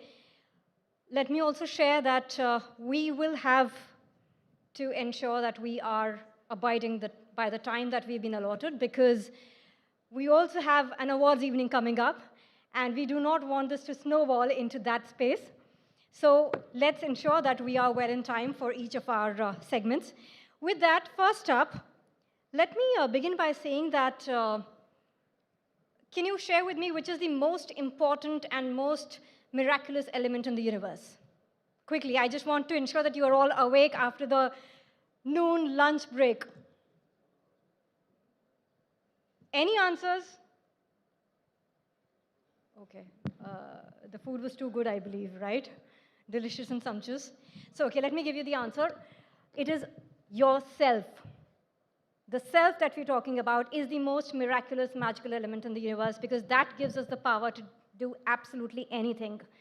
And that is one of the three components of the trifecta that we're going to talk about now, which is science, systems, and self, how they are shaping the era of next era of preventive health.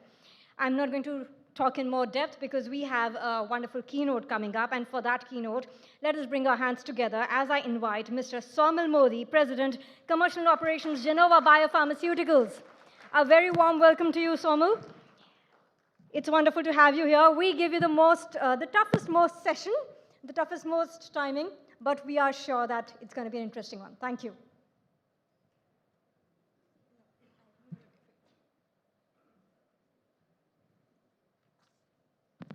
Good afternoon, everyone.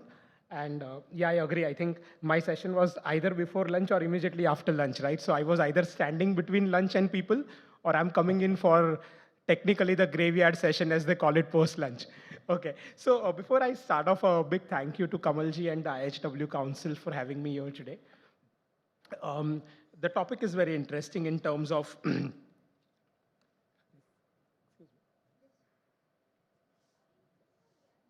where do patients stand, right, in the next era of biopharmaceuticals? And I'll talk briefly about that. And prior to that, let me quickly give you an overview of what Genova Biopharmaceuticals is for a lot of you who would not know Genova Biopharma. Excuse me. We are a biotech company based out of Pune. We operate in more than 50 countries globally. And one of the key fundamentals that we work on is that we have innovation, right? We work across platforms. We work across mammalian platforms. We work across microbial platforms and mRNA platforms. But the core philosophy that we have here at Genova is that if we can't make our innovation accessible, there's no point in having an innovation in this country. And I'll dwell upon that a little more in detail as we speak. Okay, I don't think the slides are working, but that's fine. So what we've done over a period of time is, I'll go back to 2014 when we got a call from Tata Hospital, especially for children with acute lymphoblastic leukemia. And they said there is a medicine for ALL which is available internationally, but it's not available in India, and can you guys make it for us? And that's where the whole thing started, and we developed PEG asparaginase for these patients, and today it's almost the first line therapy. So that's something that we do at Genova, where all the unmet medical needs, we work on that. During COVID, while a lot of companies had their mRNA vaccine, which were thermostable at -60, -80, very difficult to get into India, we're the first ones to develop a very core mRNA platform, which is thermostable between 2 to 8 degrees. So that's the type of work we do right now with not only the government of India, but a lot of agencies worldwide. Coming to today's topic in terms of, okay, can you go to the third slide, please? Next one, please. Yeah, coming to today's topic in terms of the patient dilemma, right? And when you put yourself in the shoes of a patient, the one thing that comes up is what is available? What is the breakthrough treatment that's available for me? Is it cost effective? Because that is something that always plays at the back of the mind, because for a lot of diseases, right, it's not only about the cost of treatment at that point of time, but in chronic diseases, it goes much, much beyond, as all of us are aware. It goes much beyond, so there's a lot of cost associated with it, and is it accessible? So one of the areas we've always looked at, I mean, in all our assignments, I've done quite a few before this, is at the end of the day, even if the drugs are available, is it possible in a country of our size to make it accessible to everyone? And that's what every patient also really goes through, and whether we have the right type of health infrastructure. I think in the previous session, Chetanji mentioned one very important thing, that he got to a very good hospital in Mumbai. But was that hospital stroke ready? The answer was no. The hospital was not stroke ready. So the infrastructure also becomes very critical. And I'll build upon the example of stroke itself, as was discussed in the previous session. Today, the government of India is providing these medicines completely free of cost. The thrombolytics which are there in the market, the government is providing it completely free of cost in a lot of states. Tamil Nadu is a very progressive state when it comes to stroke management, but we have a lot of other states where even if the medicine is available, the physician there is not ready to thrombolize. He said, I don't have the training, I don't want to take a risk. What will happen? If I don't treat the patient's not going to die. But if I thrombolize this patient and if there is bleeding, the patient will die. Why should I take a chance? So from a patient perspective, although the medicine is available, it's a big, big question mark whether they are really going to get it because of the health infrastructure. And we have a lot of patient groups in the country. I mean, I can see quite a lot of friends sitting here, Alpna's here, who've been doing pioneering work as far as patient support is concerned, whether it comes to SMA, or Gautamji doing a lot of work when it comes to sickle cell as well. Right? And from a physician perspective, is there the right empathy for the patient? I think that's very critical. So if I'm a patient, I'm always worried, and I'll give you a personal example. I mean, I had hypertension and I went to a DM cardiologist, and we are in pharma, right? So we treat ourselves as 90% doctors itself. So I went to him, and first time he gave me some medicines, I was okay. I had one more episode, I went again. And that guy was not giving me an eye contact. Whenever I would go to him, he was busy making notes, and at the end of 5 minutes, he'll give me a prescription, ho gaya, aap chalo. And I said, this is not the way it operates. So we are from pharma, we know how it works. But for the layman who actually goes to a doctor, it's very difficult if he's not going to show that empathy. A lot of times they're not able to explain data in the right perspective. They say 50% chances hai ki aap bach jaoge. There are 50% chances you will do well. But what will happen to the patient is 100%, right? So in terms of counseling, in terms of talking to the patient, it's very, very important that we have that empathy when we are dealing with these patients. If you look at the cancer treatment paradigm over a period of time, next slide, please. If you look at the cancer treatment paradigm over a period of time, it's moved, right? If you look at 1980s, 1990s, next slide, please. From no treatment today, we moved to the most advanced surgeries. We moved to the best of chemotherapies, targeted therapies, and now immunotherapy. The world is moving to cell and gene. It's moving to precision oncology. And what we've done over a period of time, if you look at a lot of companies, next slide, a lot of companies in order to ensure that the patients benefit from this. So this is a very cancer-specific example, but this happens across therapeutic areas, whether it is diabetes, whether it is stroke, whether it is cardiology. A lot of companies, in order to increase access, they have a tiered pricing model, they have patient access programs, they have financial schemes, which is the latest when it comes to pharma, a lot of stuff. And at a government level also, we've seen a lot of initiatives, right? So earlier, there were a very few states, either it was Kerala, it was Tamil Nadu, or it was West Bengal, which was doing a lot of work for the patients. But now today, every state government has understood that if we want to come into the next term, we want to rule the next 5 years, this is the way to go. Health is the way to go, and everyone wants to invest in health. So a lot of things happening at the national level, at the state level as well. Rare disease is something that where I've spent a lot of time in the last few years, and rare disease policies also evolved over a period of time. They give close to 50 lakhs for patients.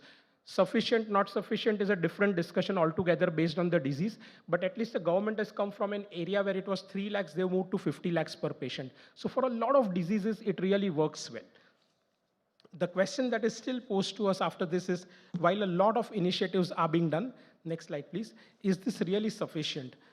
And the answer is animation. The answer is a clear no, right? Because even if you go down on price, as much as you can go down on price, there will always be this pressure that MNCs have all these products, Indian companies have all these products. Can you keep on going down on price? You will keep on going down on price. Will it increase access? The question is, it may increase access to a particular area. There is an elastic curve, but at the end of the day, even if you make the medicines 100% free of cost, the example which I exactly spoke about in stroke, 100% of the patients will never have access because of the healthcare infrastructure, because of the entire ecosystem that exists in the country. So when we look at the future, From areas of unmet medical need, we moved to a lot of new therapies, and now we are looking at cell and gene, we are looking at immunotherapies, we're looking at CAR therapies.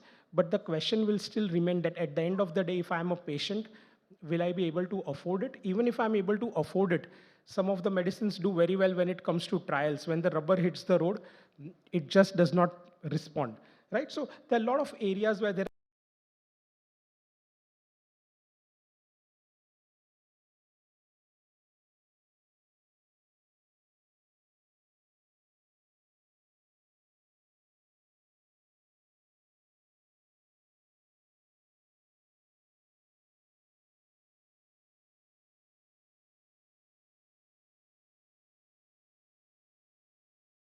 of course, financing solutions, health tech companies. So it's going to be a completely integrated approach. So only by being at the right place at the right time will not help. I may be in the best of hospital, but if it is not stroke ready, it's not going to help me.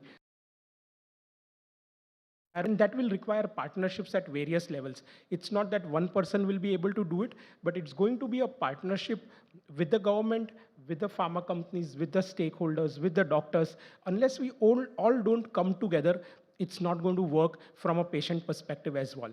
Patient bodies, patient advocacy groups will play their part, but after a certain point of time, it gets to a dead end, right? It gets to an end where a lot of people are not able to support as well. So in the recent past, we've also seen examples where PSUs have come forward in a big way. So if I give you an example of thalassemia, a PSU like Coal India, they adopt close to 100 babies for transplant every year. So this is a very classical example where children who would not have an access to transplant are getting an access to transplant. So unless we don't have people like this coming forward, unless we don't create a strong ecosystem through telemedicine, through patient advocacy groups, through different avenues, I think the patient will always remain in the lurk that whether I will get the right treatment, whether I'll go to the right doctor or not. So I think this is what I had to basically talk. And I think the earlier speakers spoke about innovation, they spoke about dignity, they spoke about access when it comes to all this. But I think the key point here is that in all this, what happens to the patient is 100%. So we should not forget the patient who's at the center of the entire thing. So with this, I think I'll conclude my talk. Thanks a lot. Thank you very much for your patient listening.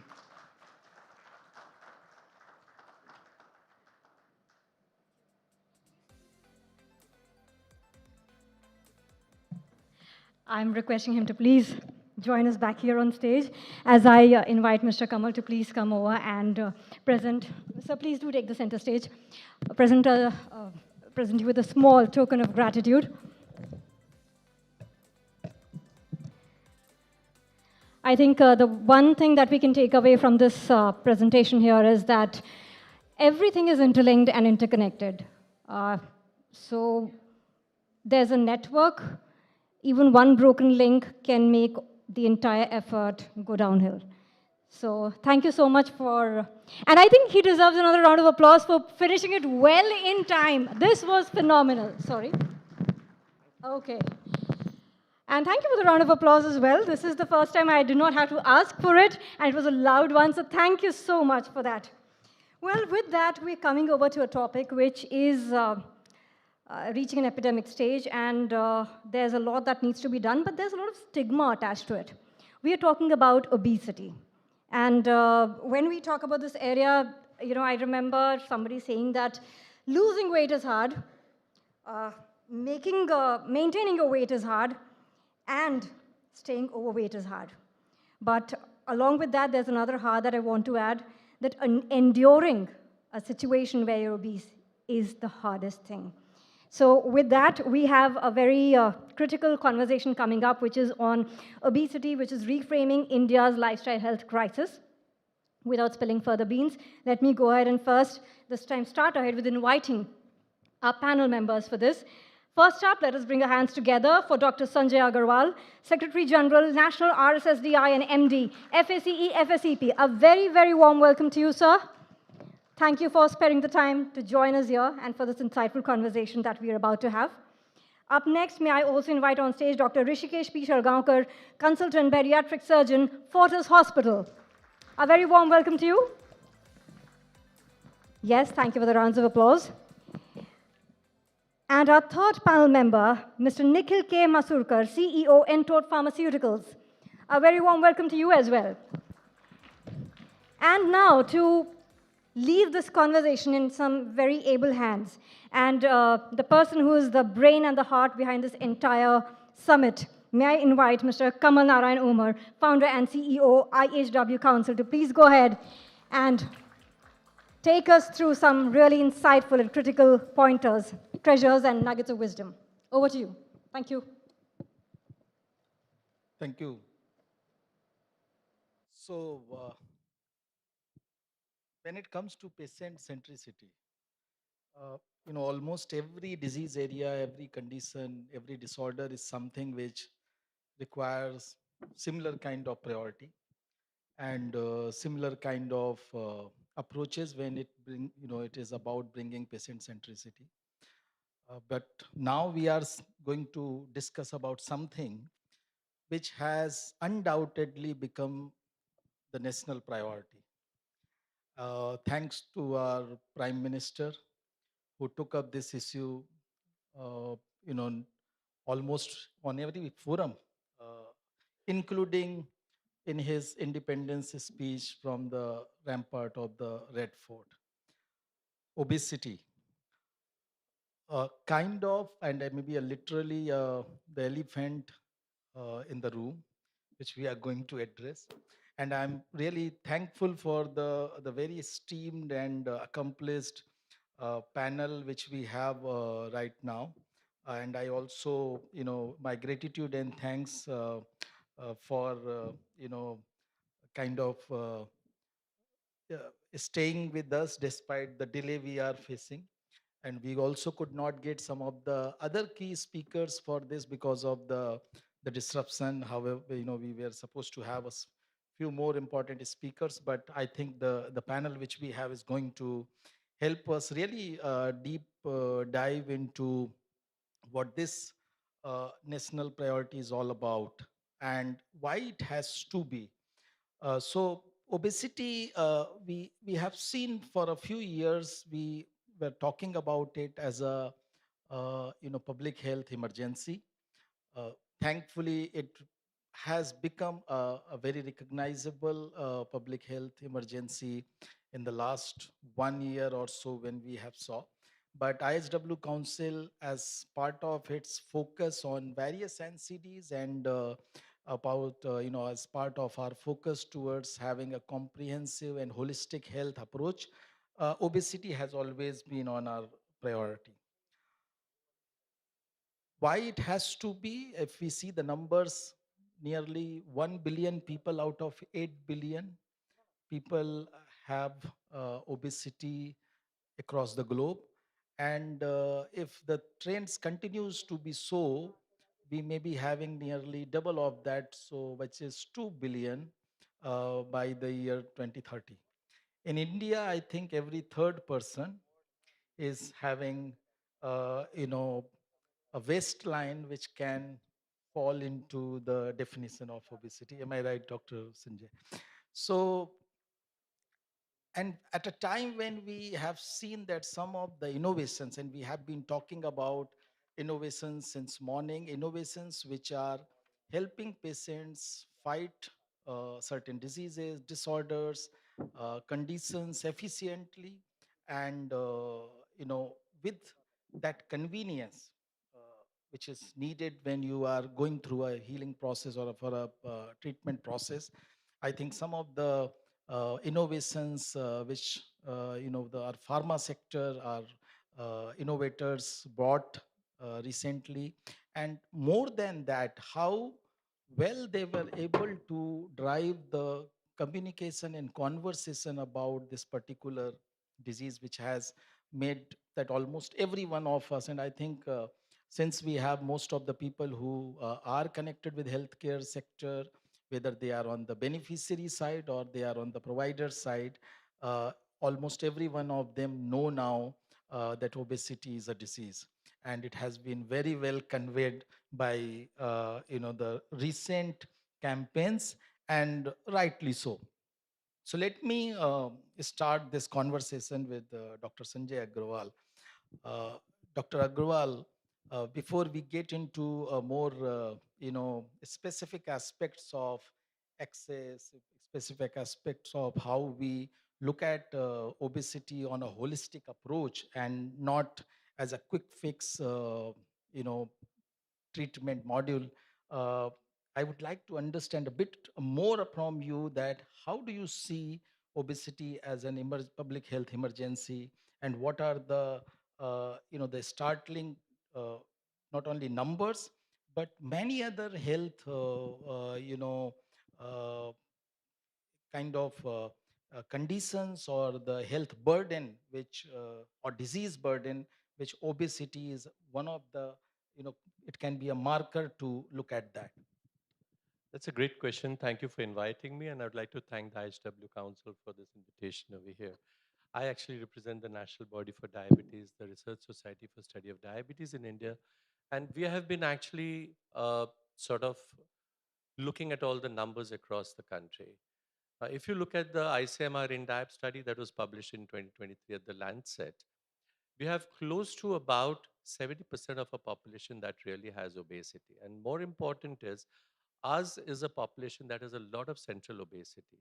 Now, we don't look at our waistlines very often. We think that we are thin, but thin doesn't mean equivalent to being non-obese. So we do have people who are thin and they are fat because they have metabolically fat and they have a big waistline, which means they have a lot of visceral fat, that's fat in the organs.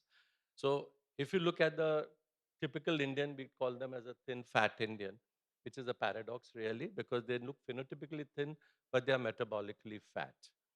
Now, what is more alarming is the fact that we are seeing a rise in childhood obesity, which was something that was not sort of looked at in the past. And if you look at the World Obesity Federation statistics, we are reaching almost about 9.1% of our children who are going to be obese by 2030. So it is something that we need to worry about today. If we don't, then our future is going to be in trouble. We do regard that obesity is the mother of all problems. And if you look back, then the driver for all non-communicable diseases remains obesity. And we used to treat obesity as a cosmetic problem till we realize the fact now that obesity actually drives all the other non-communicable diseases. And if you want to reduce the trend, then you have to hit where it really hurts the most, right? And the it's not that we have suddenly become all obese, but the realization that obesity can cause problems and we have a solution to it has increased the noise level for it. Also, is equally important is the fact that we are seeing a rapid shift in the lifestyles, which has suddenly increased the trends of obesity very sharply. So we are seeing a lot of urbanizations, we are seeing unhealthy eating habits, sedentary lifestyles, you know, poor, a lot of stress levels, poor sleep. All these are contributors to obesity. Mental health is something that we least talk about, but mental health is something people suffer from, and as a fallback, tend to eat more to overcome that mental health, whether it's depression, anxiety, they just tend to eat a lot. And we have to now address this problem very seriously. If you look back, even today, insurance does not really cover obesity as a problem. So unless you're able to prove the fact that obesity is causing a medical disease, it will not cover you. And we have been fighting with the insurance company that don't treat obesity as a cosmetic problem. And I'm sure that Rishikesh will also bear with me in this, that it's hard for them to get approvals for bariatric surgery because they don't, unless you prove the fact that there is a existing medical issue related to obesity, it will not get covered. And the cost of therapy is high when all said and done. Lifestyle measures, all lifestyle intervention trials have failed after 1 year duration of time for various reasons. It may be because people are not able to Don't see result. sustain, they're not able to be motivated enough, or weight regain because of the biofeedback mechanism of the body. All these tend to. So you'll need at some point of time either a pharmacotherapy or a surgical option if you want to really make that possible. So I think there is a lot of conversations. People are talking more. I'm sure policy shifts will happen. The Niti Aayog is coming out with a lot of policies. There's a lot of awareness programs going on. There's a lot of literature being given. And hopefully these will lead to something for the future. But as of now, the it seems to be on an upward trend, and we need to do something actively. So I think rightly that we look at it as a public health emergency, and as you said that there is a definitely a issue of excess of it because of the insurance coverage is not there, or many of the other maybe government scheme may not be covering it as a important disease area. Let me go to Dr. Rishikesh before I really come to the industry perspective on it. To Dr. Rishikesh, two of the points which Dr. Sanjay highlighted, that uh, there has been a conventional approach towards obesity, which is looking at it more of a, from the cosmetic point of view, and that is has been the, I think, foundational reason that why it doesn't get covered in many of the health schemes or insurance. And the second approach about is that how you look at obesity from a holistic health condition point of view, while it is can be a marker of many other metabolic disorder, but at the same time it is also and maybe a symptom of something, another major burden like mental health, which Dr. Sanjay talked about. So as we see a lot more focus on obesity, how do you see that as a maybe an indicator that we are going towards the right direction when it will come to the policy adjustments or a specific policy around that, which maybe as obesity being the mother of many other diseases can help us addressing the bigger metabolic disorders more effectively. Uh, Thank you to the IHW Council for inviting me to the talk. So I think we had a talk on diabetes maybe an hour back. People were talking about diabetic retinopathy and all. And obesity today is linked to each and every disease organ. Uh, Not a single body organ is spared due to obesity. It can affect your eyes, it can affect your liver, heart, kidneys. You can have skin disorders. It can lead to infertility, sexual dysfunction, bony pains. You'll be surprised that if somebody has a BMI of more than 40, it is research proven that as compared to a normal BMI individual, the risk of having cancer increases by more than 50%. And today there are at least 13 cancers that are clearly linked to obesity. And it's not uncommon today, you see incidence of breast cancer going up, colorectal cancers going up. So which when we were training during our surgical days, colorectal cancers in young individuals in India was a relative non-entity, but these are things are common. So obesity does not spare any organ, and awareness creation is a big issue now. I see patients in my clinic, some people are struggling with severe obesity, and if we advise them medications or if I advise them surgery, there's a reluctance sometimes. Means sometimes they feel that probably I'm not heavy enough, or probably I'm not sick enough, and so they don't access the treatment in a timely manner, and they'll come to us unfortunately when the irreversible complications because of obesity, such as say diabetes, hypertension, fatty liver, joint Or issues have sometimes developed. they also go on a doctor shopping. Exactly, exactly. And means again, there are a lot of myths. When if I advise somebody surgery, people are afraid. So they feel surgery is going to be a very, very risky proposition when the evidence tells us, quite differently. If somebody is struggling with severe obesity, the risk of doing a surgery, yeah, is far lesser than the risk of not doing the surgery, unfortunately. Uh, so there are a lot of myths and facts which we need to address. And now with the advent of this new obesity medications in the market, one good thing is people are talking about it.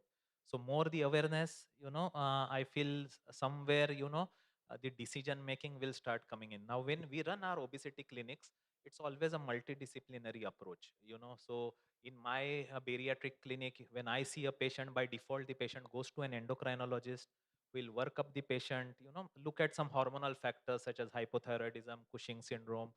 If they identify any factor which is responsible for the weight gain, they will try to address it.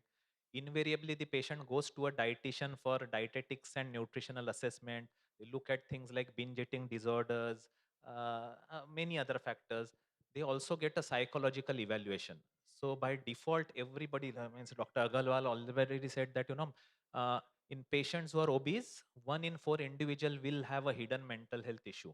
And if we don't address that, whatever therapy I am going to give, be it medicine, be it surgery, I am not addressing the root cause of the obesity. So only when this holistic evaluation, what we call as a multidisciplinary team evaluation is done, then only if we take an informed decision, it's a shared decision making where we decide that probably this patient needs to go down the surgical pathway or this patient needs to go down the medicine pathway, that's when we would interfere. So multidisciplinary approach, multi-speciality involvement is the way forward in today's day and age.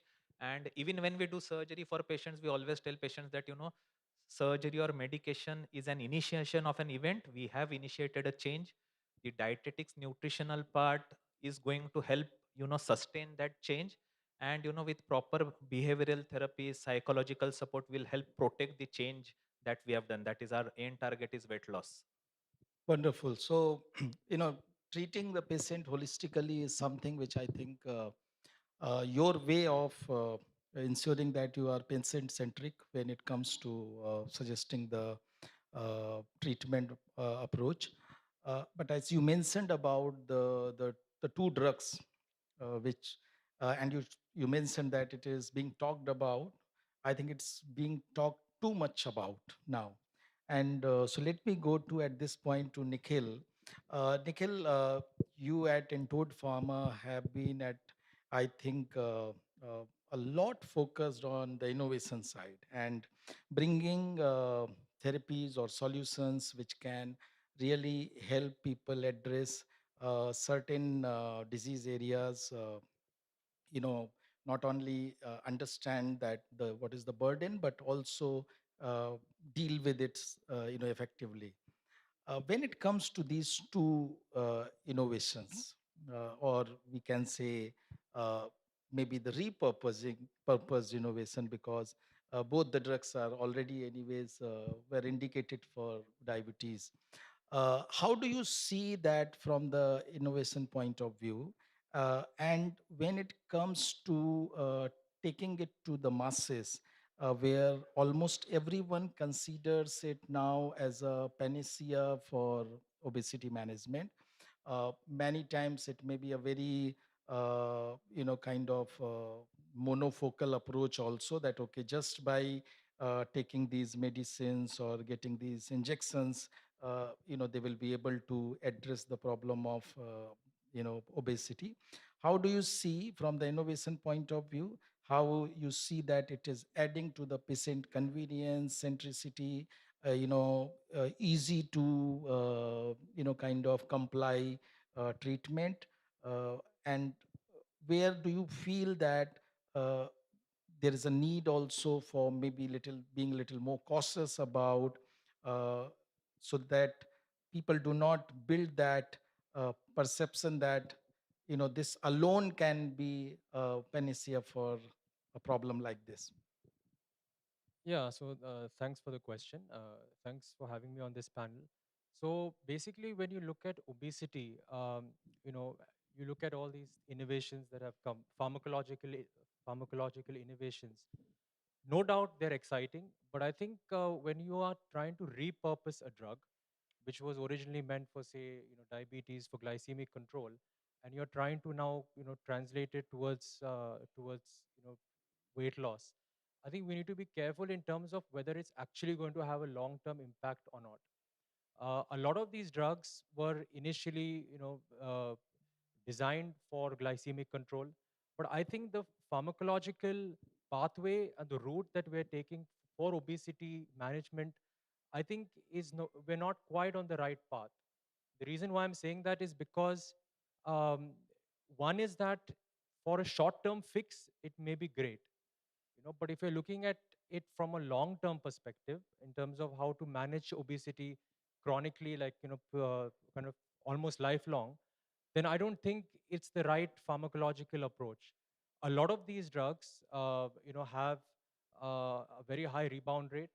I've had people who haven't met for a year and a half, during that time they've lost weight and put it back on also. So on average, somebody would lose say 15% of their body weight. After a year, they put on at least 50% of that weight back on. No one talks about the psychological impact of that rebound effect and whether in the long term these drugs would help. So short term, yes, it's a great fix. But I think for such aggressive marketing for all these drugs, it kind of makes it risky from a point of view of uh, telling the public, telling people that here there is a shortcut. A lot of people are not focused on diet, which I think is the primary cause of obesity, or obviously fueled with kind of mental health issues. But food is everything. I mean, they talk about food being medicine. I think food control is medicine. And instead of dealing with that first, we're resorting to drugs. So I think somewhere, I think it's, yes, I mean, if somebody is severely obese or somebody has kind of obesity linked to diabetes or a pre-existing heart condition and all of that, it's fine. But if you look at it purely for treatment of for obesity, I think it's not quite the right path. I think I'm talking as a pharmaceutical researcher and trying to understand what the data says. So I think in the process of us being you know dealing with the obesity crisis, we may go to other crises. We may go to a liver crisis, for example. We may go to an eye crisis. So in pharma, we need to be very careful in terms of what we develop, what we innovate, and what impact it's going to have on public health in the long term. So as much as I am optimistic about the innovations that are happening, when it comes to obesity, I'm a bit skeptical. I have been from the start. And I think people should be a bit cautious in terms of going to these therapies firsthand. So that's my view on it. Thank you so much, Nikhil, for highlighting that. But let us get the medical perspective on it. Uh, so, as Nikhil mentioned, that it should not be seen as a quick fix or kind of a easy to go kind of approach. How do you see that this innovation from the patient's outcome point of view?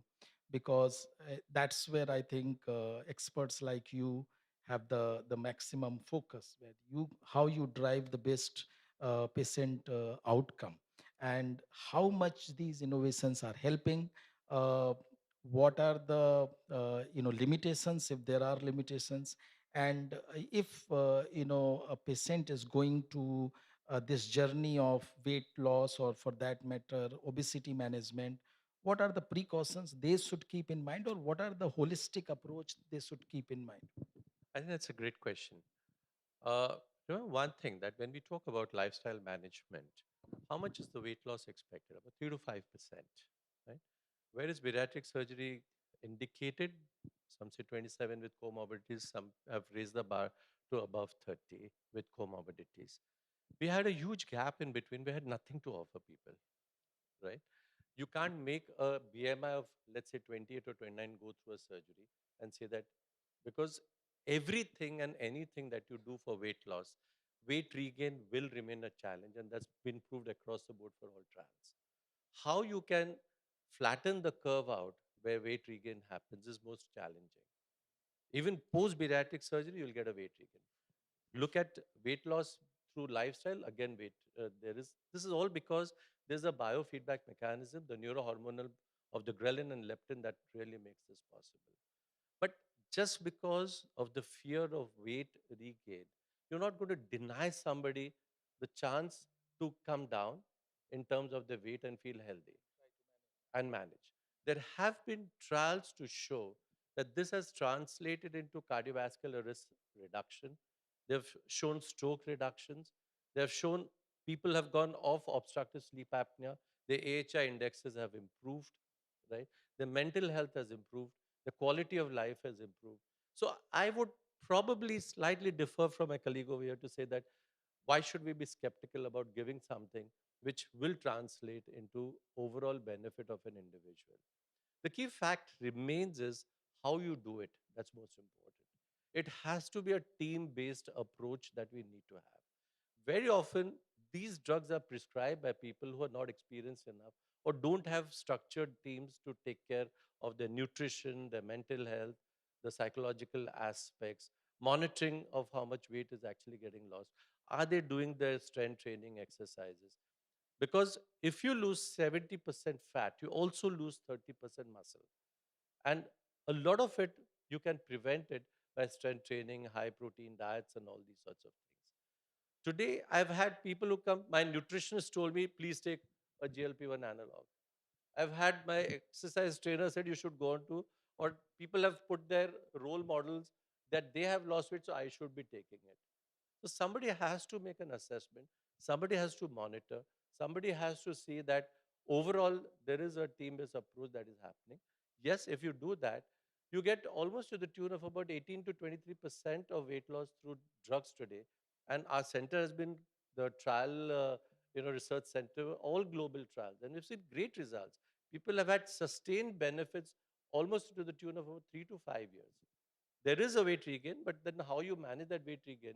But let's say if you were 140 kilos and your weight regained back and you're now at, let's say, 110, you still are below 30 from what your original weight was, right? And you still have other options if you do get a weight regain from happening. But first and foremost, I think our lifestyle should be structured to see that we support any drug. It should not be just blanketly said that go and take a GLP-1 analog unless you've had somebody, to me, anybody who comes, I said, first do 8 weeks of good structured lifestyle change. Come back to me, and if you're motivated enough, then let's put you on a therapy. So if you're not doing that, then failures are going to happen. Yeah, so then that may not be the, you may not get the result you are looking for, and it may then have the different outcomes also. Dr. Rishikesh, uh, we do see that there is a lot of availability of information. People are far more aware, and to the level as Dr. Sanjay talked about that, even the gym trainers and nutritionists are now talking about uh, this therapy and are recommending also. So when patients come to you, and especially when you being a bariatric surgeon and you seeing that there are certain aspects attribute involved where surgery may be the a better option for the patient, but since there's a lot of kind of conviction built from that point of view, uh, do you see that patients asking for it or pushing for it, or and as a patient centric clinician, how do you try to bring them back to the more holistic understanding of their problem, whether the obesity, what is the root cause, how much they should see as a outcome coming from maybe the GLP-1 therapies, or maybe the other approach needed like the surgery. So I think guidelines are very, very clear. So if I am offering surgery to any patients, we'll have a very clear-cut guidelines. Their BMI has to be more than 37.5, purely if we are just dealing with severe obesity, or they need to have a BMI of more than 32.5 with an obesity associated comorbidity. I will not offer bariatric surgery to anybody who is less than 32.5, simply. So the category of patients that I deal with, I will deal with, the class 2 or class 3 obesity patients. The drug therapies that are there, these are fairly reasonably good for patients who are, say, class 1 obesity, some patients in class 2 obesity. So that is how you need to have an holistic discussion with the patient. And that's where that multidisciplinary team discussion, where I as a surgeon will give my inputs, the endocrinologist will give their inputs, you'll have a dietitian involved in the decision making, and it's the patient who makes a choice. You can't force a surgery down any patients, and patient cannot demand a drug from me. So it's an informed decision. But how much the conversation, it's coming up that, okay, doctor, why not we go for this first and then Yeah. we. So we have to have a very realistic thing. So we always tell the patient, be it medications or be it surgery, it's not a magic tool. So your commitment to make lifestyle changes and behavioral changes is at the forefront. And I agree with Dr. Sanjay, like he said, means if a patient comes to me for a bariatric surgery, I will tell them that, you do certain lifestyle changes, come back to me in 3 months. So I will not offer them surgery before I've assessed them after 3 months. Only when I'm convinced from my end that, patient, despite his best effort, has not been able to sustain or maintain, not unable to do anything for his weight, that's when they come down towards surgery. And you have to give them realistic expectations. Like as a bariatric surgeon, I'll tell them that, you'll end up losing maybe 50 to 80% of your excess body weight. There is going to be a 15 to 20% risk of weight regain, in the long run. But at the same time, 80 to 85% patients will do extremely well. And we are talking about, if done within the first 8 to 10 years of somebody who has type 2 diabetes, the diabetic remission rates are fantastic. We are talking in tunes of 60 to 80%. Patients who are obstructive sleep apnea using CPAP machine, they'll come off their CPAP machine. Fertility improves. Some patients who are on the waiting list for a joint replacement, hip replacement, they sometimes may not need those things. So these are different categories of patients that I deal with. These are not routine overweight or obese. These are, patients who really have severe obesity, and the risk of not doing anything is more high. So just to give you a statistics, if somebody at the age of 20 years has a BMI of more than 40, he will on an average lose 13 to 14 years of his life. So he's going to die early. That is where, interventions are going to help them. So Wonderful. So, Nikhil, from the, how some innovation can uh, increase or spark that very strong hope for patients, and, obesity management or weight reduction has been, I think everyone has been looking forward to that, but somehow they have not been able to address this problem. And maybe this new innovations gave them a very strong hope that yes, they can do that, and there is something which is far more effective and far more, I think the data shows that. And I think and the kind of awareness has been built is also helping on that. From that perspective, you see as an innovator also in certain areas, how do you see that a certain innovation can really bring that power uh, in the hands of not only patients but also the clinicians to help their patients go through a certain treatment journey, you know efficiently and with a better desired outcome? Since some of the areas I am aware that Entoad has brought some innovations, how do you see some parallel in that, from that point of view, where the higher awareness and a better therapy can help really people not only address a big problem, but can also, healthcare system can also wake up to those needs and really try to integrate it in a way that it is accessible and more available for people? Yeah, that's a great question. Firstly, just to just answer, just to reply to sir about the anti-obesity drugs. The concern from as as a pharmaceutical scientist is not as such the efficacy. It's more the long-term data. A lot of the data that gets through to the doctors in India is very selective, right? You look at the long-term data that is coming out now when it comes to hepatic fibrosis, for example, in patients who have pre-existing, fatty liver disease. It's quite worrying. You look at the data that's coming out from a perspective of diabetic retinopathy is getting worse. You look at it from, less blood flow going, to the optic nerves, what it's doing, what it could potentially do. So I think we need to be a bit cautious when these medicines are promoted, because we still don't know the long-term data. Even for weight loss, for obesity, it's only been officially approved, say, in 2022. So we don't have that much data yet. The data that we do have are the phase 3 trials, the basic safety and efficacy data, which hasn't really monitored it for a longer period of time. Until that data comes, it's coming now, we need to be a bit cautious. We need to be kind of cautiously optimistic about these things. The other aspect that, to answer your question, was a pharma company, I believe, um, should sell a service rather than a product, where the therapeutic management, the therapeutic molecule should be a small part of that service. That is what I believe pharma should be in the future. So you have a drug which has a pharmacological effect, but then you need to have lifestyle products, you need to have lifestyle services so that you deal with the entire disease holistically. To give an example of what we did in the field of myopia, which is obviously a separate segment altogether, we started an awareness program even before we had the drug. You know, often we look at a support program and you look at it from a patient perspective, but then you think of it as actually supporting that molecule. It's not supporting the disease. In our case, we did an entire analysis of myopia in 2015, and we then started developing drugs for it as part of our overall strategy to deal with myopia.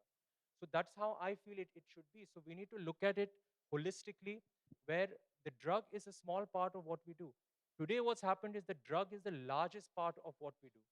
And I think that is the problem, that we will not be able to deal with obesity in the long term if we give so much importance to the pharmacological therapy only. You know, we have people coming and asking for these drugs left, right, and center. There is a lot of under the counter, work that is happening when it comes to these drugs. You have gym trainers who are advising their people, their But this uh, looks like a more unintended side effect of, in terms of what you see as a over availability of information, and people uh, kind of not even the experts getting involved in the recommendation of it. That may be a, just because it's too much of conversation, that may be a reason. But as you rightly said, I think since morning also, what we have been talking about and discussing is that, uh, let's say, for example, the previous session around stroke. So it's not just about having, the right therapy, but it's about the fixing the whole ecosystem. And it is about right from the awareness, as you pointed out, to ensuring that people, when they are in need, they have the right bridge to kind of identify the right hospital, and then the systems there are ready enough to address that problem. So I think that's where the whole, as a industry, pharma is moving towards, not only looking at medicine in isolation, but the entire patient's journey and support along with that. I would be, since we are anyways running very late, but a quick question about the access, because that's the theme since morning. And Dr. Sanjay, uh, these therapies being little expensive, apparently, because I think people have to go through for a certain longer time. How do you see from the access point of view, and what is your recommendation in terms of, as you very from the initial itself mentioned about, this doesn't is not covered in insurance? What is the policy approach you foresee or we recommend to ensure that when there is a boon of this kind, it should be available to all the who need it, and nobody should left behind when it comes to addressing obesity, which can be a part of many other diseases, can be either triggered by it, or it can be a symptom of that. I always say that prevention of obesity is far better than treating obesity. I think that's your first bet, that we talk more about obesity and preventing people from getting obese and getting there. Today, a lot of pharmacological agents, GLP-1s, are getting generic. And I'm sure that once they get generic, semaglutide is getting generic for now, and prices will come down to make them more affordable. But I agree with you on the score that it's not going to be easily affordable by everybody.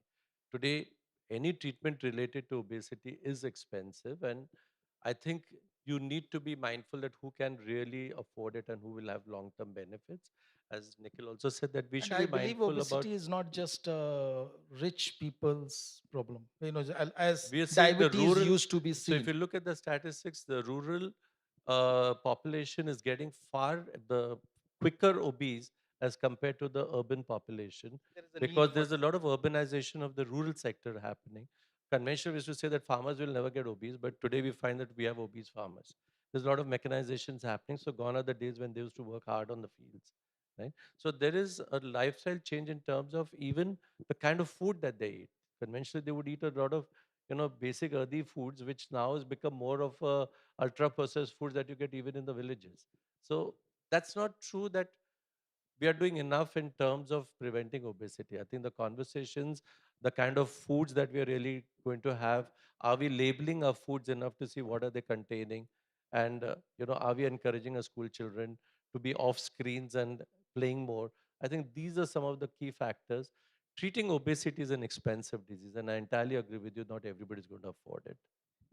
Yeah, but when it comes to prevention, I think a lot of efforts are going on. And again, I go back to the Prime Minister's approach from Fit India to Eat Right to, so many those areas we have seen where the focus is going. And I'm sure that as we move ahead, both prevention and the cure will both will come handy, and people will have the access to it, and more of important, they will be ready to go for it, especially when it comes to prevention. Thank you so much, all of you, for your attention. And I'm so sorry I'm not coming for the Thank you. next round of questions because it's already the red signal for me.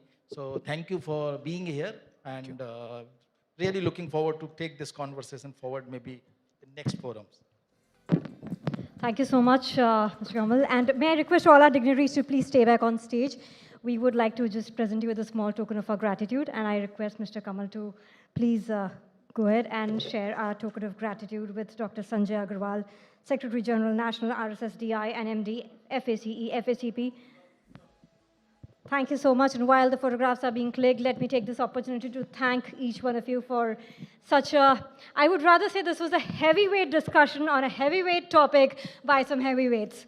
So thank you once again for sharing your insights and experience and your honest opinions.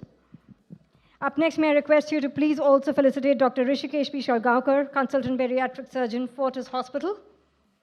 A round of applause, please, ladies and gentlemen.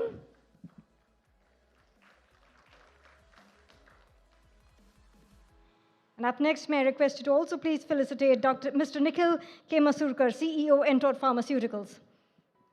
May I request you to please stay back for a group photograph? Dr. Sanjay? Okay, he needs to rush, and I think we'll have to make do with a smaller group photograph. Mr. Kamal, would we like to have a group photograph?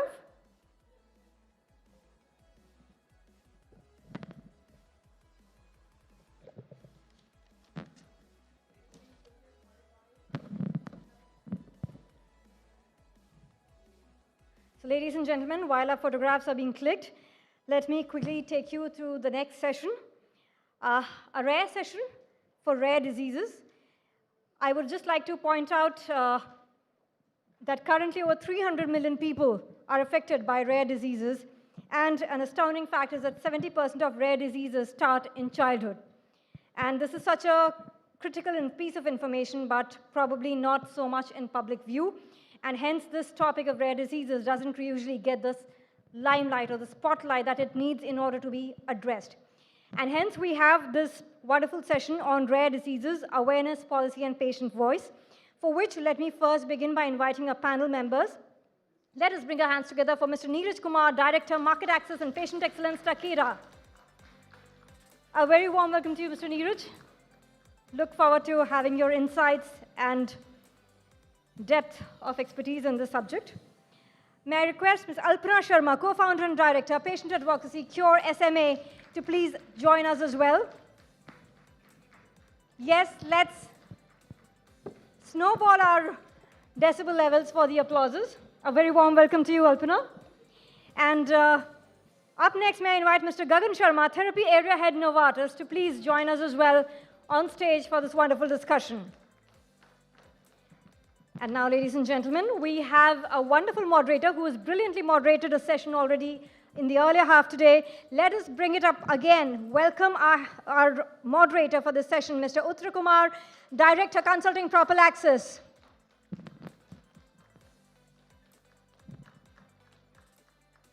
Mr. Uttara, leaving the strings of the conversation in your able hands. Thank you. We have 25 minutes to go.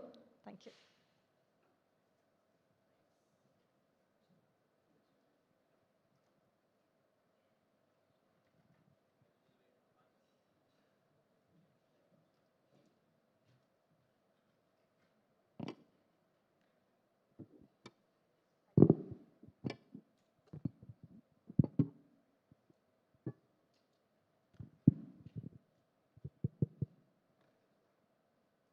rare diseases are often unseen and unheard. What is critical over here is to amplify the patient voices so that we're able to highlight policy needs and also be able to create integrated health systems which enable appropriate care to rare disease patients.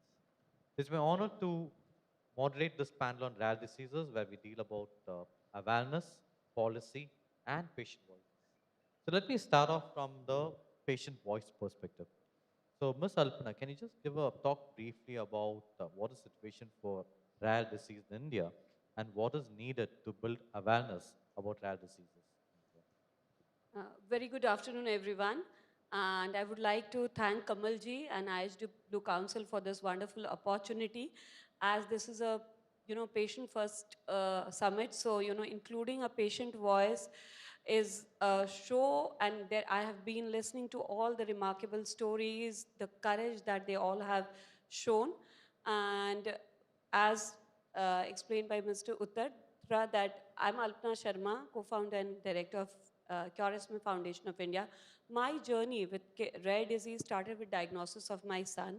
My 13-year-old son, Arav, has spinal muscular atrophy, and 12 years back there was no awareness about this. Even now, the awareness about this is missing.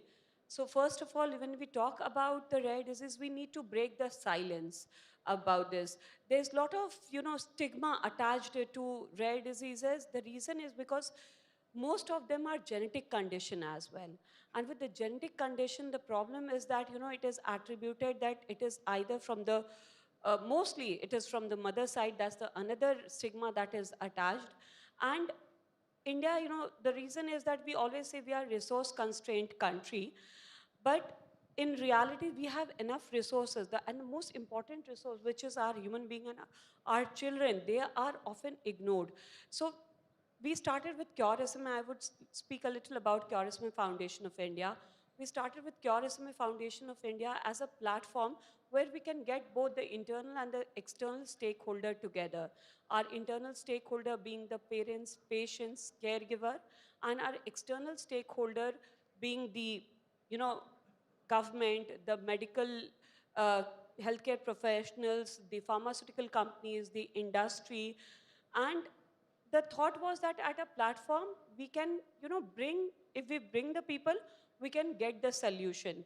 And we are very thankful, lot of people who are sitting here. I see Prabhat sir as well. He has been a mentor from day one when we started the journey. Because when a diagnosis is handled to a parent or a patient, I was a novice, I thankfully come from a family of doctors.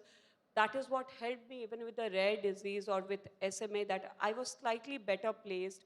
We went to US, we saw, there is a lot of promising drugs that are coming. And the pharmaceutical companies also play a very important role in this in terms of the drug, like, Novartis has, Roche, many of these innovator companies have brought the drug, and it's not the drug, it's the hope. When we see that hope, that is what helps us to break this silence. In India, there's lack of sensitivity as well. The way a diagnosis is handled, I remember, even though, I went there with the doctors, the moment you're diagnosed with a rare disease, the problem is the doctors say there's nothing much you can do. Just go love your child, or you probably have another child. The patient voice, remains unheard. We have come a far, long way to this, and we are trying to build a better future. So thank you. Thanks a lot. Thanks a lot, Alpanaji. It was heartening to know about how your journey started from personal experience and the kind of work that's happened on SMA. I think there's a lot of awareness that's happened around SMA among rare disease on the whole. Uh, in India also, I think we have undergone a long journey over the last decade. So where the voice for rare diseases was 10 years back, where versus now, whereas now, there's been a big transformation, right? But there's still a lot that needs to be done, right? So maybe I move over to Mr. Neeraj. Your organization and various avatars has been managing rare diseases and providing treatments to patients in India, right? How do you see the rare disease policy in its current form, and what further steps are needed to improve rare disease care in the country? Right. Thank you, Udra. And I mean, having this, say, to discuss about the policy evolution and what has been done so far, especially after what Dr. Alpna just shared about the patient story. Because, I mean, when you talk about rare diseases, what we typically talk about is in terms of numbers. It's 300 million, this is how it is, rare is no longer rare, and all those slogans. Now, there is a story for last 8 years in Takeda. I've been associated with this organization. And so the journey, what we have seen is a journey of success and a journey of hope. Why do I say so? A journey of success because one of the rare diseases for which we have therapy and for which the entire continuum of care has been developed over the years is hemophilia, right? Because one of the things which got said in the last panel that it should not be only about drugs, but the services and how do we integrate the drug in the overall services. And hemophilia is one such example wherein one rare disease, wherein the patient advocacy, the judiciary, everyone came together, and that's a success story which we have. Can we equate all rare diseases together? We cannot. Can there be a similar journey for all different rare diseases? It cannot be. But then from that success to a journey of hope. 2021, 30th March, we had that rare disease policy which got published. That was the first step, at least a recognition that a policy and a framework is something which is needed to be developed for a rare disease. Once that is done, at least the categorization type 1, type 2, type 3, everyone started talking about. And then we also heard that there are steps which has been taken. 2, 3 very, very key stakeholders who are very important for this is, of course, the patient organizations. Of course, advocacy I have seen all along in these 8 years, judiciary plays a very, very important role in this. That's where the push happens. And then, of course, and the third one is the pharma company and the policymaker. These are the important stakeholders who are there. Where are we? We have taken some very strong steps. Rare disease policy has been published. We have also seen that some funding has been given. We have also seen that some indigenous or some local companies has been supported. They have been given encouragement to produce it locally. But what is, it cannot be, rare disease cannot be a cost benefit discussion. It has to be a discussion of access. It has to go beyond crowdfunding, CSR. That's what we get to hear. And there was a very good step which happened in between wherein policymakers, the pharma, everyone was coming together to talk about sustainability. What is the advantage of India? Say for the advantage of India, which it offers to pharma companies, is the number of patients who are diagnosed. When you talk it in a fragmented manner, you lose the opportunity of leveraging these number of patients. Because ultimately, when we talk of sustainability, and I'm talking a bit direct, I'm not talking what is it, because there are multiple platforms in which I have spoken about this. When you talk about numbers, how do you leverage that? How do you do that central discussion? How do you say that what is it which you can do? How can we make it sustainable? What are the different innovative models which can be done? We now have 15 COEs in the country. We have certain, the policy which is there. We have new diseases which is getting added. And we also have certain amount of funding, 50 lakhs once in a lifetime, right? So we have made certain progresses. Unfortunately, the progress we have made for the funding perspective, rather than taking us forward, it is pulling us backward. Imagine the scenario that you will be given a drug for 15 months and then it will be taken away. I mean, then it's the taxpayer money which is really not getting utilized. And that is where maybe in second part, I would also like to talk about India has already moved towards the DHR creation, Directorate of Health Research, wherein we need to move forward from cost benefit discussion to the discussion of sustainability. That what is it which it will take? It should not be taken per year, per annum, but per life support. That if a rare disease patient has to be supported for life, what is it which is needed to be done? And how do we segregate 300 million the rare disease patients to those for whom treatment is available and for those for whom treatment can be made sustainable? Now, these are the cuts which has to be brought in if we really want to make progress in the sustainability part for rare disease. Thanks a lot, Mr. Neeraj. A couple of things I took out from that, which I want to maybe pose over to Mr. Gagan.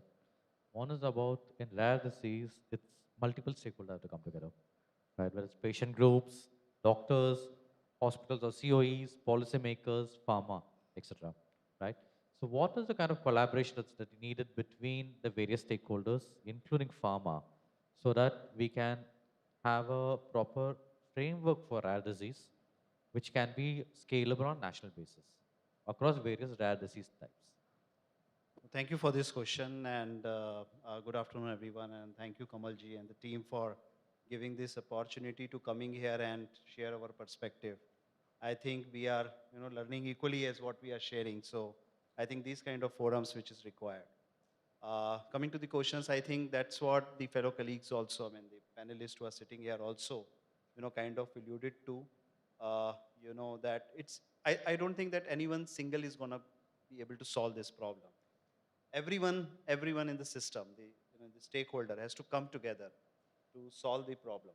In fact, I think the collaboration is the key. So whether it's the payers, the government, the patient bodies, uh, the pharmaceutical organization, I think everyone has to really come and solve this problem, because though it's a rare disease, but it should not be discussed rare, right? I think it needs a lot of attention, a lot of care. So and also a lot of frameworks to really smoothen the process. We see today, and as Neeraj also kind of just stated, that there is a rare disease policy, there's an NPRD policy in, but then how many patients are really able to get the access and get the benefit of this policy? So the bottlenecks are there in the system, we all know, right? But in spite of that, I mean, we should also say that the government has been able to get this policy. If it moved from 3 lakhs to 50 lakhs. But then is it enough? And what else can be done? I think it's a thing which has to constantly evolve, right? We have reached to a certain place, but I think it's still a lot which can be done. Now, certain things which can be done, I have also written something I think on the early diagnosis.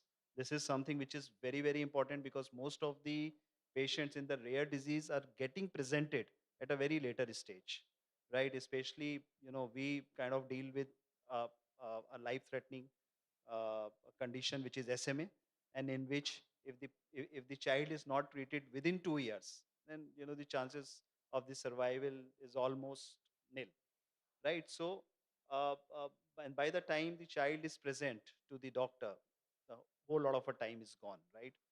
So, first is that, of course, the early diagnosis, which is very, very important. Second is that how do we ensure the timely and equitable access, right, to everyone? That's the responsibility of the government and also the policymakers, and we can all enable, to further solidify it, evolve it, really to support. And the third thing is that how do we strengthen the multidisciplinary care teams, right? Uh, there is, of course, the money that is available, but how can we get the patient to that money? I think that is also one of the big thing to solve. So again, it's not going to be a single, effort. It has to be a multidisciplinary. Everyone has to join hands together to look at the solution. And I feel that to make it scalable at a national level, we should have a standardized care pathways. Again, very, very important. Also, some sustainable financial mechanisms, because I think Mr. Neeraj also spoke about it. It's not about 15 days and 30 days, and then it's actually doing even more worse to the patient, right? You give a hope and then you take it back. So it has to be a sustainable mechanisms that has to be formed up, right? And therefore the bottlenecks has to be removed. The patients do reach to the COE, but how of them are able to reach to the the final drug? That's something which still needs to be worked upon. And also the robust data sharing protocols. I think that is also something that needs to be done. So I would say that the multi-stakeholder platforms with which we need to build together, as a collaborative approach. That's very, very. Thanks a lot, Mr. Gagan. Maybe I come back to Dr. Alpana, right? So what we've been hearing is that while the national radiology policy was a good first step, it's still not adequate. It's not really moved things to a great extent, right? So what are the things that needs to be done from a I think that one is a policy, second is how it gets implemented. Plus, there's also a regulatory framework of how do you get the appropriate treatment to the appropriate patients in an appropriate manner, right? So, from a patient group perspective, how do you see this shaping up, or how does this needs to be shaped up into the future?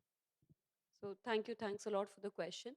And Cure SMA India, we have been instrumental in amendment of Drug and Cosmetic Act of our country, the regulatory framework of our country. We can proudly say that. It's very unfortunate that many of the acts are from the British era. The Drug and Cosmetic Act of 1945 was amended with our efforts, where what happened that there were pharma companies who were willing to bring the drug to India, but our regulatory system or framework was not ready or not helpful in getting those drugs to the patients. So we got the laws from we have a partnership with SMA Europe, we have a partnership with Cure SMA US. We got, what are the rules and regulations there. We got them to India, and it's not that I would say, the bureaucrats, the government of India, they have also been sensitive, because I would say it was also an example of the collaborative effort where there was amendment in this, and many of the children they were able to receive the drug, the life-saving drug. We again had there has been instrumental in amendment of the clinical trial drugs, and you know like companies like Novartis, and again with the many of the pharma companies have been. This is a win-win situation, I would say. Roche, Novartis, many of these companies which has the rare disease drug, or in our case, SMA drug, we have, along with the healthcare providers, professionals, and the government officials, we have collaboratively, come together and made these kind of efforts as well. But having said that, there's a lot that needs to be done.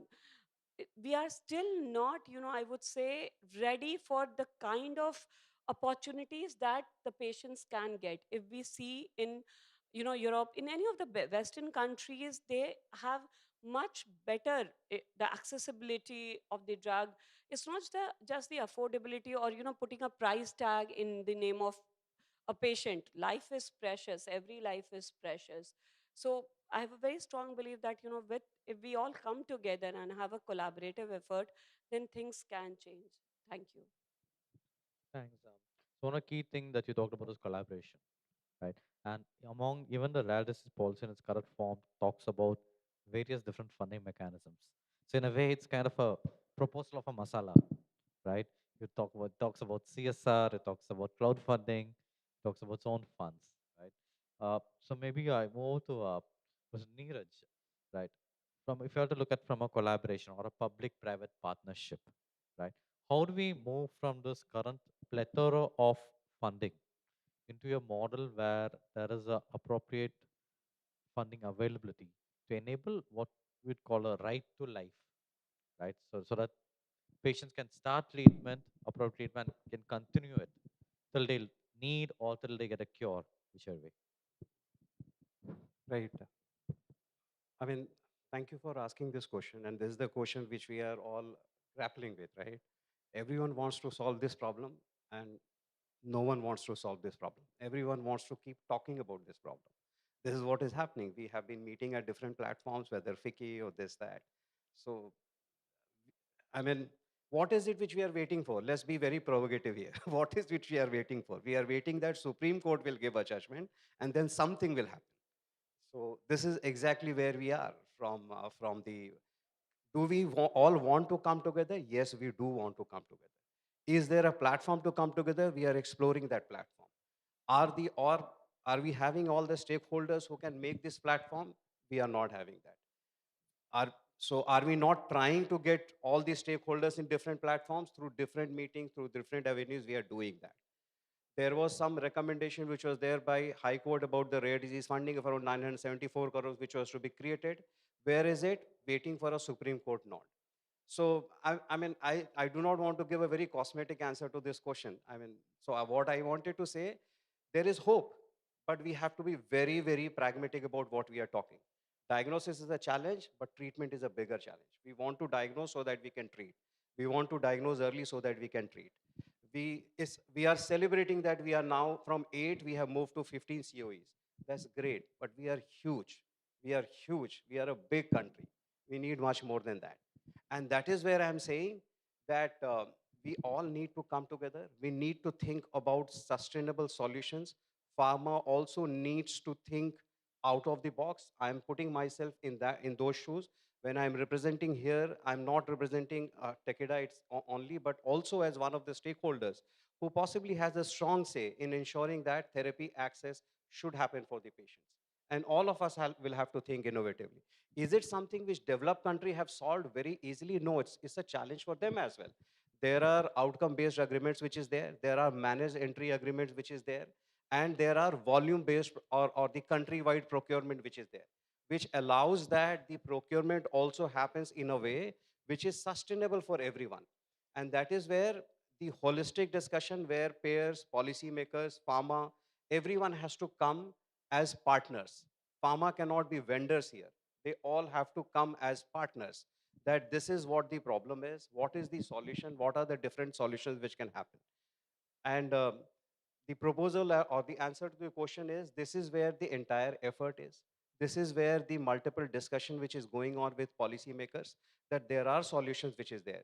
So say for example, of course, if Takeda is providing therapy for lysosomal storage diseases, we can, so our ability to provide solution is limited to those set of patients, right?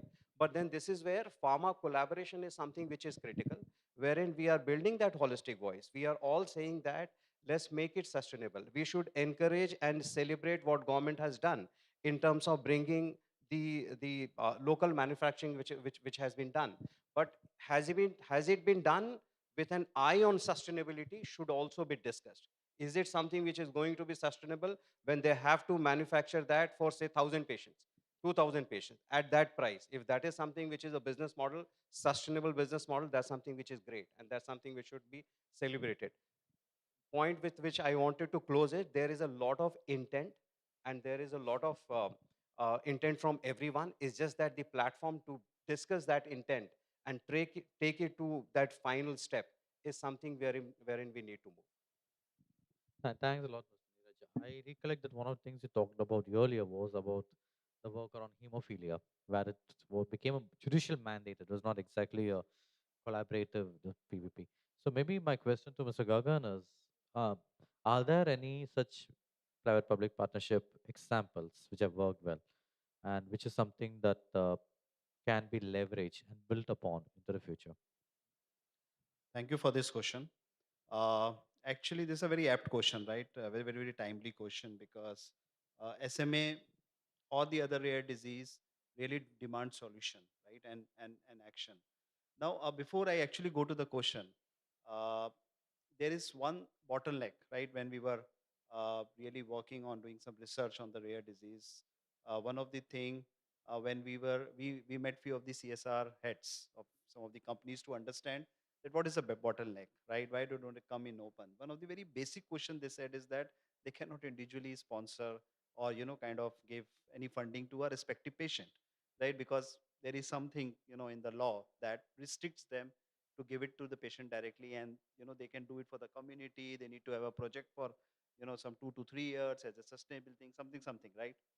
So we said, oh, that means that is the first thing that we need to solve. So we are now trying to work together to see that if we can first solve that thing, because until unless we are able to remove that obstacle, they're not going to fund to the patient, right? And that's something that I came to know in when I was interviewing them. And I would really like to thank ISW, because in that forum only I came to realize that that is the first thing to solve, because they say that they want to, but they don't know how to go about it.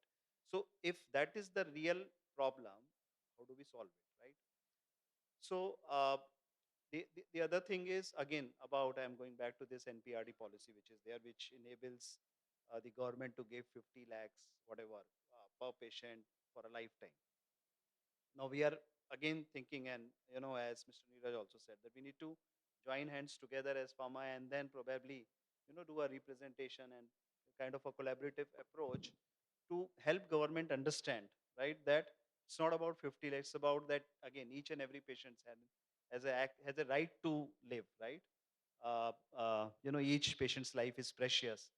And I would also like to add that time is neuron. So when you see that, how do we, really help the government to understand that, right?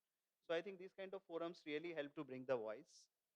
Maybe, we have to take it little further and see that we have the right, more, those government officials, more in discussion with them in private, in public, right, to start giving them that kind of a movement, right? I think we have started on that journey. I'm sure that we should be able to reach where we want to reach, though it's not going to be that easy. Now, when I was doing some bit of research, there were few, models that I see, at the global level that could serve as blueprints for India.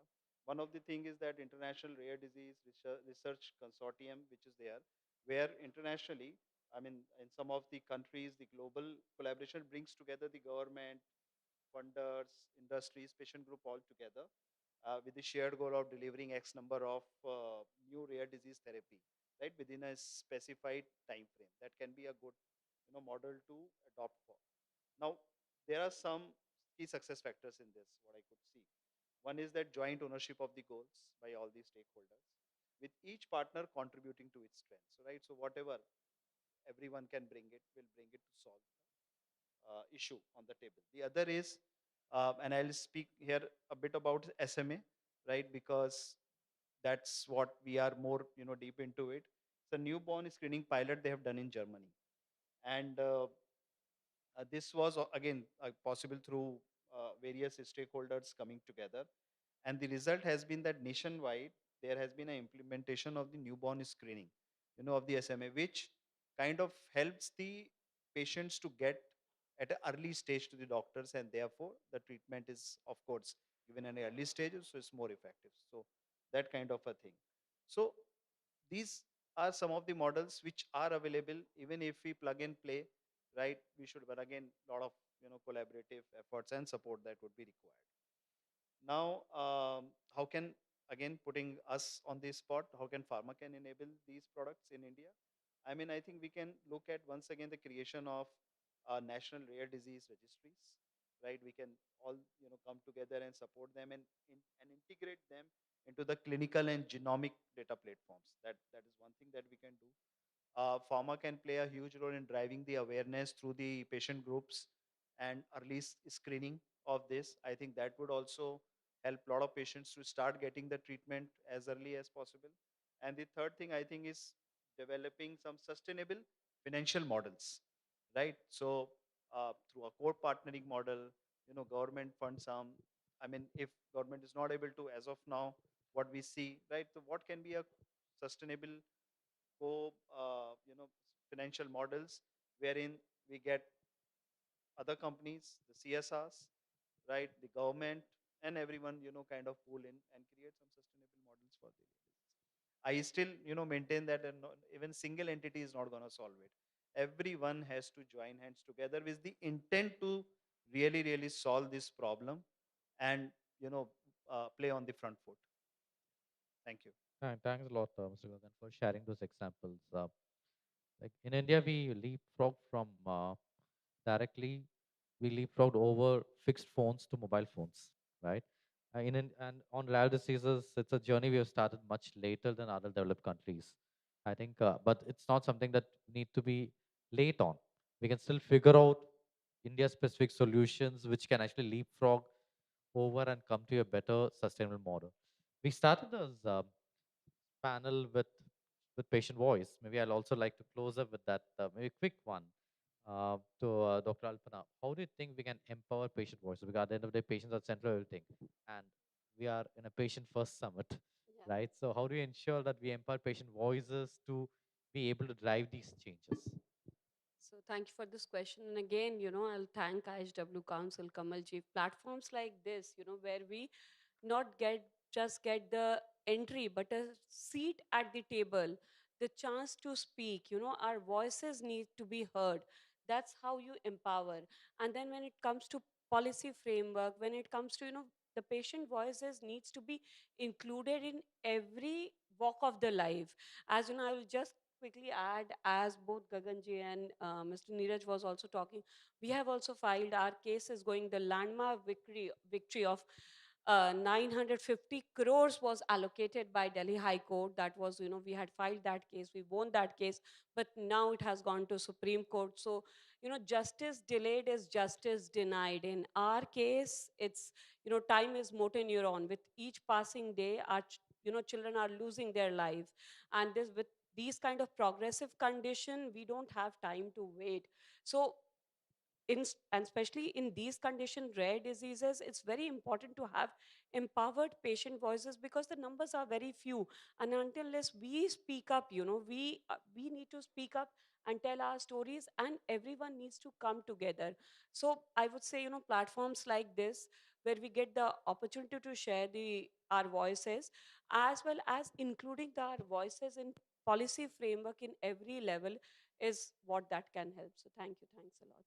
Thanks a lot, Dr. Alpana. Thanks, Mr. Neeraj, and thanks, Mr. Gagan. And thanks to IHW Council for providing a platform to talk about rare disease and how we can leverage or empower patient voices and come up with sustainable solutions on a collaborative approach.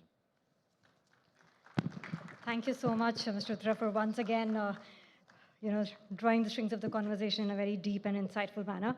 We request all our panel members also to please stay back on stage, and I request Mr. Kamal to please come over and present our esteemed panel members with a small token of our gratitude. First up, may I request you to please present a small token of our gratitude to Mr. Neeraj Kumar, Director, Market Access and Patient Excellence, Takeda. And ladies and gentlemen, that was a brilliant session. We delved into areas that we usually don't talk about. Yes, we can definitely have the rounds of applause. Thank you for doing that. Let's all chime in. Up next, may I request you to please present a small token of gratitude to Ms. Alpana Sharma, co-founder and director, Patient Advocacy, Cure SMA.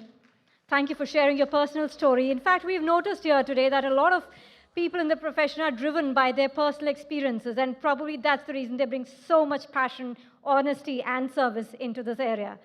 Well, last but not the least, may I request you to please felicitate Mr. Gagan Sharma, Therapy Area Head, Novartis. Thank you, dear panel members, for so beautifully sharing your thoughts and perspectives.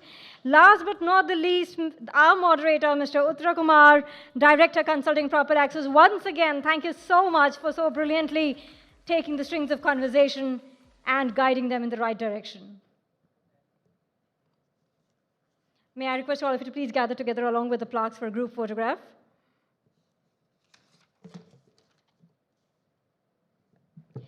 Well, ladies and gentlemen, while the group photograph is going to be taken, our next session is about a cancer that's spreading fast and deep. That's cancer itself is the cancer. And for that, we have an esteemed panel that is going to take us through this route. So it's all smiles. Thank you so much to our photographers as well. Well, ladies and gentlemen, let me begin by first inviting our panel members for the panel which is going to delve on cancer care, creating compassionate pathways. First up, let us bring our hands together for Mr. Pushkar Kulkarni, Country Head and GM, India and South Asia, Johnson & Johnson. A very warm welcome to you. Thank you for patiently waiting for this session. Okay, up next, let us also welcome Dr. Karan Sood, Assistant Professor, Medical Oncology, ACTREC, Tata Memorial Hospital, Mumbai. This is a name that's synonymous with cancer treatment and research. A very warm welcome to Dr. Karan Sood. Yes, let's have a round of applause. Another person I met during lunch, Dr. Ishan Alabadi, Senior Consultant, Surgical Oncologist and Robotic Surgeon, Paras Health. May I request you to please come over. Thank you so much. And last but not the least, let us give it up for our moderator, Dr. Urvashi Prasad, former Director, Niti Aayog, Government of India. A very warm welcome to you. Okay, would you like to? Absolutely. So as Dr. Urvashi walks up, first of all, thank you so much for sparing your time and joining us here. And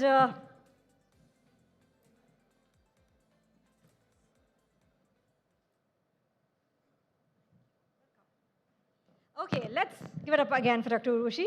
Dr. Urushi, thank you for joining us, leaving the strings of the conversation in your able hands. Thank you. We have 25 minutes, ladies and gentlemen. We are actually running short on time, very thin on ice right now, so let's try and respect the time that we have. Thank you so much. Okay, perfect. Thank you. So 25 minutes. So I'll get started right away. A pleasure to be here again, as always, with IHW Council and to be doing this.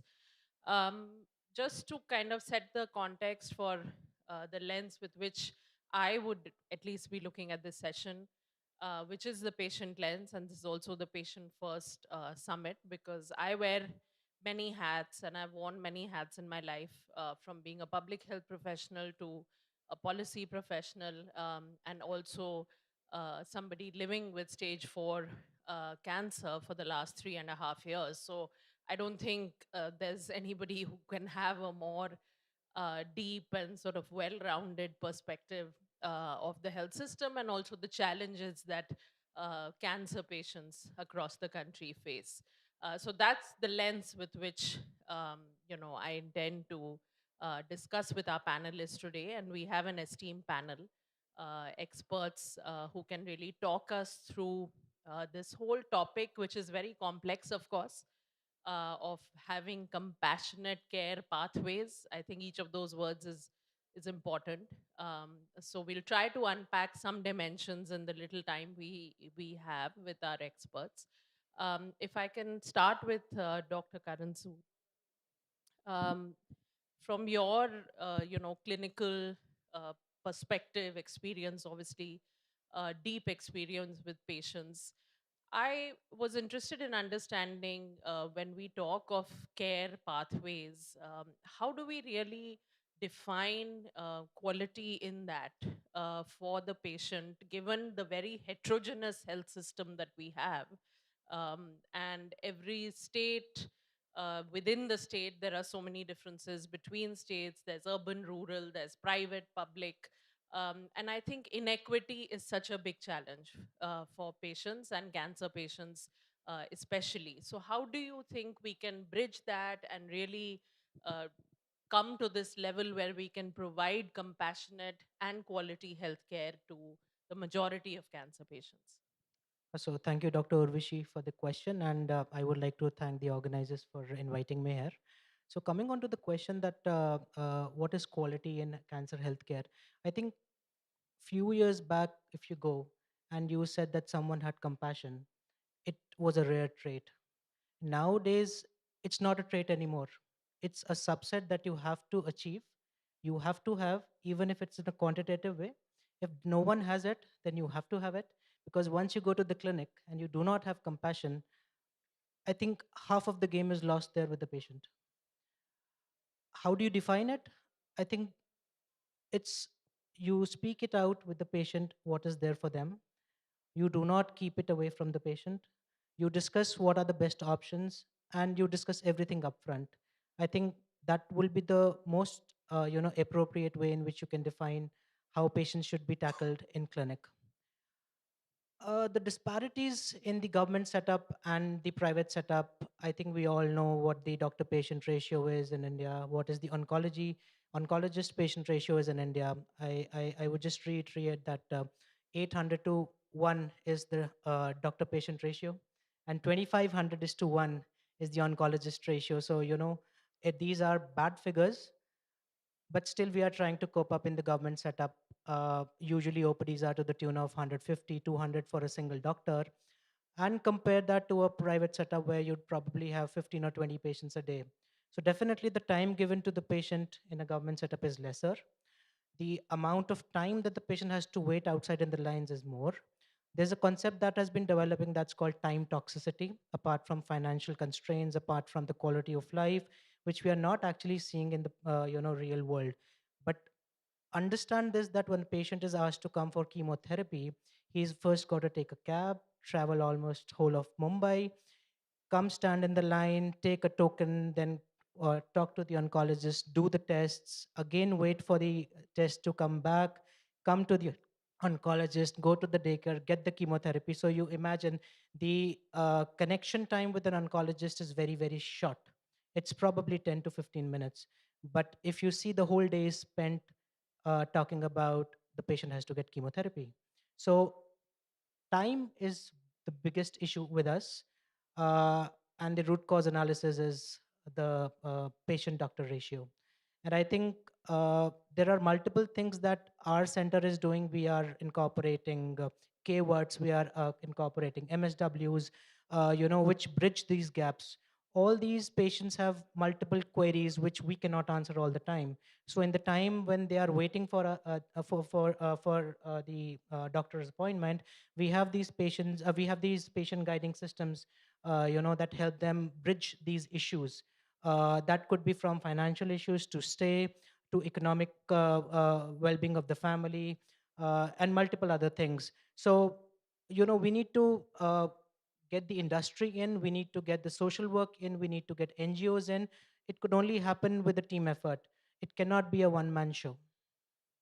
That's right. And thank you for bringing up the time toxicity because, of course, I think we talk a lot about financial toxicity, but probably not enough about time. And time is also money for a lot of people who have to give up their livelihoods to, even come and get access to treatment. A quick follow up before I go to Dr. Alabadi. I think my question on this would be then that can we at least define some sort of basic levels of care that everyone should be getting, and then sort of everything beyond that can be a good to have or a nice to have. We can define that, but at least can we agree on something that every cancer patient should get, because I don't think we have anything like that in our context, and I know it's difficult, but can we, do you think we can get around to that stage, or is that even possible? So we are living in the world of AI. I would not say that it's not possible, but in the coming times ahead, I think every query that is being raised by a patient or the patient's relative has to be answered in the first go. I know patients would message me on WhatsApp, call me. I might not be able to answer that. So that basic care, that basic question, that basic feedback the patient wants is not possible at this point of time. But if you see in the time ahead, there are quick chat box where you can just post a question, get the answer, and then you can be guided to a specific physician. I think in India right now, the referral system is pretty bad. The patient is going to be at a primary physician for as much time as you can think until it becomes a stage 4 cancer, and then the patient is shifted to us. And at that point of time, he has exhausted all his resources, his time, his patience, and the family is out of options. And at that point of time, we come in. So it's very difficult to handle that patient at that point of time. So I think, yes, the referral system should be, remanaged by the government, as in the West. Secondly, AI will play a very big role in answering queries for patients, but I think we need to develop a very indigenous AI where problems of our economy could be taken care of. And I think at the last, the physicians have to have that compassion. The referral system will probably bring it more, and again, the industry, that is paramount to any funding or any patient care that can be done. So I think I will probably say that AI is the way to go. Thank you.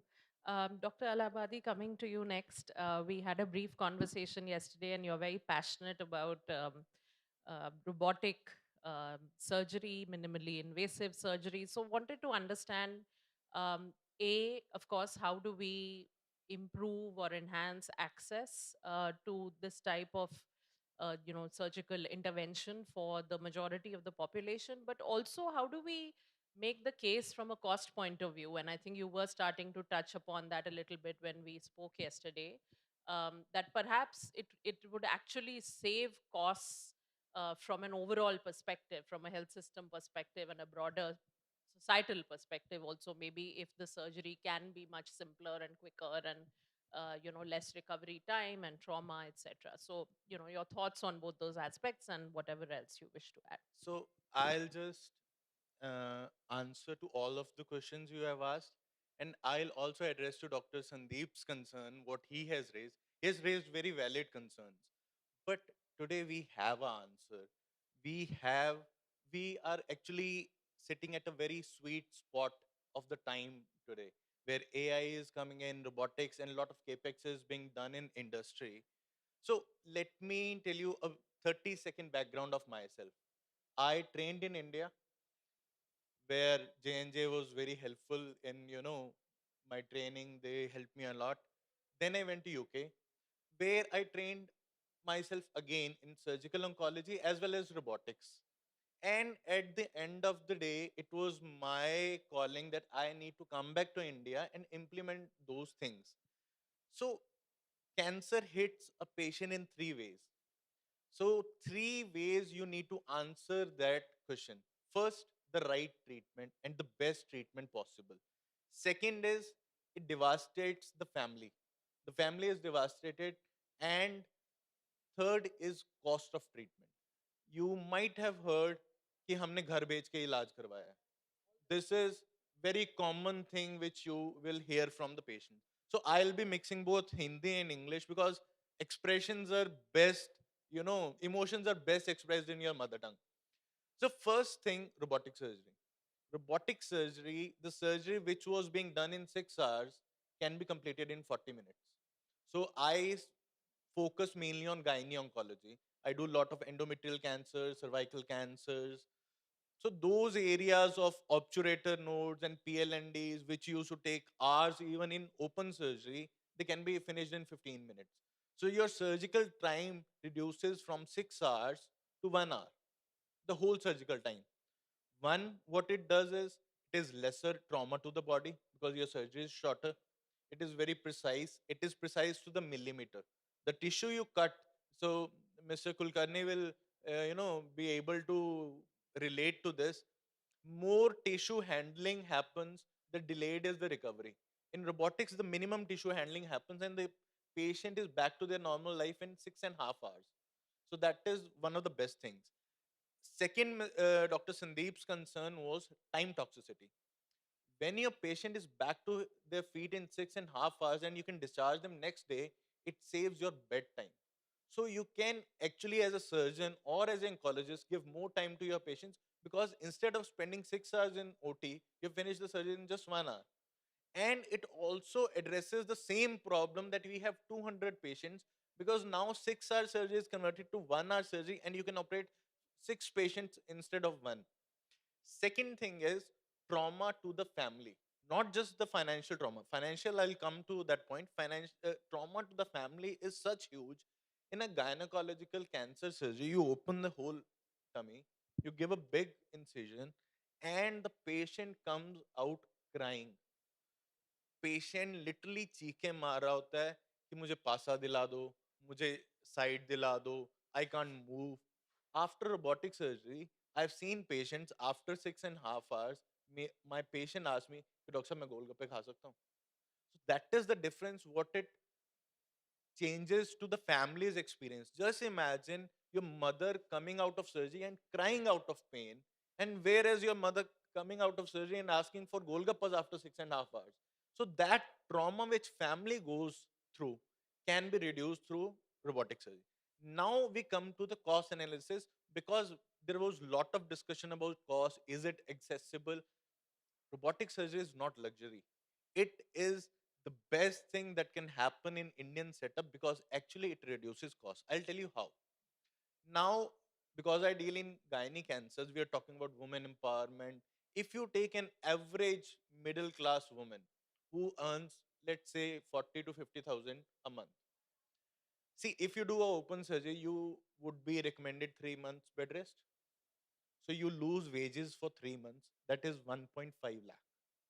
Now we have moved from joint family system to nuclear families. So you are not expecting your boo or chachi to come and take care of you for 3 months.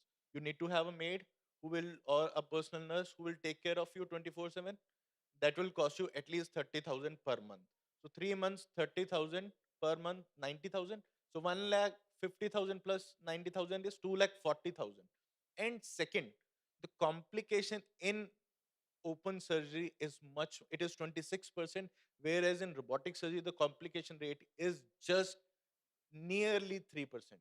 So if you have a wound infection, just forget about big complication, just minor wound infection, you will end up having antibiotics at least for 15 to 20,000.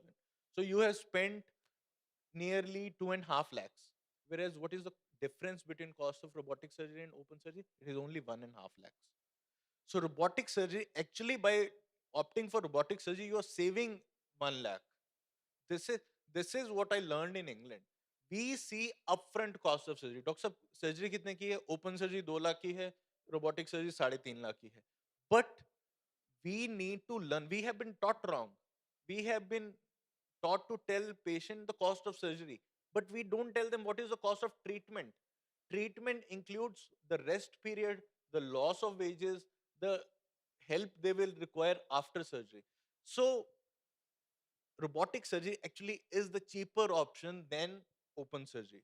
Second thing, which we don't consider at all, and all Western countries, they explicitly stress on this data. What is the loss of economy? If a IAS officer takes a leave for 3 months, the policy decision is stopped. The projects which were under him are stopped. That is the loss of economy. A highly skilled worker contributes at least 1.5 lakhs per month to Indian economy. And if you take that skilled worker off the table for 3 months, the economy loses 5 lakhs per person. So robotic surgery for country like India is the cheapest option at this point. So that is basically how you calculate the cost of surgery. We have been to medical schools. I trust him. He has been to best of medical schools. He is in Tata. But the cost analysis we have been taught is actually Yeah. fundamentally wrong.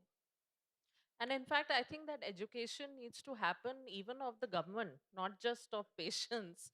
Because when we formulate our government insurance schemes, we don't think of things in those terms. We only think, if I take my example, I have ALK positive lung cancer.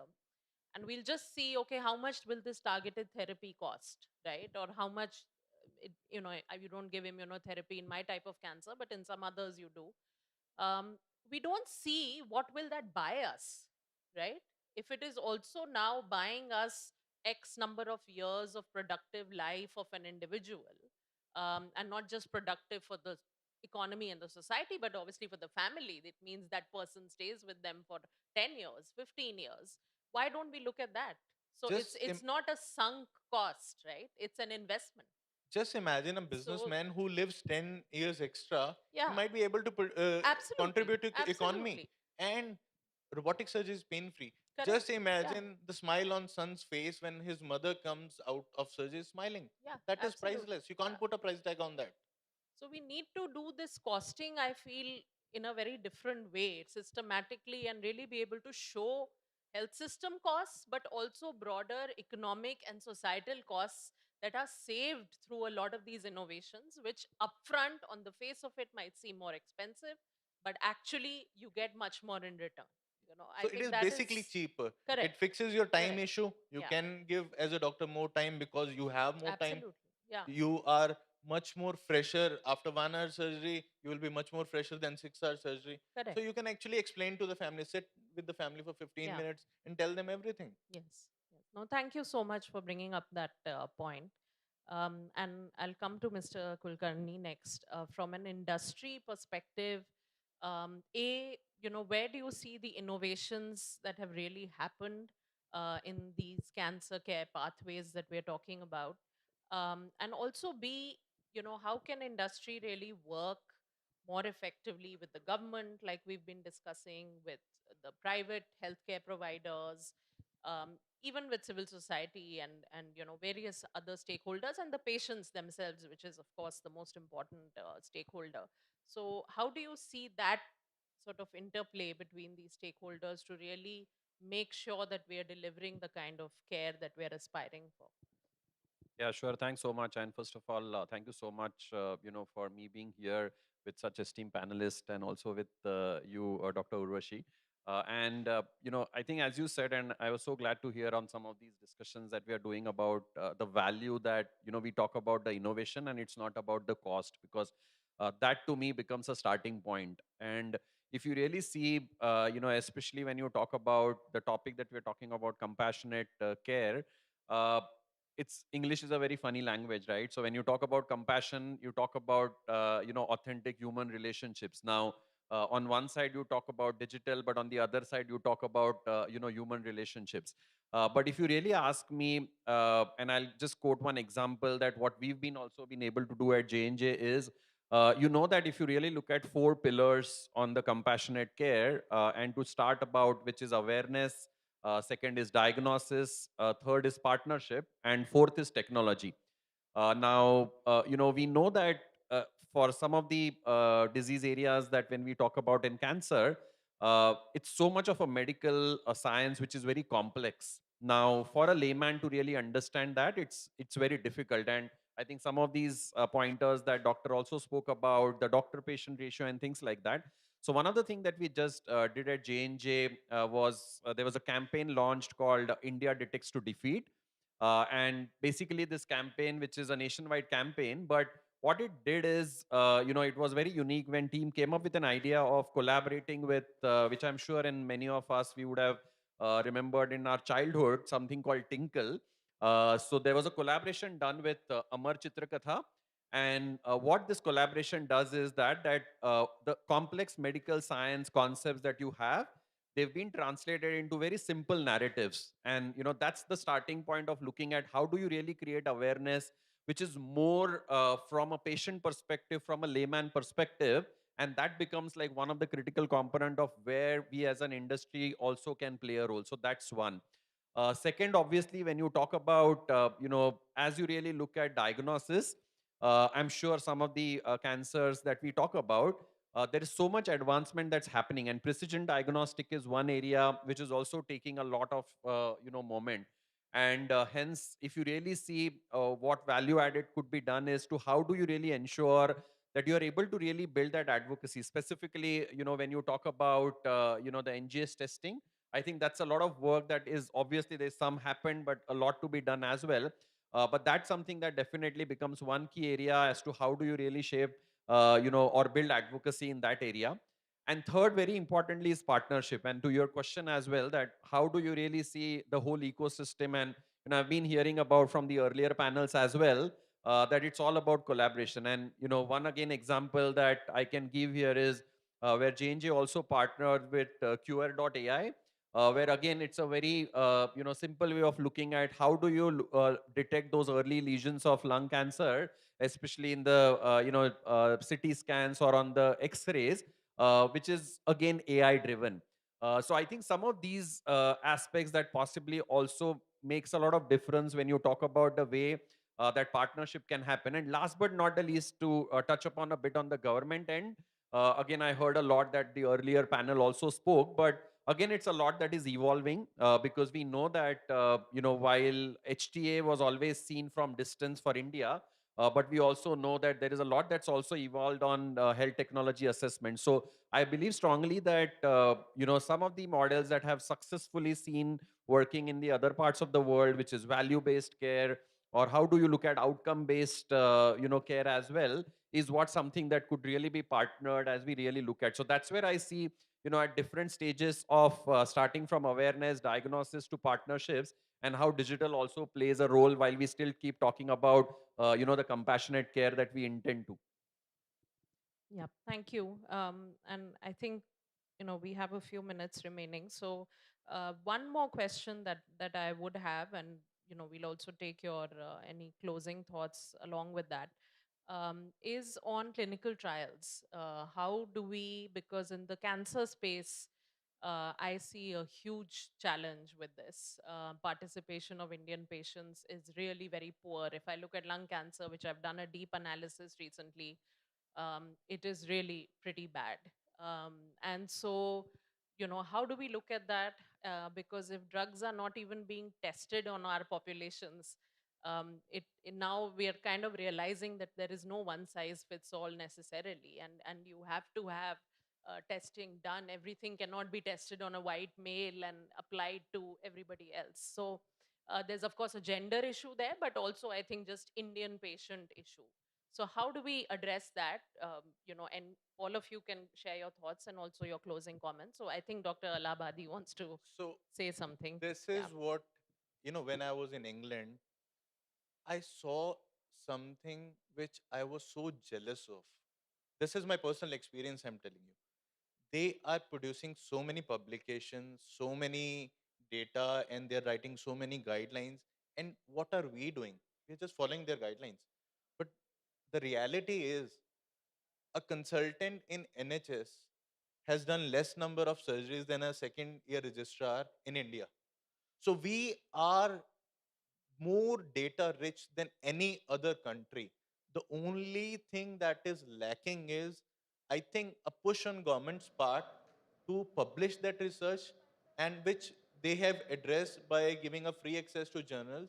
But there has to be some incentive to private practitioners who want to publish research. And there could be a collaboration with industry where we can actually produce our own guidelines and publish our own data. Like Mukesh Ambani said, data is the new oil. Who can have more data? We are 1.4 billion bloody people on the earth. We are literally one third, one fourth of the population. We have the maximum data. The only thing we are lacking is initiative to put that data on the paper and write our own guidelines. We are blindly following guidelines which don't fit our population, because our population completely, genetics are different, body build is different, the way patients, they respond post surgery, it's completely different. Their patients, they have more muscle mass because of diet differences, all those differences. Our patients are completely different. So we need to take Indian initiative.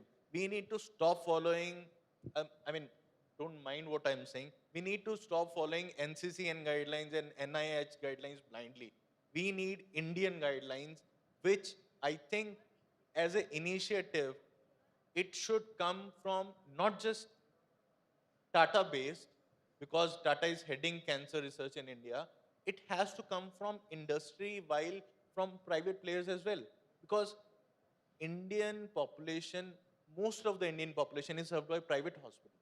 That is the reality. It is not served by government hospitals. Most of the patients reach government hospital only when they have exhausted all other means, or they are under impression that this cannot be done. So we need to involve private hospitals into data production.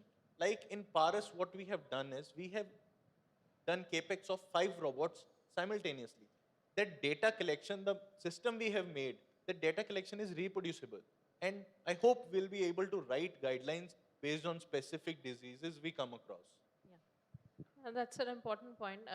And I think that's what the digital health mission was all about. But I don't know how much progress we have made on that. But the idea was that we are able to pool in data from private and public sources. And, also start building patient profiles and seeing, what really works for our patients as opposed to, what has been trialed in the West somewhere. I think if we can, actually implement a lot of what is stated there, then, a lot of these things will be addressed. But again, it's complex because it's not just center, but states which are involved. And, again, there's a lot of issues there. But hopefully that's a direction that we will take. Dr. Sood, your perspective, and also on the trials, because I know Tata does a lot of trials. So, your thoughts on how do we really take it beyond Tata and AIMS and, these few centers of excellence? I think, first of all, we need to understand that, we are not innovators. We do not have innovative molecules in India. And if you do not have a molecule in India, then investigator-initiated trials is lacking. You can have industry-sponsored trials, but the weight of these trials is much lesser. And there are multiple things attached to it. I think we can go on for that the whole day. So that has to come through basic research. And there are very few centers in India which are doing basic research in vitro, in vivo. I think we need to work on that. Most of the centers in the West are having their own laboratories, physician scientist roles. They are doing translational research. and then they come out with studies, they come out with phase 1 trials. If you see in Mumbai, there's hardly 1 or 2 people who are doing phase 1 trials. And when you talk about innovation, I think if you don't have a phase 1 unit, then there's no innovation. The problem again comes with the government policy. We have too many shareholders in government policies: NPPA, CDSO, Director Control General of India, and so many others. And everyone has their own office with a closed door. They would build policies for themselves. They don't want to interact with each other. If you have a molecule coming from China, which is very, what you call it, not cheap, but less expensive, and the same therapy coming from US, which is probably 4 to 5 times the cost of the Chinese molecule, we are not having any policy to take that up, even if it's shown some overall survival benefit. So we don't have any standing guidelines, we don't have any regional tumor boards, we don't have any standing instructions from the government, because I might use that Chinese molecule and the patient might sue me. Then why do I use that molecule? So the problem lies with the government in this setting, where they need to understand that there are cheaper alternatives to expensive drugs, especially the immunotherapy, targeted drugs, for which until the patent doesn't go off, you have to pay a huge amount of money to get that drug from exports, or maybe if it's available in India. So I think innovation is where we need to look in the next 20, 25 years, build our own molecules, do our own trials. I think there is no lack of people, there is no lack of enthusiasm to recruit patients, may that be private or government. But I think the pillars on which it has to stand has to be very strong. Uh, Saying that, there is couple of recent studies from AIMS, TMH, Kidwai, ADAR. They are doing some really amazing work, but it is very sporadic. It's not something that everyone is doing. And I think people sitting in the audience might not even know what's happening. So it's a very small, or I would say a very exclusive niche of people who talk about these things. So I think through a stage like this, I would say that we need to be developing more labs. We need to be doing more translational research. We need to be getting more industry funding. We need to be getting more patients into clinical trials. And I think eventually the best practice is when all your patients are in one or the other clinical trial. That's how you get the maximum survival for patients. Thank you. Absolutely. Thank you so much, and very valid points. I think we have to, there is no other way, we have to invest in indigenous research, because we can't always keep looking at the West and trying to export medicines that come there at exorbitant prices.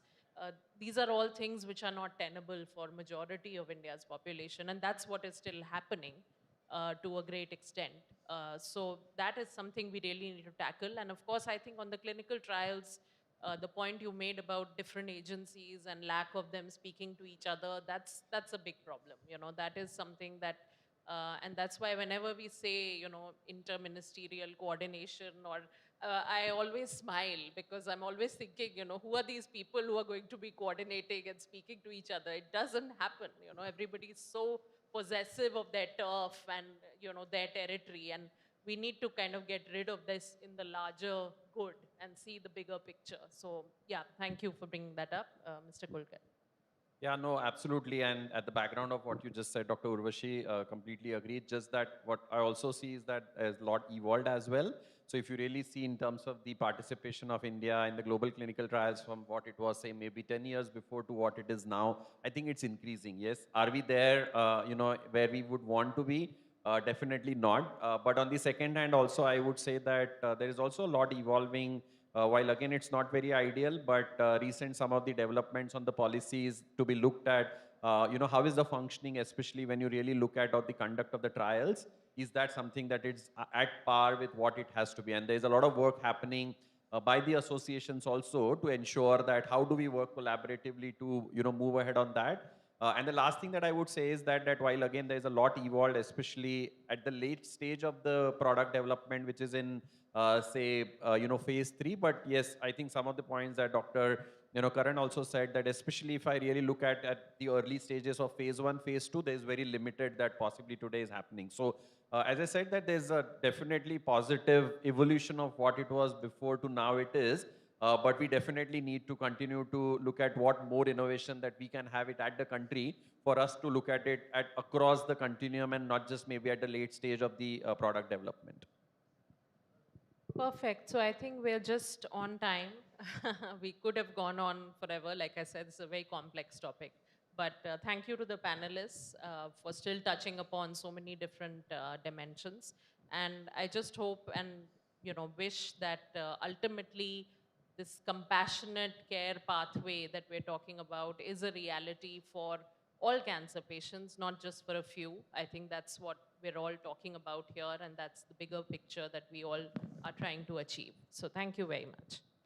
Thank you so much for so wonderfully moderating such. Yes, can we have a louder round of applause? Thank you so much. Well, thank you so much for so wonderfully moderating this and bringing out such pertinent points. Thank you to the panel for sharing your heart out and sharing honestly all the thoughts that you had. With that, may I request Mr. Kamal to please come over and present our panel members and moderators with a small token of our gratitude. First up, may I request you to please felicitate Mr. Pushkar Kulkarni, Country Head at GM, India and South Asia, Johnson & Johnson.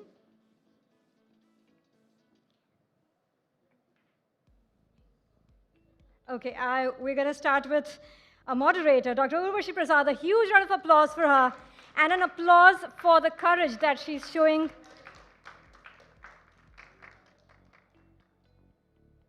Okay, can I show the decibel levels? I mean, I do have a mic. Can we do this? Thank you, thank you.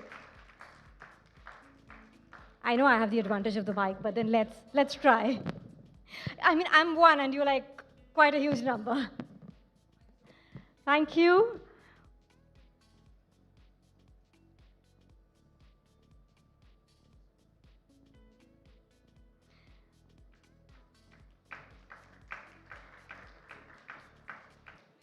Our photographers catching the right glimpse.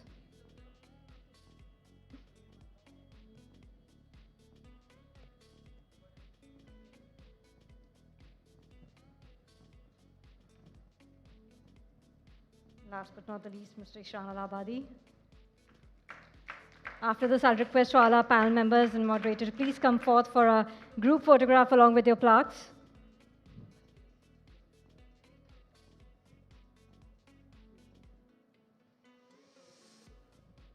Dr. Urvashi, there would not have been anybody else better than you to hold this conversation. Thank you for so beautifully doing it.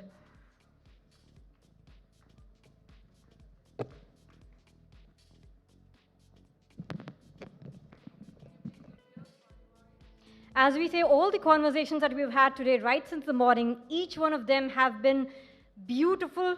They have been very deep and insightful, and they are conversations which can actually extend not just over today, but over a few days at a stretch and longer. So let's ensure that the conversations that we've begun here actually continue off the stage and off this hall and this venue. Let us connect, network, and bring forth a better, healthier world. With that, thanks a lot to our panel members and moderator. And let me go ahead and introduce to you the next segment of the session. Okay, great. With that, we move on to the next segment of our second half today, which is a fireside chat. A fireside chat about PNH, a journey of strength, science, and survival.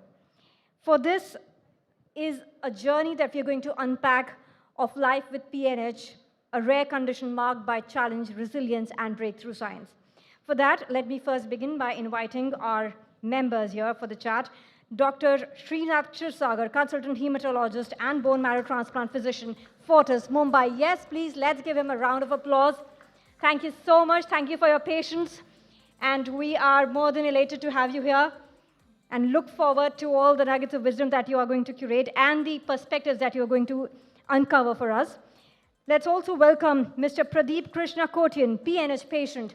Mr. Pradeep, a huge round of applause for Mr. Pradeep. It's our privilege to have your presence here. Thank you for joining us. And ladies and gentlemen, to moderate this fireside chat, may I invite on stage Ocean Santoshi, Patient Advocacy Manager, AstraZeneca. A very warm welcome, Ocean. A very beautiful name as well.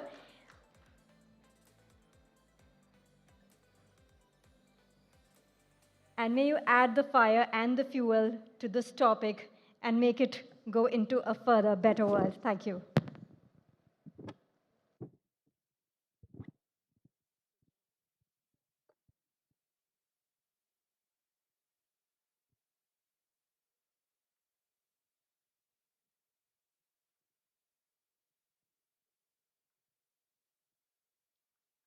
Yeah.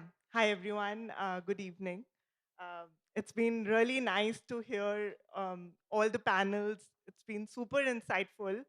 And I think towards the end, we had, patient advocates like Alpana, Urvashi speaking. So that's been wonderful. I work as a patient advocacy manager, and I feel like all these panels, especially on rare disease, is a beautiful segue into our chat today. We're calling it a fireside chat today. It's a bit different because we wanted to really talk about a patient journey, uh, really talk about what does it mean to live with a rare disease. And of course, we cannot do it without our clinical expert. So really looking forward to hear more, to understand what a patient goes through. Especially, we talked about rare disease hurdles, how there are challenges when it comes to early diagnosis or the whole, the systemic gaps that exist. So yeah, I'll hand it over to both of them. So we have Dr. Srinath, who's a consultant hematologist and bone marrow transplant physician who brings in a lot of deep expertise and years of experience caring for complex blood disorders. And Pradeep, I was having a conversation with him yesterday, and I think he had a lot to share, and I'll not speak a lot about it, but then I'll hand it over to you, Pradeep. If you could just take us back to the beginning, living with PNH, paroxysmal nocturnal hemoglobinuria is what it's called. It's a rare blood disorder. How did it happen? When did you, get to the stage of diagnosis? I know it's a long journey. It's a 20-year-old journey. So over to you to explain, how it was and how life has been. Yeah. Thank you, Oshin. Yeah, it's a very long journey for me. PNH that I came to know in 2021, but before prior that, I had suffered for 20 years, and it was a very large, which is a huge difference. Where I was suffering from blood disorder. I was not aware about the rare diseases. What are the rare diseases? I just had a blood transfusion, met many doctors, uh, many laws, many expenditure on blood transfusion, but rare, it was a very I lost all my savings and everything. Even sometime I have to take loans and even some credit cards money from where I can uh, uh, diagnose, means treat myself, but only for blood transfusion, not for the PNH. The PNH I came to know in 2021, where where I means was admitted for a transfusion, blood transfusion, and I was not aware about what the PNH. What is PNH? So some doctors told me that let have a check. What we will do first, have why are these disorders? Why you are taking so much of blood transfusion? We will have a check. We will have a test done on you. So I was being tested with that uh, uh, symmetry type of some uh, of, cytometry. flow symmetry. Yeah, I was gone through that test. Actually, that test you are not available in the means our localities, local labs. So it was been sent to some special labs where it was the spending money on that test was also, it was very difficult for me. So when the report came, I came to know that I am suffering from PNH. Now, what is PNH? I was not aware about what is the PNH. When the doctor said the PNH is that you have some diseases where there are blood disorders, and the full form of PNH, paroxysmal nocturnal hemoglobinuria. Now, what is that? What is that? I was not. Paroxysmal, it is sudden. Nocturnal means at the night. And hemoglobinuria means the urine, means the hemoglobin is grown out to your urine. Whenever I used to go in toilets, the whole toilet used to get red colas. Means it was very, very disturbing me.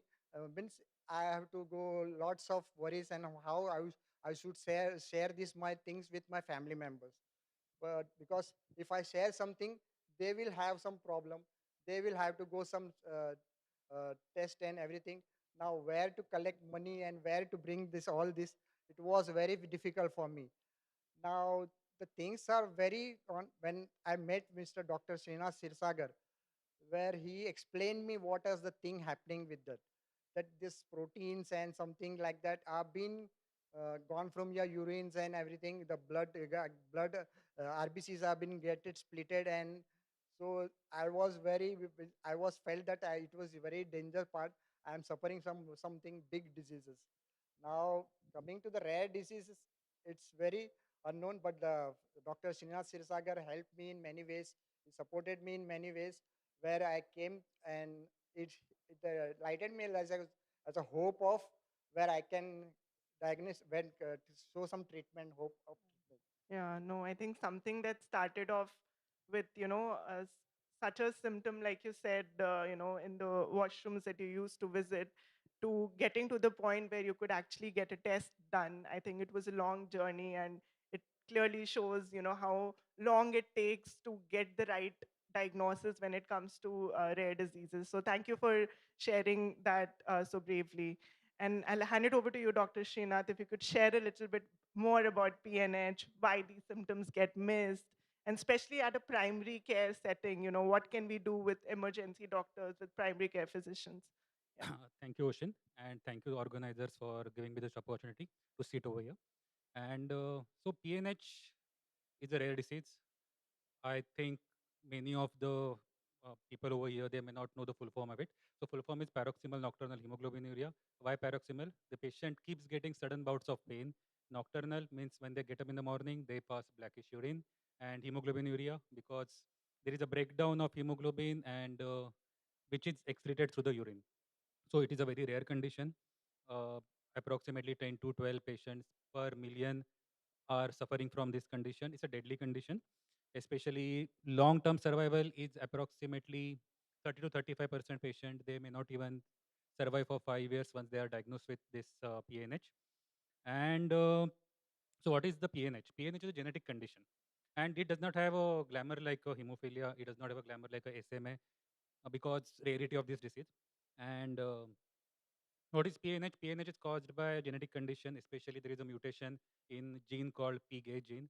Because of that, our RBCs lose surface proteins.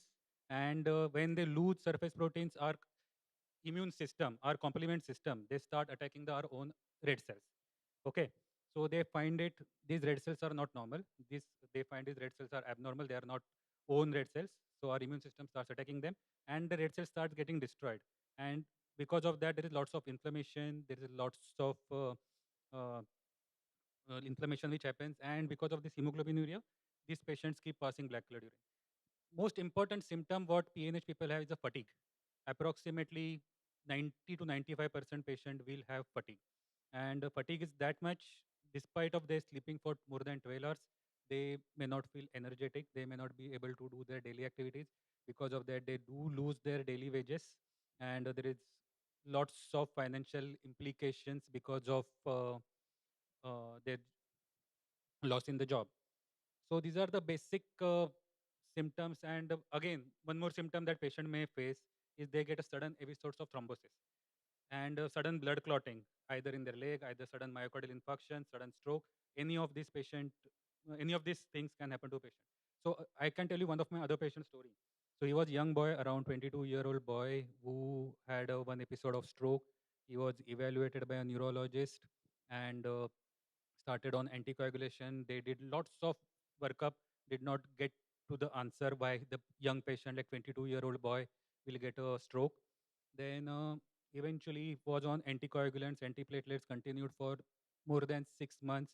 And suddenly neurologist said, you do not have any cause for this thrombosis. Let's stop the medication. Within the matter of 1 week of stopping the anticoagulation, that patient had a again one more stroke. That was very detrimental for him.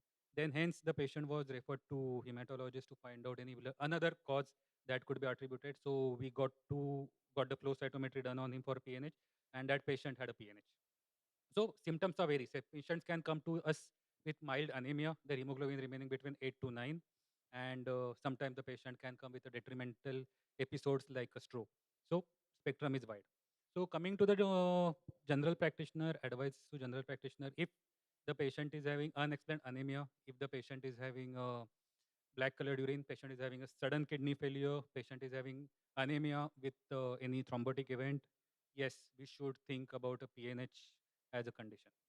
Over to you, Ashin. Yeah, no, I think it is important to recognize those early red flags, and whenever needed, I think those appropriate consultations should be taken. Yeah.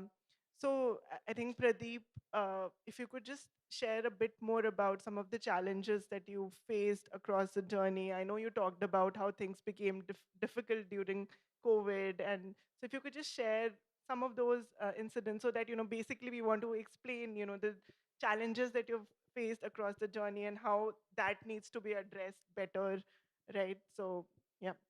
So the first thing is that the availability of blood. The PNH patient, if he's having a blood transfusion, the first thing he should be having a blood, very much of blood, where the easily available from blood banks. Because in India, I think um, even my family suffered a lot while having a blood for me, because they used to go from one blood bank to another blood bank to collect the bloods, for enough bloods for me, so that my hemoglobins get at the level where I can survive. So this is the biggest challenge, where they are, even blood banks are not aware about what are the types of disease we're having. So first thing, the blood banks should make aware that whenever I used to go in blood banks, or my family used to go, they used to first talk that you want the blood for dialysis. No, I don't want the blood for dialysis. I'm suffering from this. What is PNH? Don't know what is the PNH.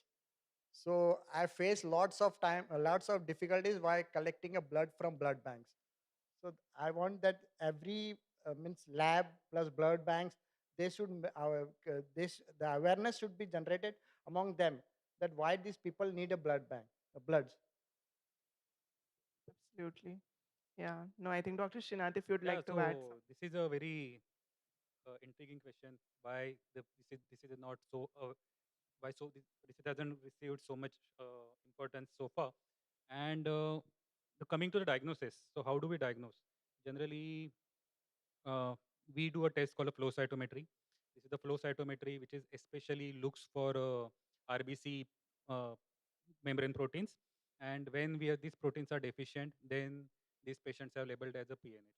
And generally, coming to the treatment part, shall I go to treatment or you Yeah, are asking? definitely. I mean, we can talk about the accessibility part, but once maybe I think Sorry. treatments. No, I'm saying we can talk about the affordability aspect, but I think treatments would be a good place to Yeah, so share more treatment is on. most important part. Basically, these patients mostly keep requiring a blood transfusions, blood transfusion, blood transfusion. Some patients do get androgens. Some patients do get cyclosporin. So there is no treatment which is established in India. Okay, bone marrow transplantation was only the option which was available for the treatment for PNH patients. But we all know bone marrow transplant has its own complication. Lots of morbidity, mortality is associated with bone marrow transplant. And it's not an easy thing. Even BMT costs something around 25 to 30 lakhs for conditions like this. So again, it's a difficult condition to treat. Blood transfusions, as as we know, as he said, uh, even the doctors are not aware of these conditions. So going to the blood bank, asking for the blood, and various hospitals going running from the pillar to the post, arranging for the blood. It's a very difficult task for them. And now treatment options for the PNH. We have some newer molecules which are available in India. But again, that is very expensive. That is approximately 3.5 lakh rupees per week, which is also most of the patient are not able to afford. Uh, we have clinical trials running for the PNH, and he was the one of the patient, was the first patient in India who received clinical benefit of the clinical trial for the patient, PNH, and right now his symptoms are much lesser. And this is the advancement the science has made, and hopefully we can get more clinical trials and more drugs which are available, which is more accessible for the patient, and that can benefit these patients. Oh, thank you. Thank you so much for sharing that. And I think one of the questions that we were also, discussing before is that the whole accessibility, affordability part of things. Like, how do you see that support has been? Pradeep, for, from you as a patient, like you've been to hospitals, insurance. How has that worked out for you? What kind of support helped you? I think if you're able to share that as well, that would be I'll helpful. take this question first, rather than it's a patient first program. So whenever the PNH patient asks for the insurance, first of all, when they go for applying for the insurance, they say it's a genetic condition. We cannot give you the insurance. That's the main problem. Second thing, accessibility for the drugs, it's very difficult in India because prohibitively costly. And I'm not very sure how this crowdfunding and all those things are helping patients like a PNH, because these conditions are so rare. People are not aware of it. So telling the lay people about this condition is really difficult. And the second thing, in my knowledge, I do not haven't seen any funds these PNH patients have received from NCRF as of now. So there are lots of things that we need to assess, and also we should involve government authorities. And especially, I want to bring a point like a Hemophilia Society of India, like that we should have something like a PNH for us. And I'm taking Oshin's help for making advocacy group for the PNH patients, and hopefully we can have the more counseling session as well as education sessions for PNH patients. And in because of the trial, have come across many PNH patients. I have a pool of approximately 30 to 35 PNH patients with me, where we conduct regular sessions for them and try to have a one-on-one session with them to how to elevate their symptoms and take care of their health. Yeah, I'm very much agree with Dr. Srinath Sagar. Yeah, he is taking a right way and right speaking a right in a right direction. That every patient he is giving a hope for every patient, that how he is uh, collaborating with Oshin or something. He has a talk with some Oshin that we will be a patient like me and many other patients who are in the PNH, suffering from PNH, will be helpful for them. Thank you, Srinath ji. No, I think we need more of these collaborations where, if physicians like you, Dr. Srinath, can get together and work for for raising the voices of patients. I think that would play a huge role in Yeah, this. it's a Yeah. collaborative effort from the pharma company, physicians like us, patients, government, other authorities. It should be a collaborative effort. It's not a one-person job, and we should keep talking, keep having sessions like this, where we can develop on more complexities of these rare conditions and have a general public awareness about this condition, and to get more support from them. No, I think that's it from my end, but thank you so much We for kept on the time. sharing. But anything else, if you'd like to share, Pradeep, any Yeah, I last would like thoughts? to share one thing that in India, it took 20 years to know me that I am suffering from PNS. This should not happen with other patients. Absolutely. Absolutely. Yeah. And Pradeep, I know you've said that you want to work for the patients. So I think more of such patients, more of such advocates is what the world needs. So yeah, It will be thank you very so pleasure much. for me. Yeah. Thank you. Thank you so much, everyone. Thank you so much, and hope this fire kept you warm. Thank you. Thank you, everyone.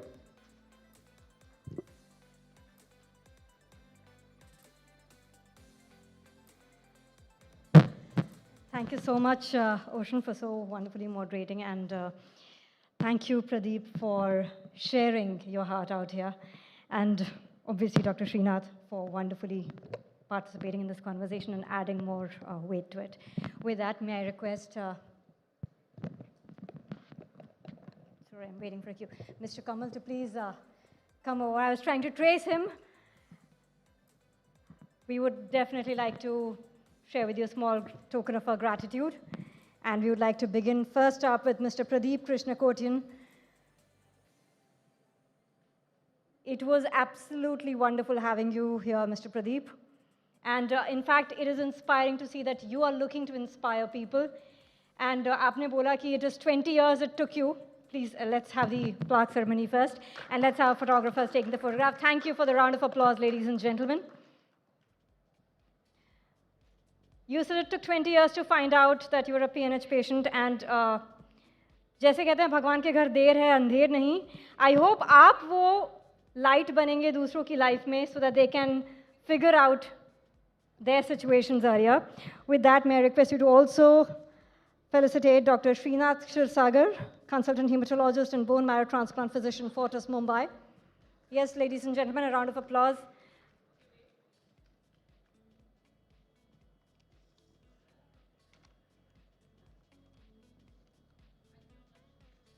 And saving this for the last, Ocean, thank you for beautifully moderating this and bringing all the perspectives out, culling out all the insights.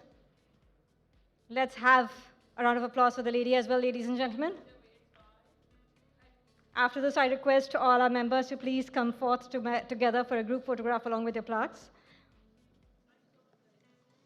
Now a group photograph. Okay. And while we are getting this group photograph taken, let me begin by sharing with you what's next, because this is the last segment of the summit. And very quickly after that, it's going to be followed by something that a lot of people have been waiting for, the awards, the Patient First Awards 2025. Thank you, ladies and gentlemen. Okay, we have a keynote address coming up, which is on leadership in action.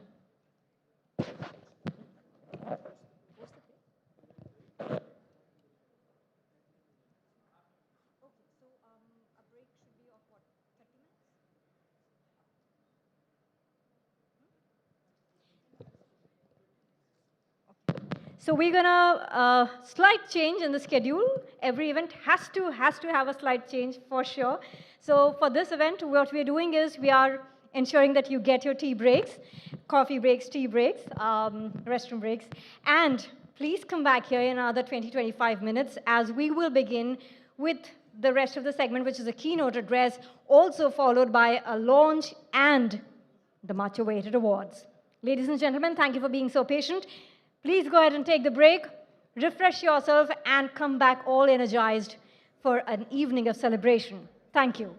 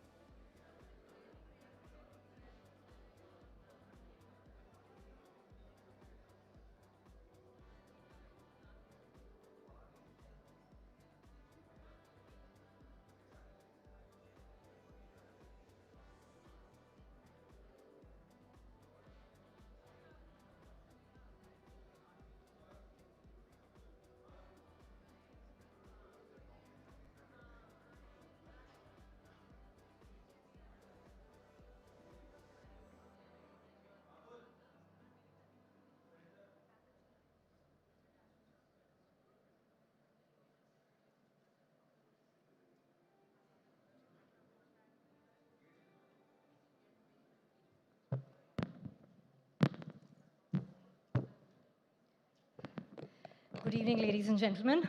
I can see some new faces, and I can see refreshed faces. We've had an amazing, brilliant, insightful day today at the IHW Patient First Summit.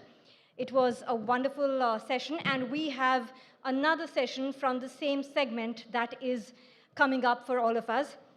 Uh, Now, this is a keynote address on leadership in action, hospitals redefining patient trust. To give this keynote, we have somebody very special who's coming over and from an organization we have had representation from in the morning as well, a wonderful, a brilliant organization which has been doing commendable work and setting the bar high. From the same esteemed organization, which is Sir H. and Reliance Foundation Hospital, may I, amidst a round of applause from each one of you, invite here on stage Mr. Kushagra Vashisht, Chief of Operations, Sir H. and Reliance Foundation Hospital. A very warm welcome to you. We are looking to be blown away just the way we were blown away in the morning, with pride and passion. A warm welcome.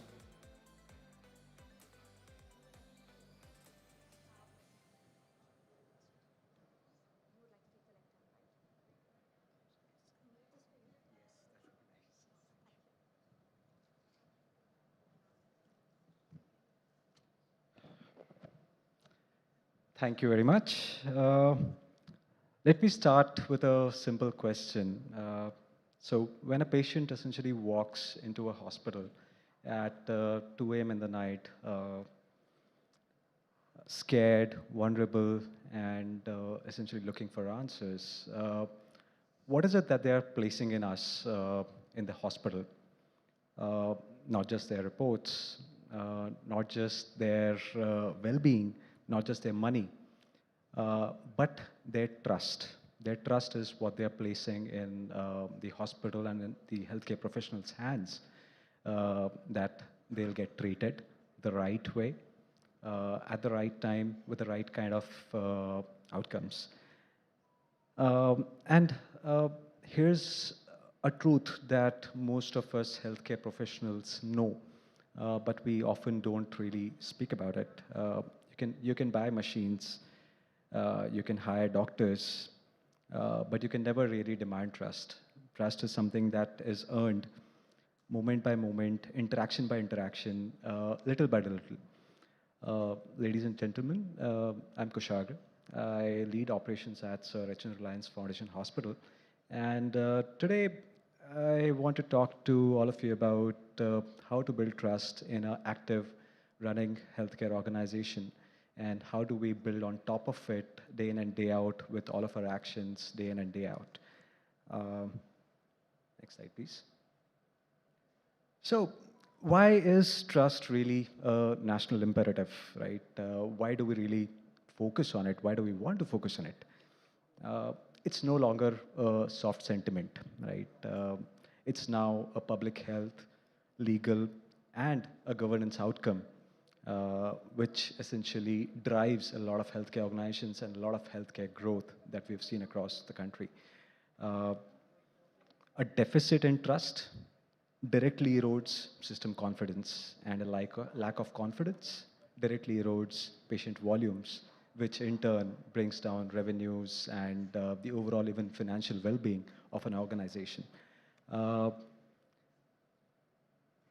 So the important things which are at a national level bringing the focus towards trust, rising consumer awareness, legal and grievance exposures, which of course all of us in the healthcare space are very much aware of. Digital transparency. There is a lot of social media penetration in the market these days, and which not only helps the consumers and the patients, but also brings forth the various challenges that the patients might be facing, which organizations at a large can help address, and over a period of time, build a stronger trust within the market. And then finally, patient rights charter, which is something which is very heavily promoted by the NABH and various accreditation bodies, which emphasizes the needs of communicating the patient rights and responsibilities to the patients when they're coming over. But that's where I think the responsibility of the national healthcare system also comes in, to adhere to all of those patient rights as well as responsibilities. Next slide, please. Now, where does trust really break? That is something that all of us really need to understand. What are the various areas or various points wherein the patient starts losing trust, or rather, the trust gets eroded? Uncertainty, clinical as well as non-clinical. So, give you an example. Let's say if a patient walks into a hospital and is said that you will be admitted to one of our intensive care unit beds in the next hour because of the condition that you are in. And you'll be getting a treatment with respect to XYZ condition. If that admission, for example, doesn't happen after an hour, and we still do not have a definitive answer to the patient, that's where the trust starts eroding. Let's say we admitted the patient. However, the treatment which was promised or talked about is changing on a minute-to-minute basis whatever diagnosis that is coming out. Again, the patient's trust gets eroded over there. And that's where we need to really focus on having certainty with respect to whatever treatment or clinical or non-clinical support that we're providing to the patient. Secondly, communication gaps and inconsistencies in information. Imagine a real-life scenario. A patient essentially is there inside the ICU again. The relative is somewhere outside, quite anxious, quite worried about what is going to happen, what is the outcome that they should be expecting. They've, of course, had a discussion with the doctor who's given them a high-level path of what to expect. However, relatives being the anxious relatives that they are, they'll, of course, ask the same question to 10 different people, right? And if at all, 9 out of 10 of those people give the same response, everything will be good. But when the 10th person comes in, and when a different conflicting information essentially goes out of the patient, is where, again, the trust starts eroding. And that is something that is really important, that we have the right set of information with the right set of people, and only the right set of people communicating the right set of information to the patient. Third, delays.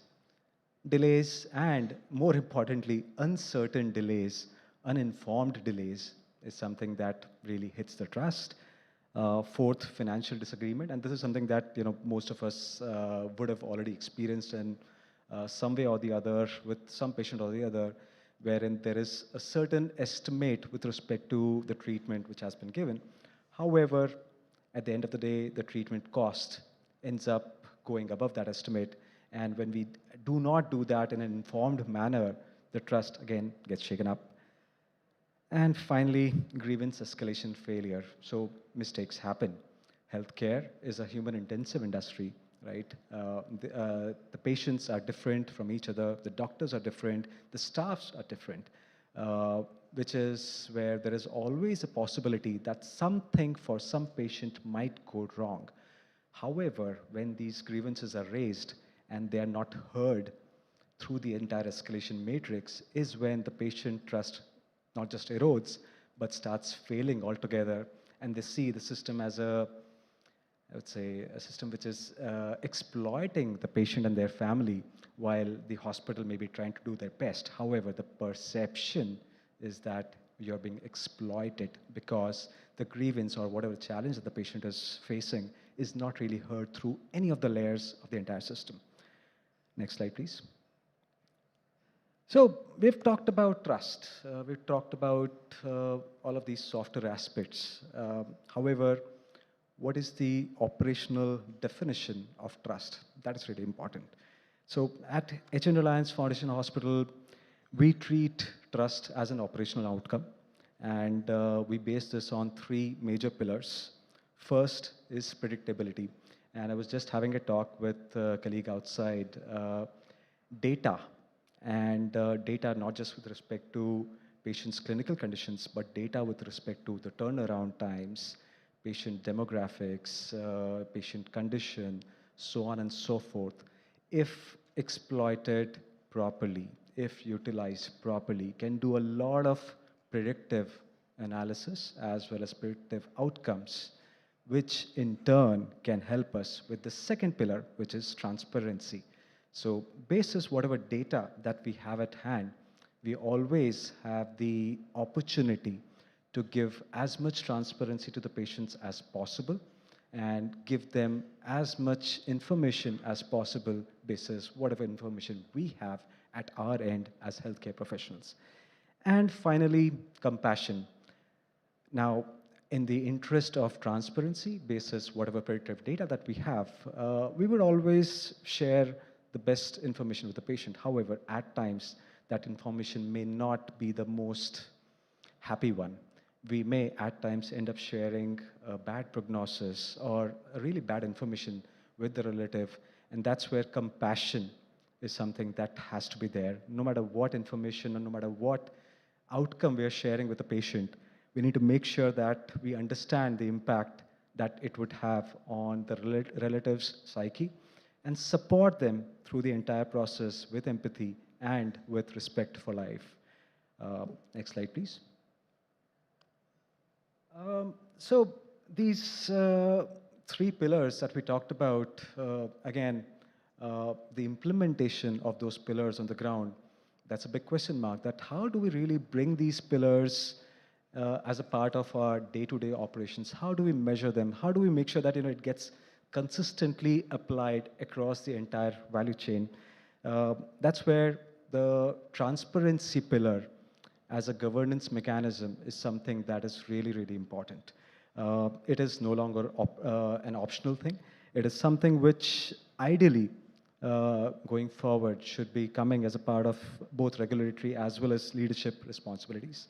Some of the things that I essentially track as a part of my operations, for example, real-time cost estimates. So when we are going ahead with certain treatments, of course, we think that the treatment cost would go to a certain X level. However, as a part of the ongoing treatment, there is often new discoveries that come into play. And that's where real-time revisions of estimates, real-time updation to the patient is really important. Secondly, delays. As I said, delays happen. It's a human-intensive industry. We cannot really predict everything at every point of time. However, when we are honest about disclosing those delays to the patients and their families, trust gets built up. Family communication protocols, so very set protocols to make sure that in a timely manner and at very set milestones, communication is done with the patient to make sure that they're aware about what is going on with respect to their condition and their treatment is quite important. Fourthly, zero surprise discharges. So most of the times while the patient is being treated and while all of these communications are happening with the patient, everything is good. However, at the time of discharge is where some of the ripples really come along, which is where the patients get surprised at times when the bill comes up. And that is where ensuring that real-time updates on their cost estimates are taken into account. And essentially at the time of discharge, there are no new unpleasant surprises coming in the way. Pleasant surprises are always, always welcome for sure.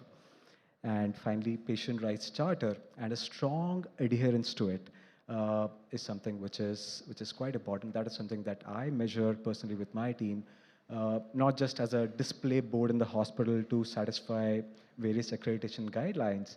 However, to make sure that each one of those rights are actually given to the patients are educated about it, and we help the patients exercise those rights to ensure that the trust gets multiplied after every interaction that we have with the patient.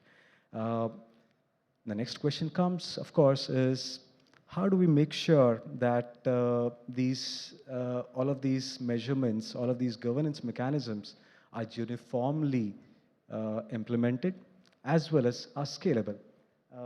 Next slide, please. And that's where I think the entire digitalization of healthcare really comes in. Digital, one amazing thing that it does is it removes uncertainty. And the biggest enemy of trust is uncertainty. When we're not certain about a particular outcome, be it clinical or service or any particular outcome, is when we either end up giving half information to the patient or we end up misrepresenting information to the patient to make sure that we don't have any unpleasant conversations. And that's where digital comes in, because with digital, with AI, with machine learning, we're able to predict outcomes much better. We're able to do governance in a much more scalable manner, and we're able to maintain transparency, which essentially permeates through every layer of healthcare professionals as well as patients. A few things that we essentially do on this front. So real-time patient feedback and escalation. So at Sir H.N. Reliance Foundation Hospital, in every one of the patient rooms, every one of them, there is an escalation matrix that we've put up. These are just small examples that I'm sharing of the things that we have done at our hospital to make sure that trust gets multiplied. So we have an escalation matrix that is placed in every one of the patient rooms, and every one of the patients at any point of time, 24/7, can essentially dial up to me in case there is any challenge that they're facing which is not addressed by the team on the ground. That is what, in my opinion, really helps multiply the trust. Second, digital request management, tracking, and entire patient updation. So most of the times when patients raise a request, if it is a simple request with respect to nursing, for example, they're able to get quick resolutions because the nurses are right there, they know their jobs, they're able to resolve it.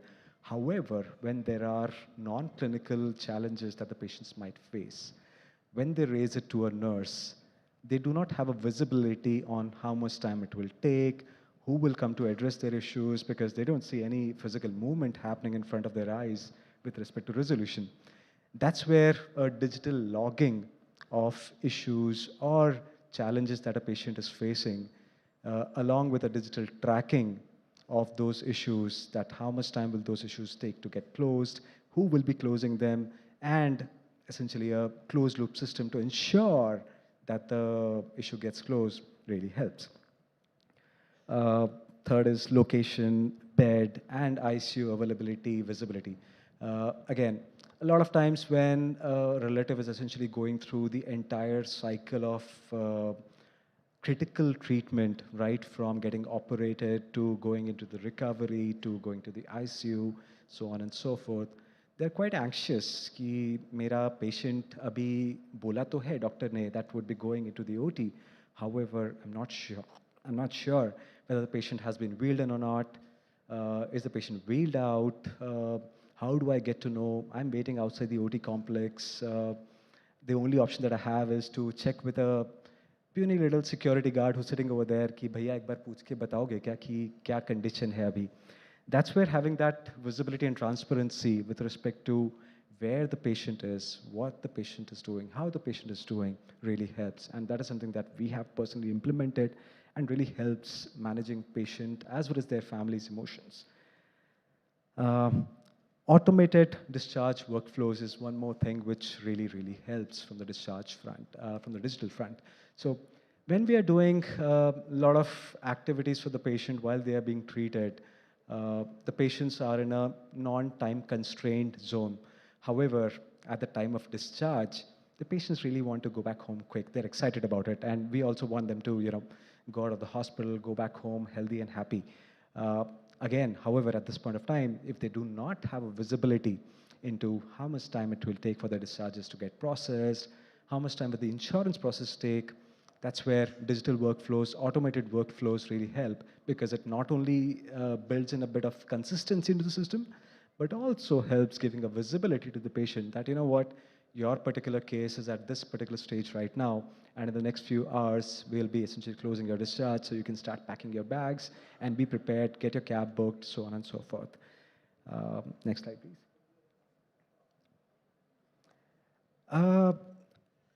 So having the three pillars in place, having a backbone of digital infrastructure in place is good. It's great. However, leadership really, really, really makes a big difference over here. Patients, their families, they trust systems, right? However, leadership involvement is what really brings in belief. And belief is what patients really look for. So a few things that we essentially do at HN. First of all, across the entire 19-floor building, in each and every one of the floors, we have leaders. We have our senior leadership team who's manning those floors and ensuring that for each and every patient who's walking in at any point of time, a proper care is given. Their voices are heard to make sure that nothing really escapes our attention, and end of the day, we're able to give a good treatment to each and every patient. 24/7 grievance ownership, no matter what time of the day or night it is. As I said, having an escalation matrix in place, which the patients can reach out to, can make a huge difference. Patients do face issues. Patients do have different preferences. However, if their voices are heard at any point of time and are addressed, that is where the trust multiplies. Family first escalation. Uh, Patients are of course important. However, the trust that the families generate while their patients are being treated makes a huge difference in the way they perceive the healthcare infrastructure as well as the healthcare system. And that's where keeping the family, the entire family, in loop with respect to whatever treatment is being provided to a patient, with respect to whatever updates are there with respect to a patient is important. And that is something that we have to not just keep as an optional thing, however, as a mandatory thing to make sure that everybody's updated. Um, Fourth, staff psychological safety with accountability. Now, while all of these things are being done, a lot of times the staff really feels a bit insecure that when all of these escalations are happening, when there is a 24/7 accessibility to the senior leadership, uh, how do I make sure that I function on a day-to-day basis and do my job well without hampering the happiness of some relative or the other? That is where leadership's responsibility really, really comes in. We have to not just make sure that we are present for the patient, but also give psychological safety to our patients, to our staff, to make sure that they're able to do the right thing. Because remember this, we are in a clinical environment, we are treating patients, there are certain protocols that we need to follow. And there are times when patients or their relatives might want to do something which is not in line with those protocols. So while patient trust and patient safety and patient happiness is important, adherence to protocol is also equally important, and which is where giving that psychological safety to the staff is quite important. And finally, an organization culture. So trust with respect to clinical outcomes, with respect to non-clinical outcomes, doesn't really get built by just practices, protocols on a paper. It gets built through every little action that the patient or their family observes while they are there in the healthcare ecosystem. And that's where having a culture across the entire organization, wherein somebody uh, as junior as a housekeeper to as senior as a superstar doctor is following the same guideline of respect for life is imperative. Next slide, please. So just to take a case in point, at Sir H.N. Reliance Foundation Hospital. So this is a 360-bedded quaternary care hospital. We do all organ transplants, all complex surgeries. There are quite a few procedures which are novel to this hospital and are brought to the country by this hospital only. A few of those procedures have been done for the first time across the entire world at HN. We treat close to 750 to 1,000 OPD patients every day, approximately 50 admissions every day, close to 1,500 discharges every month. Essentially, quite a bit of patients that we see, hello sir, on a day-to-day basis at our hospital. And these are patients with high acuity, patients who are quite anxious about what they would face, how their treatments would pan out, how the service would go, and at the end of all of that treatment, how much would it cost their pockets, right? A few things that we do at this hospital to re-emphasize on the trust. So admissions. With this 360-bedded hospital, there is always a paucity of beds. There are always patients who are waiting to get admitted to the hospital. We run at a 95 to 96% occupancy throughout the year. So there is always a paucity of beds. That's where a digital pre-registration or a room direct onboarding really helps, because when a patient walks into the hospital, when we say that, please come over to the hospital at 5 p.m., we ensure that when the patient comes at 5 p.m., before them coming, we do their registration online. We essentially do their formalities online while they're coming to the hospital. And once the patient comes to the hospital, they don't wait in long queues. They directly go to the floor, they directly enter their room where their consents and rest of the formalities are taken care of. And essentially, we make sure that the first experience of the patient, once they are essentially allotted a bed, is essentially a pleasant one. Secondly, treatment.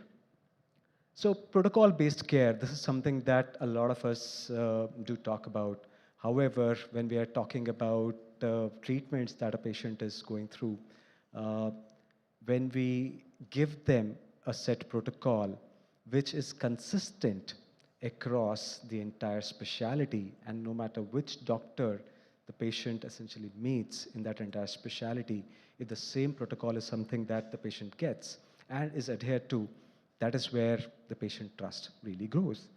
Third, ICU. So, as I said, data and information is something that is key. And making sure that we milk that data to the best of our advantage is, again, quite key. So at HN, we've built up a few algorithms to make sure that our doctors are assisted to give them some sort of predictive guidelines basis a patient's condition, that what is the prognosis and what is the length of stay that can be expected inside the ICU, which helps the doctors counsel the patients in a much better and much more confident manner. And finally, discharges. So when the patient essentially is having that last conversation with the doctor, and the doctor says that, you know what, you're set for discharge, and the doctor essentially owns the entire discharge process, right, from ensuring the summary is released on time, the summary has the right details with the right level of elaboration, which helps the patient not ask any follow-up questions in the future. That is something that further inspires the trust. Next slide, please.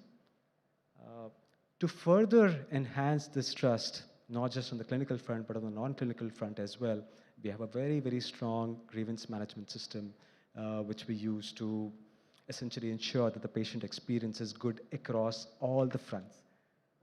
So every one of the patients is assigned a relationship manager. Leadership is, as I said, accessible for escalations and feedbacks and on a real-time basis. There is a real-time management of extreme feedbacks or extreme challenges that any patient might be facing, irrespective of whether it is escalated or not. And finally, as I said, on each and every one of my 19 floors, I have leadership accessible for every patient every day, which ensures that nothing really slips through the cracks, and every patient query or challenge is heard and addressed. Next slide, please.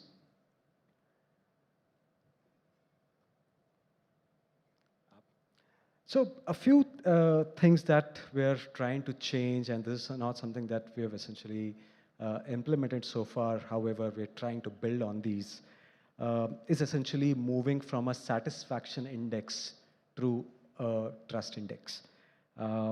Trust is something which essentially we are trying to build as a part of our leadership dashboard. And there are a few scores that we're trying to build within our system. Some of those examples, communication predictability score. So whatever communication that has been made to a patient, how well are we adhering to those communications? How well is our prediction in line with whatever actual has happened with the patient? Billing clarity index. Whatever estimates that we have provided to a patient, how close is the final bill, as well as its components, the inclusions and exclusions, to the estimate that was provided. It's not just about having that final number rounded off to the estimate, but ensuring that each and every component is very well predicted and each and every patient gets that experience. Grievance closure TAT. This is something that we've been monitoring for a very long time. However, that is something that we have brought into our daily practices now, where we ensure that each and every grievance closure, be it simple, be it complex, be it sentinel, is done within a set turnaround time and is measured and is essentially discussed on a daily basis. Discharge reliability, again, adherence to turnaround times, essentially going back to the transparency and the predictability pillars, wherein we are communicating something to the patient saying that your discharge will happen in, let's say, 200 minutes. We have to ensure that for each and every one of the cases, irrespective of what the patient's condition is, which TPA it is essentially adhered to. And finally, ICU family confidence, which is something that we're again measuring as a score, and we're trying to put objective measures in place to make sure that the confidence can be measured in some way or the other, and over a period of time, we can quantify it to improve it over a period of time. Next slide, please. So a few implications that I think we have for policymakers, and I'm glad that we have Dr. Urvashi over here with us as well. Regulations essentially in our country right now are with respect to infrastructure and the facilities and practices that we have. However, I think there is a strong need to audit experience governance as well. A few things that definitely come to our mind. Number one, national discharge turnaround time, not just for hospitals, but also for the insurance providers, because that's where the biggest enemy of trust comes in, that is uncertainty. So a lot of times there is uncertainty that in how much time will an insurance approval come, which is where we're not able to give that predictive or definite timelines to a patient in how much time they'll be moving out of the hospital. Secondly, family communication norms, and not just a subjective one, but an objective one with respect to what time, with what detail, with what conditions, with what prognosis, with what overall quantifiable outcomes is the communication made to the patient family. That is something that requires national level guidelines for sure. Thirdly, digital estimate disclosure standards. So how many of the hospitals in today's age and time are digitally generating their estimates and sharing with the patients? A very handful of them. That is something that definitely at a national level, if we are able to push, we can create ripples in the overall trust that the patients have in the healthcare ecosystem. Fourth is grievance redressal, SLAs. So grievances, a lot of patients have. Some hospitals treat them with utmost importance, some don't. However, at a national level, at a policy level, if we're able to define these SLAs, which are in some way linked to the accreditations or to the overall trust score that the hospital can demonstrate, which in turn can improve the hospital's standing in the country, is something that we can do at a regulatory level. The national policy makers will, of course, help us and support us. However, things have to be done on the ground by the leaders. So there are a few shifts that we, as leaders, as healthcare leaders, need to make in our thought process, in our working styles as well. Next slide, please. First shift, control. So we often focus on control. How good is our control on our people, on our outcomes, on our people's respective teams doing their things day in and day out? That needs to change. We need to think of credibility. It's not just about a control that we are exercising on a particular process or on a particular group of people. It's about the credibility that our teams essentially hold with their patients, as well as with their other internal customers. For example, we have, in every one of the hospitals, we have TPA and insurance teams. We also have discharge and admissions teams. Now, the TPA and insurance teams often have a lot of uncertainty at their hand, and they're not able to give a certain information to the admissions and discharges teams. And that is where, if they're able to build strong data-based predictions, they're able to build a strong credibility within the system, and not just within the system, which is their admissions and discharges counterparts, but also with the patients. Second, hierarchy. So hierarchy is something that we often essentially focus on to make sure that systems are scalable. However, hierarchy married with accessibility is something that we have to ensure to essentially enhance the trust that the patients have in the system, because while the patients may never ever use that access, but just the fact that they have access to the hospital's leader at the click of a button inside their room makes a huge difference. Third, firefighting. So in most active hospitals, what we focus on a day-to-day basis is firefighting. We are essentially faced with challenging situations, and we address those day in and day out. And at the end of the day, we end up going to the bed, realizing that we doused at least 10 fires through the day. But when we are looking at the same situation at the end of the week, we realize that we ended up just dousing 60 fires, but we didn't really add any value to the healthcare ecosystem as a whole. And that's where essentially system design and how do we use those system designs to ensure trust in each and every step is quite important. And finally, perception is something that essentially has to be replaced by proof. So data-based talks, data-based decisions, and data-based governance, that is quite important. That is something that patients look forward to, and that is something that essentially helps build more and more certainty into the system and helps build more and more predictability, and over a period of time, as I said, helps build more and more trust. Next slide, please. So to close, can I have the next slide, please? All right, so to close, India is essentially building a massive healthcare infrastructure and ecosystem. However, the defining question for all of us is that whether and can we build a strong patient trust infrastructure as well. As I said, technology and clinical acumen can really help build treatments. However, leadership and its involvement and its practices help shape belief. And belief is what our patients at the end of the day are seeking. Thank you very much.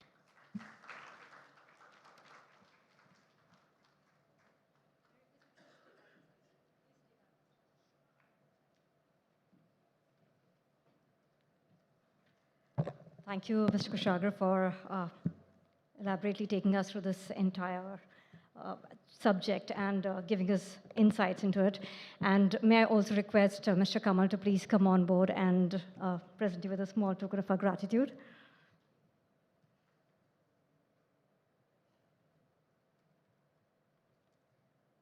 Ladies and gentlemen, can we have a round of applause, please? Thank you.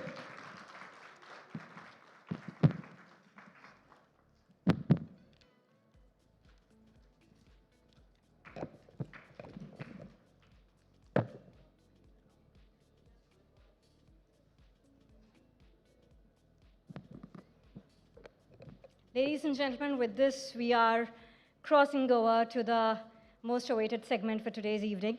But before we begin with the segment, there's a small quote by Rumi that I would like to share. And he once wrote that wherever you stand, be the soul of that place. And what a simple sentence, but yet such a powerful responsibility, especially for those like you who deal in the space and touch the fragile space between fear and hope, between illness and healing, and between uncertainty and trust. So good evening, ladies and gentlemen. When Rumi asks us to be the soul of the place, he's not talking about buildings and roles and titles, but he's talking about presence, intention, and the quiet inner light that guides us when we walk into each of the rooms, whether it's an examination room, counseling room, conference rooms and boardrooms, or even a room like this. Because in healthcare, soul walks in way before science does. It is there at the first glance of reassurance. It is there in the pause to listen a little longer and the decision that You treat a patient not as a case, but as a human being venturing into a vulnerable moment in his or her life. So tonight, ladies and gentlemen, these are the souls that we're celebrating, and these are the ones who show up fully, not just with expertise, not just with precision, but with humanity. And with that, let me go ahead and give a quick introduction again. My name is Dhruvi Parmar. I'm going to be your Master of Ceremonies for the second segment as well. And it is an absolute pleasure to be hosting such amazing individuals who are literally making up the soul of this room. So first up, let's give up a huge round of applause for each one of you for the brilliant, breathtaking work that you do selflessly at every juncture in your life. Well, thank you, ladies and gentlemen, for appreciating yourself, because we fail to do that quite often. And yes, we are at the most awaited segment. We are talking about recognizing the dedication, innovation, and tireless efforts in shaping healthcare that is compassionate, inclusive, and truly patient-first. So let us applaud these change makers, as they are the inspiration and they are the ones who are enabling us to reimagine care and make a real difference in the lives of patients. With a special note of appreciation to our distinguished jury members whose experience and insights have been instrumental in selecting the awardees. Let's also applaud them as I read out their names. Dr. Nilesh Shah, Metropolis Healthcare, President, Internal Insurance. Dr. Sanjeev Kumar, IIHMR, Delhi and Governing Body Board Member, HFW, former Director. Dr. Chandrakant, applause please. The awards evening would not be possible without them. Dr. Chandrakant Laheria, Foundation for People-Centric Health Systems, FPH's founder. Dr. K. Madan Gopal, NHSRC, MOHFW, Government of India, Advisor, Public Health Administration. And last but not the least, somebody who is also here moderating our panels, Ms. Urvashi Prasad, Niti Aayog, former Director. Well, with that, let's now begin the celebration of excellence in putting patients first. Okay. To do the honors, may I first invite, amidst a huge round of applause, Ms. Urvashi Prasad. Let us give it up for her. This is the Patient First Award, IHW Patient First Awards 2025, the 4th edition, and who better than Ms. Urvashi herself, who has also been a patient and a very strong one, to have her presence here. And how beautiful it would be to receive an award of this. Whoever is going to be the first awardee to receive it at her hands. Along with her, may I also invite none other than Mr. Kamal Narayan to please come on stage and do the honors. Welcome to both of you, and thank you for sparing the time to do this honor. And ladies and gentlemen, amidst all the fanfare, here's the first name. So the category is Excellence in Integrated Cancer Care, and the silver goes to, give it up for Roche Pharma. May I request the team from Roche Pharma to please come on stage and receive this brilliant recognition for the amazing work they have done in integrated cancer care. And we cannot not do without the rounds of applause. This abhi to banta hai. Let's give it up for such amazing work.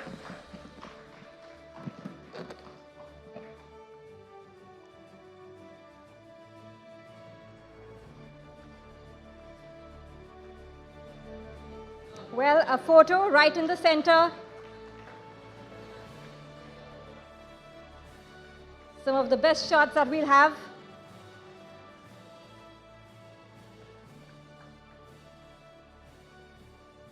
Thank you so much. Hearty congratulations, Team Roche Pharma. Well, with that, let's bring our hands again together for an exclusive award for excellence in integrated multi-specialty care to none other than Sir H.N. Reliance Foundation Hospital. May I request, yes, they are up here. Let's welcome them with a resounding round of applause and congratulatory wishes.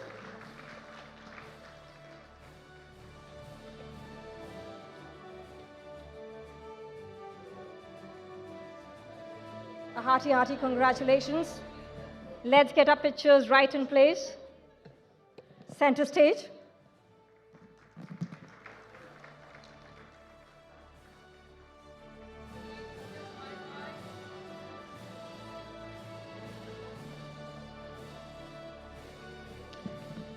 The organizations that we are announcing today are setting new benchmarks with every passing day, especially in the case of Patient First. Thank you so much. Hearty congratulations. Let's now give it up for the winners of gold in the category Patient-Centric Women's Health Innovation of the Year. Give it up for BSV. Yes, we have the team from BSV here. A huge welcome and a huge congratulations.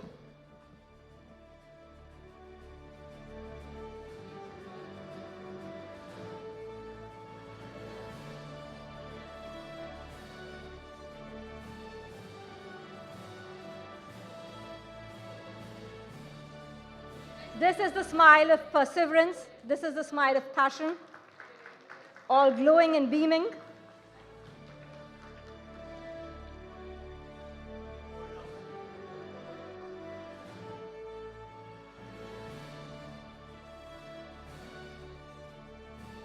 Hearty congratulations to the team. Up next, to receive the silver in Best Nationwide Patient-Centric Awareness Program, Stroke Preparedness and Education, let's blow the confetti for Genova Biopharmaceutical. Hearty congratulations. These are individuals who don't really need recognition for their work because it's their passion that drives them, but we would love to recognize the brilliant work that they do.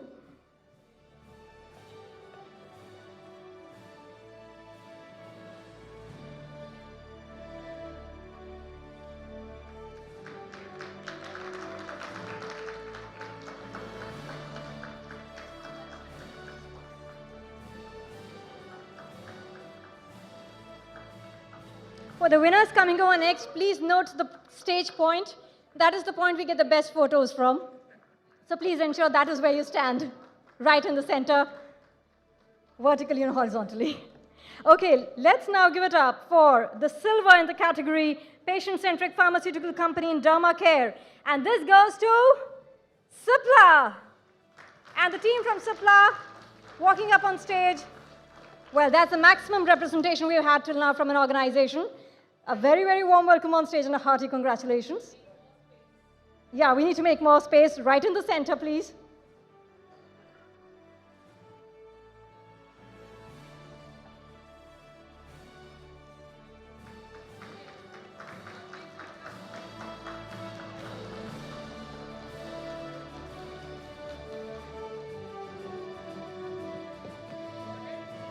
Ladies and gentlemen, there are times when organizations work together as teams and achieve something wonderful. At the same time, there are times when an individual burns the fuel, burns their passion to come across as somebody who is being awarded here today under the individual awards category for Patient-Centric Pharma Leader of the Year. Any guesses? Mr. Nikhil K. Masurkar, please walk up the stage in all your glory. Okay, probably he's not present at the moment, but we have somebody receiving the honor on his behalf. I believe he had a flight, I believe. Please do convey congratulations to him and thank you for the amazing, wonderful work that he's done.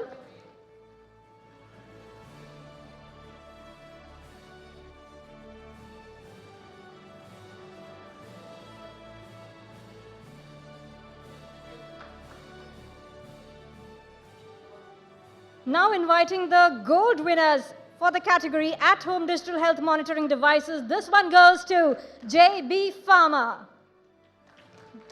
Yes, we have the team from JB Pharma.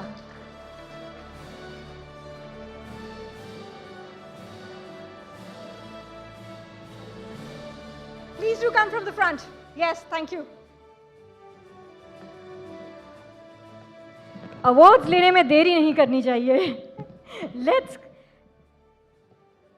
come right from the center stage. That's absolutely okay. You are in the limelight. Do not take the back route.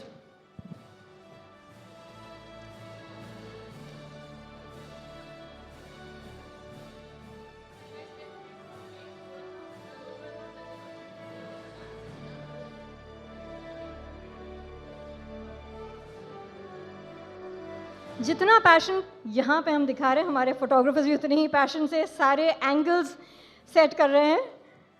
So great. Okay, thank you so much. Hearty congratulations. With that, once again, under the individual awards category, let's give it up for the pioneer in gender affirming and transgender healthcare. Dr. Sanjay Pandey, please walk up. Thank you for the wonderful work that you've done, for leading us through breakthroughs with compassion and passion. Right in the center, please. Absolutely brilliant. Thank you.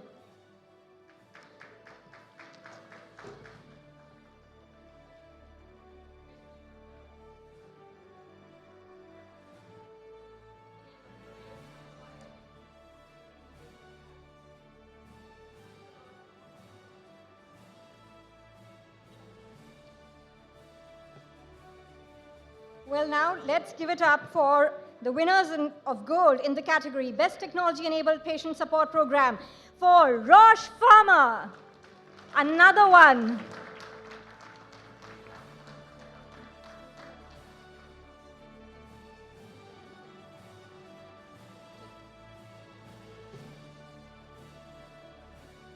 Well, that's the second one for Roche Pharma here today. A hearty congratulations to Team Roche Pharma.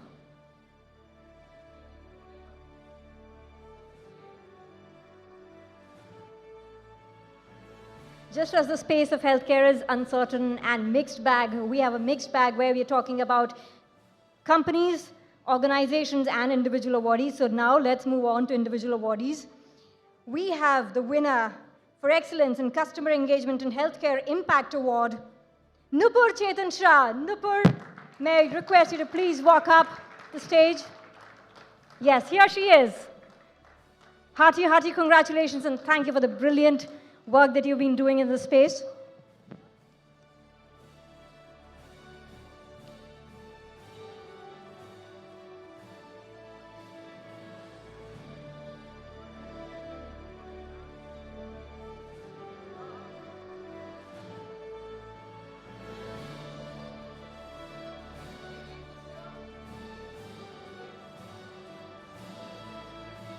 Such simplicity. Up next, may I go ahead and announce the silver winner for patient-centric pharmaceutical company in mental health care, Genova Biopharmaceutical yet again. Hearty congratulations.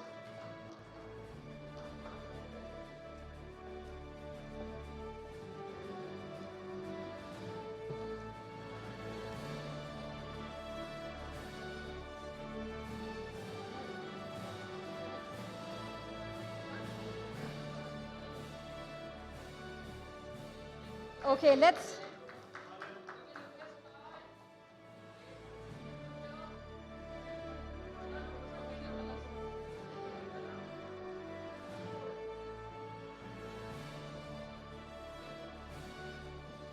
Okay.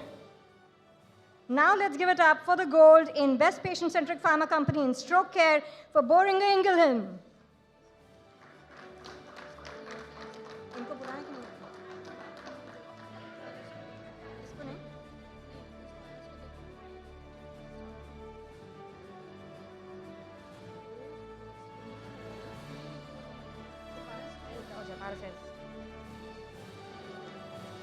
Hearty congratulations.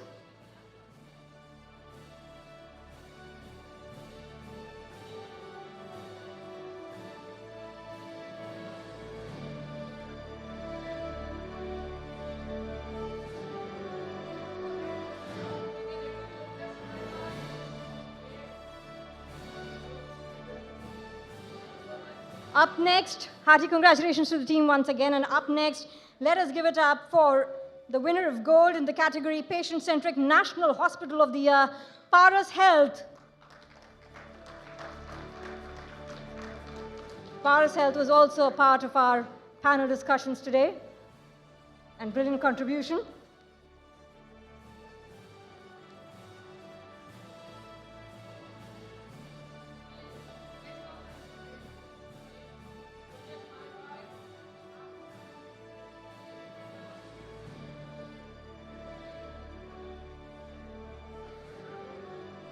Hearty congratulations to the team.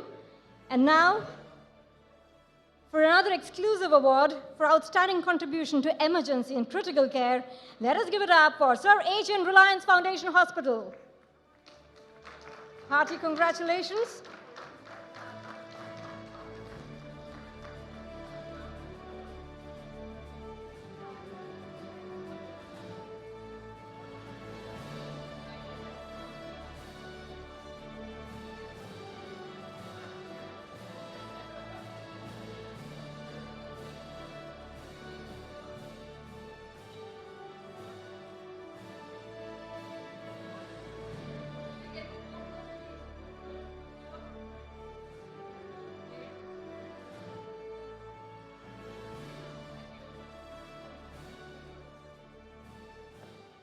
Well, now let's give it up for the winners of silver in the category Patient-Centric Regional Hospital of the Year. Star Hospital, please walk up to the stage and receive this honor. Hearty, hearty congratulations. Do ensure you take the center stage for the best photos. Ladies and gentlemen, the winners today are the ones who have put in their blood, sweat, and all the time that they could. Primarily, what drove them apart from all this, was the passion. So here's kudos to the passion that each one of these winners is showcasing, and the commitment. Hearty congratulations to the Star Hospital team. Well, up next, we have another individual award for pioneer in women's reproductive health and fertility preservation. Let's give it up for Dr. Nandita Palshetkar. Dr. Nandita, can I see you around? Yes, she is here.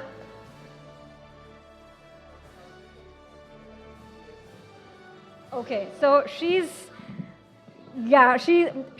somehow not been able to make it at this moment, but there's somebody from the team who is here to receive the honors on her behalf.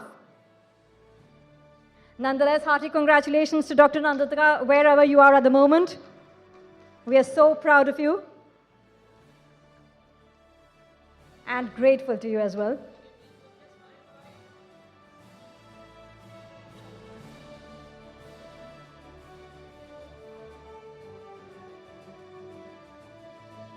Let's now hear up for the silver in the category Patient-Centric Initiative for Rural Area, Dr. Reddy's Laboratories.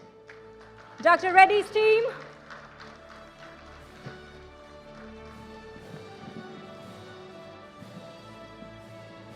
Okay, I think we don't have them here at the moment. We are going to announce that again a little later. Let us move on. Okay. Our own team member is going to be receiving it on their behalf, at their behest. But hearty congratulations to the team. We're missing you on the stage here, but we know the healthcare industry is thankful to you for your contribution.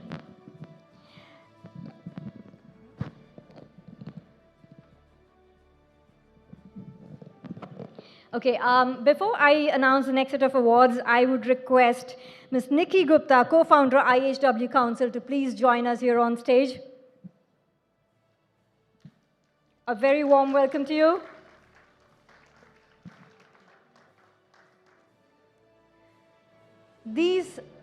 Without these two individuals, this evening, this award, this summit was not possible.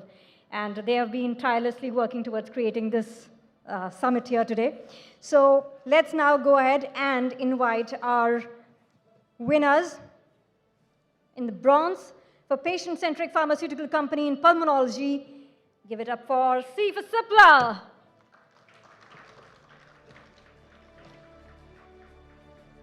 Cipla team is here. Yes, absolutely brilliant. Walking in all their glory, up to the stage, marching up.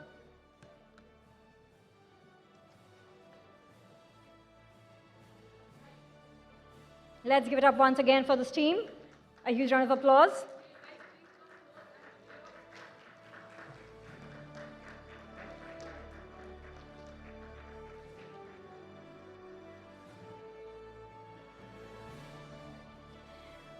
Thank you. With that, let us also give it up for the winners for bronze in the category Digital Health Solution for Chronic Diseases to JB Pharma. Well, that's the second award they're getting. You know, usually we say that जिसको ज़्यादा awards मिलते हैं उनसे treat लेनी चाहिए. But I think for this particular summit and these particular awards, जिनको ज़्यादा awards मिले, we should give them a treat because of the work that they have been doing. So watch out for that.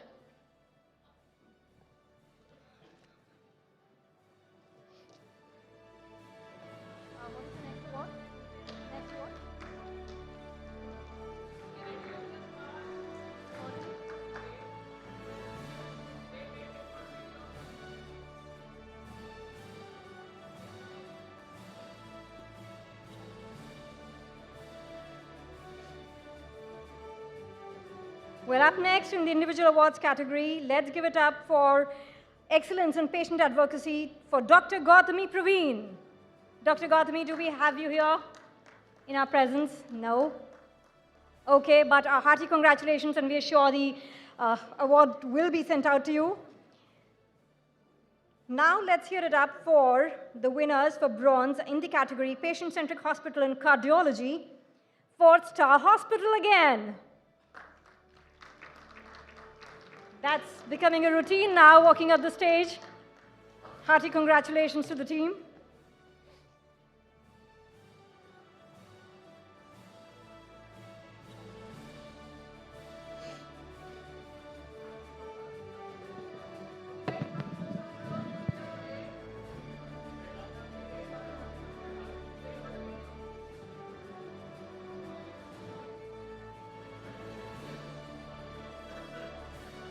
Hearty congratulations to the team again. And now let's welcome on stage under the exclusive awards category for innovation in neurorehabilitation and recovery for yet again Sir H.N. Reliance Foundation Hospital. A very warm welcome. A hat trick, I believe. Hearty congratulations.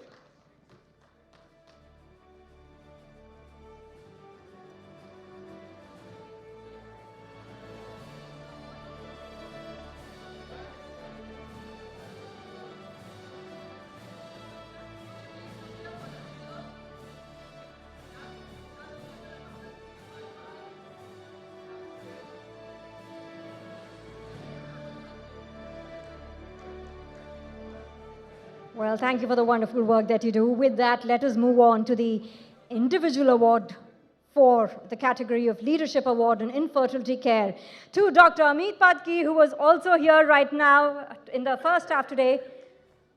Do we have Dr. Amit? Are you around?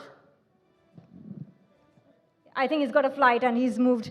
But a hearty congratulations and thank you for the brilliant work that you do. With that, let's move on to another individual award for the category of Outstanding Contribution in Patient-Centric Reproductive and Sexual Health to Dr. Deepak K. Jamani. And yes, he's very much present here. Hearty welcome. And yes.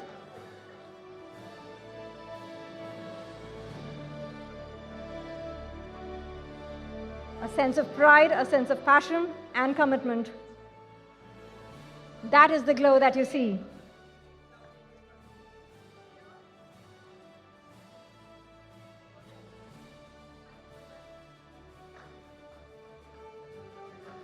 Well, now for the gold in the category of Best Digital and Community-Led Women's Cancer Awareness Initiative goes to Genova Biopharmaceutical.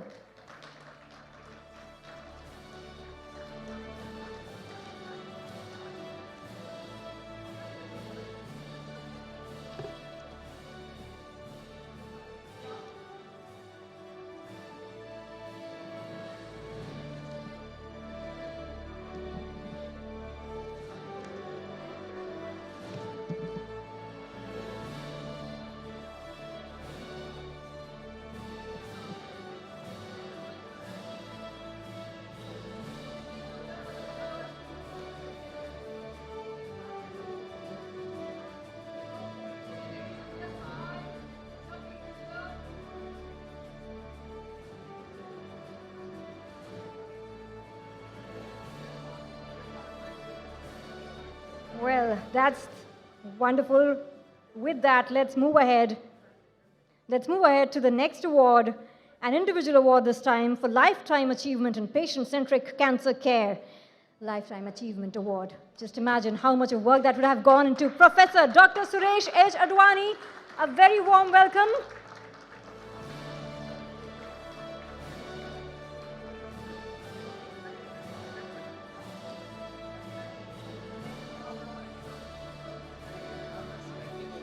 Yeah.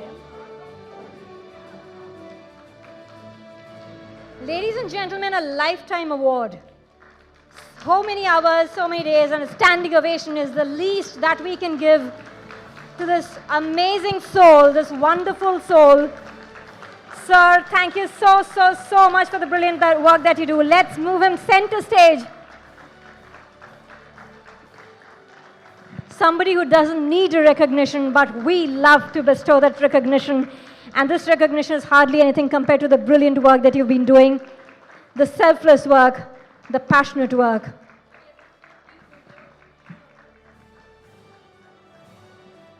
That's the inspiration that we have for another lifetime to come.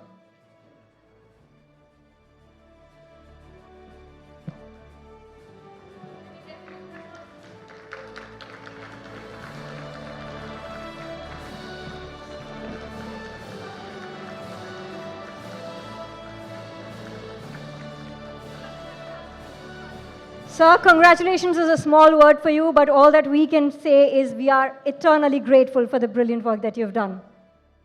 A few words? Thank you. Well, thank you very much for giving this honor.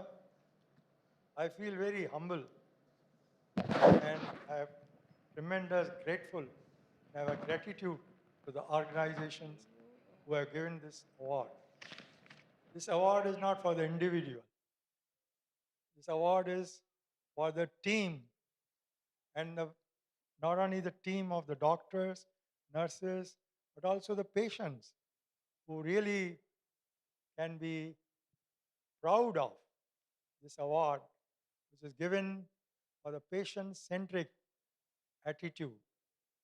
And I think I still, whenever I talk about that how we should practice the way to make sure that when the patient walks out of your room or when you go and visit the patient in the hospital, when you come out, the patient should be smiling. That's the most important thing. And I have seen the patients who come weeping, going out smiling. I have seen the patients who are in the ICU and the relatives tell me, for the first time he has smiled after looking at you and talking to you a few words.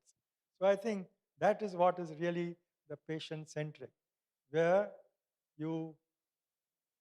one becomes humble because you know that how much you can do for the patient, but at the same time, you are also proud that you have made him feel better. And one thing which is important in the life, all of us live on the hope. Remember that. And we should never snatch the hope from our patients. That's the most important thing. I feel sometimes people say, oh, we told him that you have got 2 days to live. I say that's not, patient doesn't want to know that. Patient should be given hope. All of us live on the hope. For the next day, what happens? Nobody knows. But we make the plan for 10 years. Why? Because we have a hope.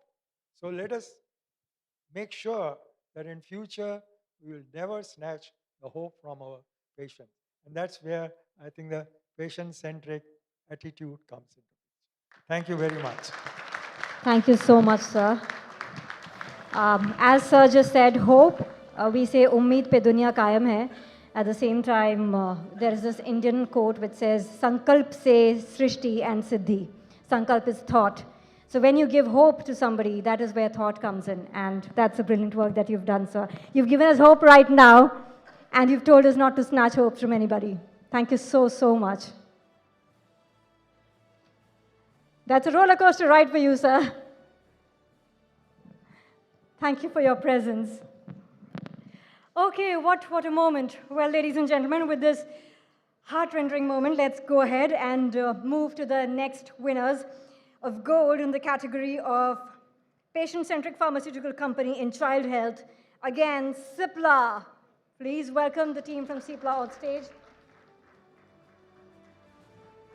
Yes, please, a hearty welcome and a hearty, hearty congratulations.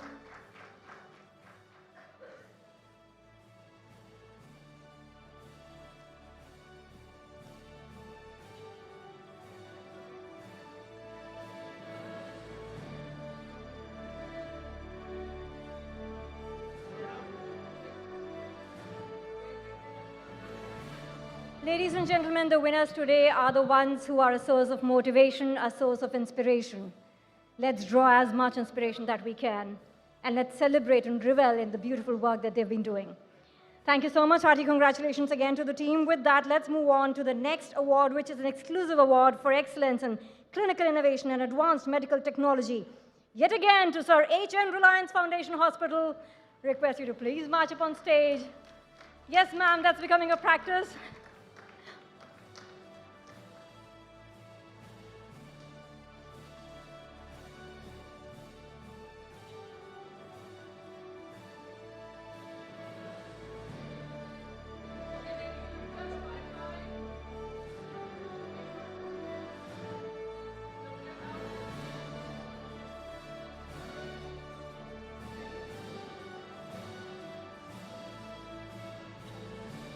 With that, let's move on and invite our next awardee under the individual category for excellence in pediatric orthopedic care, Dr. Ashok N. Johari. We probably do not have him in the hall right now, but we have this wonderful lady who is coming in to receive the honor on his behalf.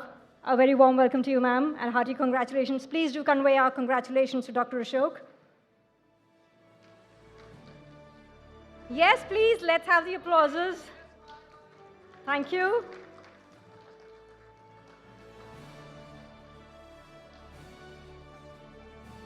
Ladies and gentlemen, I request you to please, all the awardees, please do not exit the hall because just a few more awards to go and we have a cohesive, comprehensive group photograph that we want from all of you here on stage. So please stay back, just a few more awards to go and we'll have all of you together here on stage.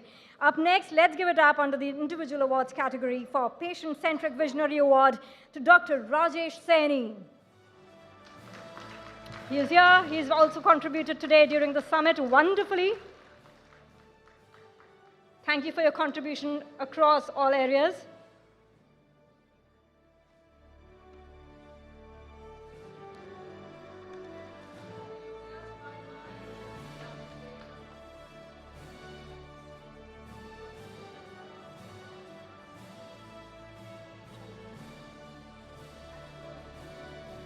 Thank you so much and hearty congratulations, Dr. Rajesh.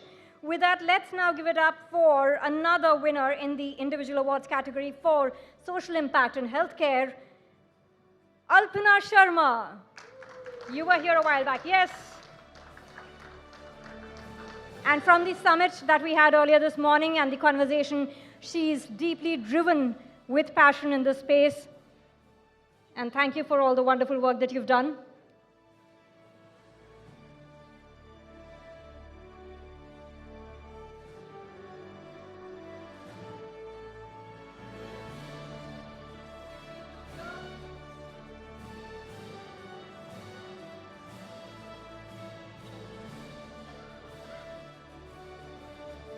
Hearty, hearty congratulations, ma'am. And now let's move on to the penultimate winner award category, that is Pioneer in Facial Plastic and Reconstructive Surgery. Let's give it up for Dr. Debraj Shom. Dr. Debraj, do we have you here in the hall? Probably no, but definitely the award's going to reach you very soon, and hearty congratulations. And the last, but never the least, this is the last award in the evening today for Patient First, Best Hospital of the Year, Sir H.N. Reliance Foundation Hospital. Well, there's a last mile for you, ma'am.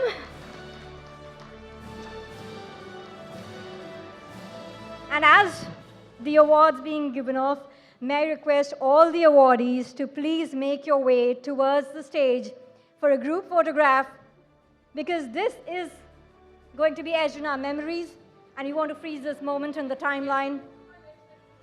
All the awardees, may I request you to please rise and start making your way towards the stage. It would be brilliant to have your trophies and plaques along with you, because that's what we are proud of. Please do walk along. All our winners, why are you shy now? We are so proud of you, and we would celebrate you here. Please do come forward. And I request you to please stay back for the group photograph. For the group photograph, yes. 2 minutes more. Yes, absolutely. Patient first and awards is incomplete without you. Yes, so the photographers, how do we want the organizing? Do you want some people on the top? Okay, some on the stage, some on the floor. Ladies and gentlemen, can I have the same passion with which you do all your work, that you walk up to the stage and join us here for a group photograph?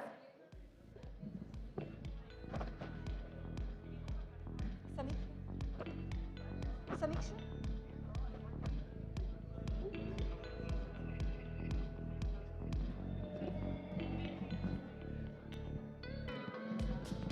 Well, matching shoulders to shoulders, glowing and beaming with vivacious smiles. May I request you all to please go ahead? We cannot be missing your face, right? Come this side, maybe. Everybody needs to be seen.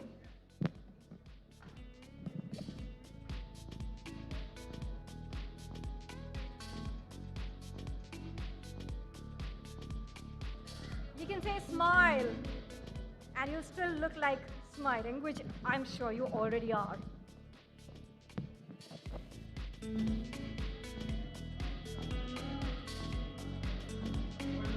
Samiksha?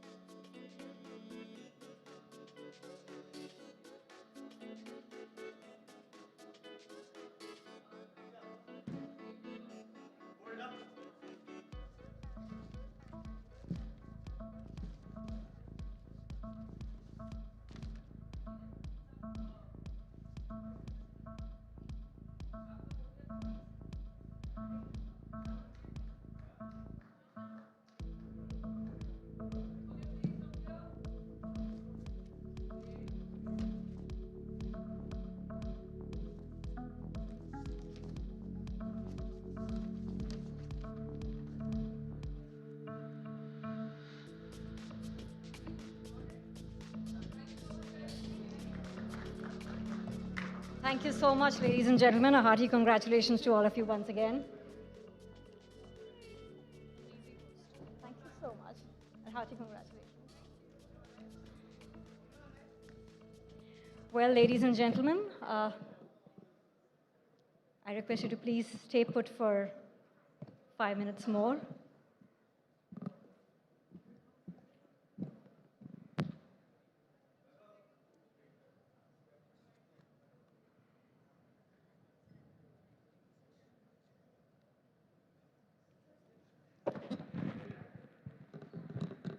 Samiksha, I'm tired. Samiksha.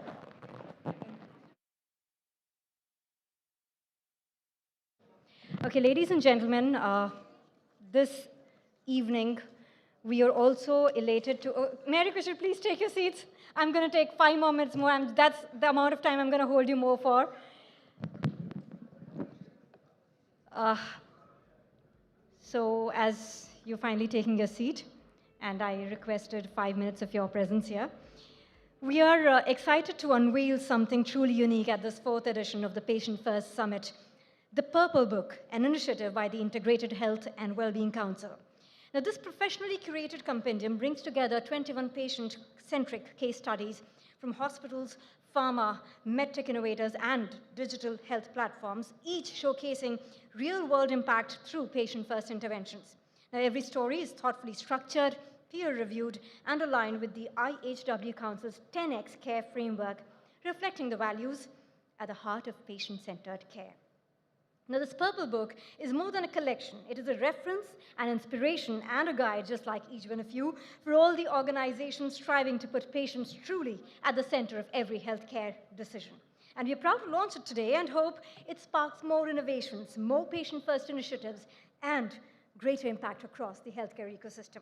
Now, we've received inspiring contributions such as Roche Pharma India's The Blue Tree program, a leading patient support initiative that provides extensive assistance to individuals dealing with oncology, rare diseases, hematology, ophthalmology, and neuroscience. Now, TBT is a lifeline for patients, exemplifying Roche's commitment to healthcare that goes far beyond treatment, embracing true patient empowerment. We also have Takeda Pharma sharing its innovative For You, With You app, a practical tool for inflammatory bowel disease patients. With features like a live toilet finder and the IBD disc to track symptoms and emotional well-being, it enables patients to communicate effectively with their healthcare providers while easing everyday challenges. We also highlight critical health awareness initiatives, such as educating women about their blood type to prevent RH incompatibility complications. Stories like Mrs. Aches remind us that life begins with blood, and with proper knowledge and medical guidance, outcomes can be life-changing. Patient-first approaches extend beyond physical care. We see this reflected in efforts to address infertility with empathy and scientific guidance, building awareness, dispelling myths, and empowering couples with emotional and medical support. Paras Health Panchkula has demonstrated pioneering clinical excellence, performing one of the world's rarest documented breast cancer surgeries on a patient with limb girdle muscular dystrophy type 2, a feat requiring extraordinary skill and, obviously, patient-centered planning. We also have moving and thought-provoking stories from a stroke survivor supported by Boehringer Ingelheim, as well as 2 case studies from Sir H. and Reliance Foundation Hospital, highlighting the transformative work being done at the grassroots of healthcare. This Purple Book is more than a compilation. It is a platform for learning, inspiration, and action. And we warmly invite all of you, hospitals, pharma, medtech innovators, and digital health pioneers to contribute your patient-centric stories. Together, let us create a living reference that continues to inspire meaningful impact across the healthcare ecosystem. So that's about the Purple Book, and we have put in a lot of effort, and we hope it delivers the value that it seeks. I would like to close this. Okay, I will have Mr. Kamal here probably giving a closing remark. It's all okay. So thank you so much, all the, first of all, congratulations to all the winners for the wonderful work they have been doing in the area of patient centricity. These awards are just, token of appreciation. There are many others who are not part of this program today, but they are equally doing great work, and we look forward to recognize many such work over the period. This Purple Book, which you just saw, is a work in progress. Some of the case studies, the purpose of the book is to bring together some referable case studies of how you drive patient centricity in different healthcare settings, right from research to pharma to the hospitals and patient support programs or rehabilitations and all. We would be happy to have many such case studies as the book gets further shaped up. And once again, thank you so much for being with us so patiently since morning. We had our own challenges to begin the program in the morning and which led to delays, but despite all that, you were here to encourage, to support, and to also ensure that the conversation around patient centricity continues to get strengthened. So thank you so much. I would take just a minute to invite all the team members of ISW Council who have been putting together a lot of efforts to make this program happen. They struggled the whole day yesterday in Delhi airport.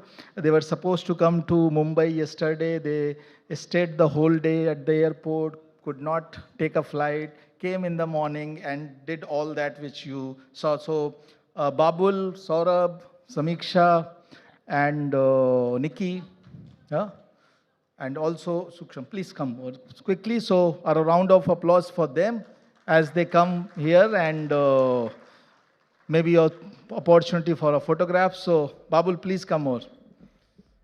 Saurabh. So my team is busy, apparently still. Huh? Thank you.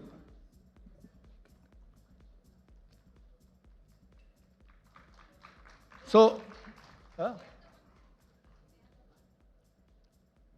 Saurabh was at the backstage doing a lot of those social, marketing, what you can say, not marketing, but creating the impact through the social media so that the message reaches out to everyone. And Babul, a lot of those creative work, which adds to that, a sense of patient centricity in the communication also was part of. Shashank, our, associate here in Mumbai who helped putting together this event in this, despite the crisis, lot of stuff could not reach to Mumbai, still he managed. Shashank, please come over. Samiksha, fast. We don't want to take more time of them.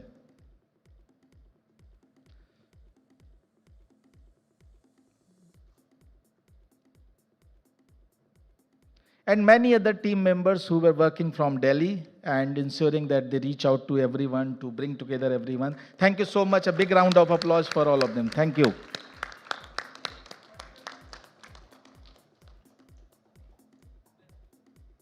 Let's also have a round of applause for Mr. Kamal himself.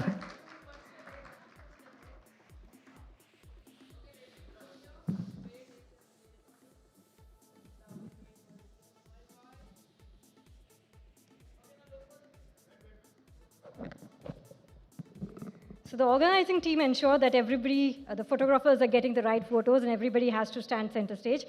The organizing team is now standing center stage following their own instructions. A huge thank you to this brilliant team. And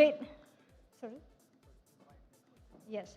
And ladies and gentlemen, I would like to leave you just with one quote by Baba Bulle Shah, which kind of summarizes this entire event. मिट्टी दा शरीर है, पर दिल दी रोशनी इलाज बन जाए.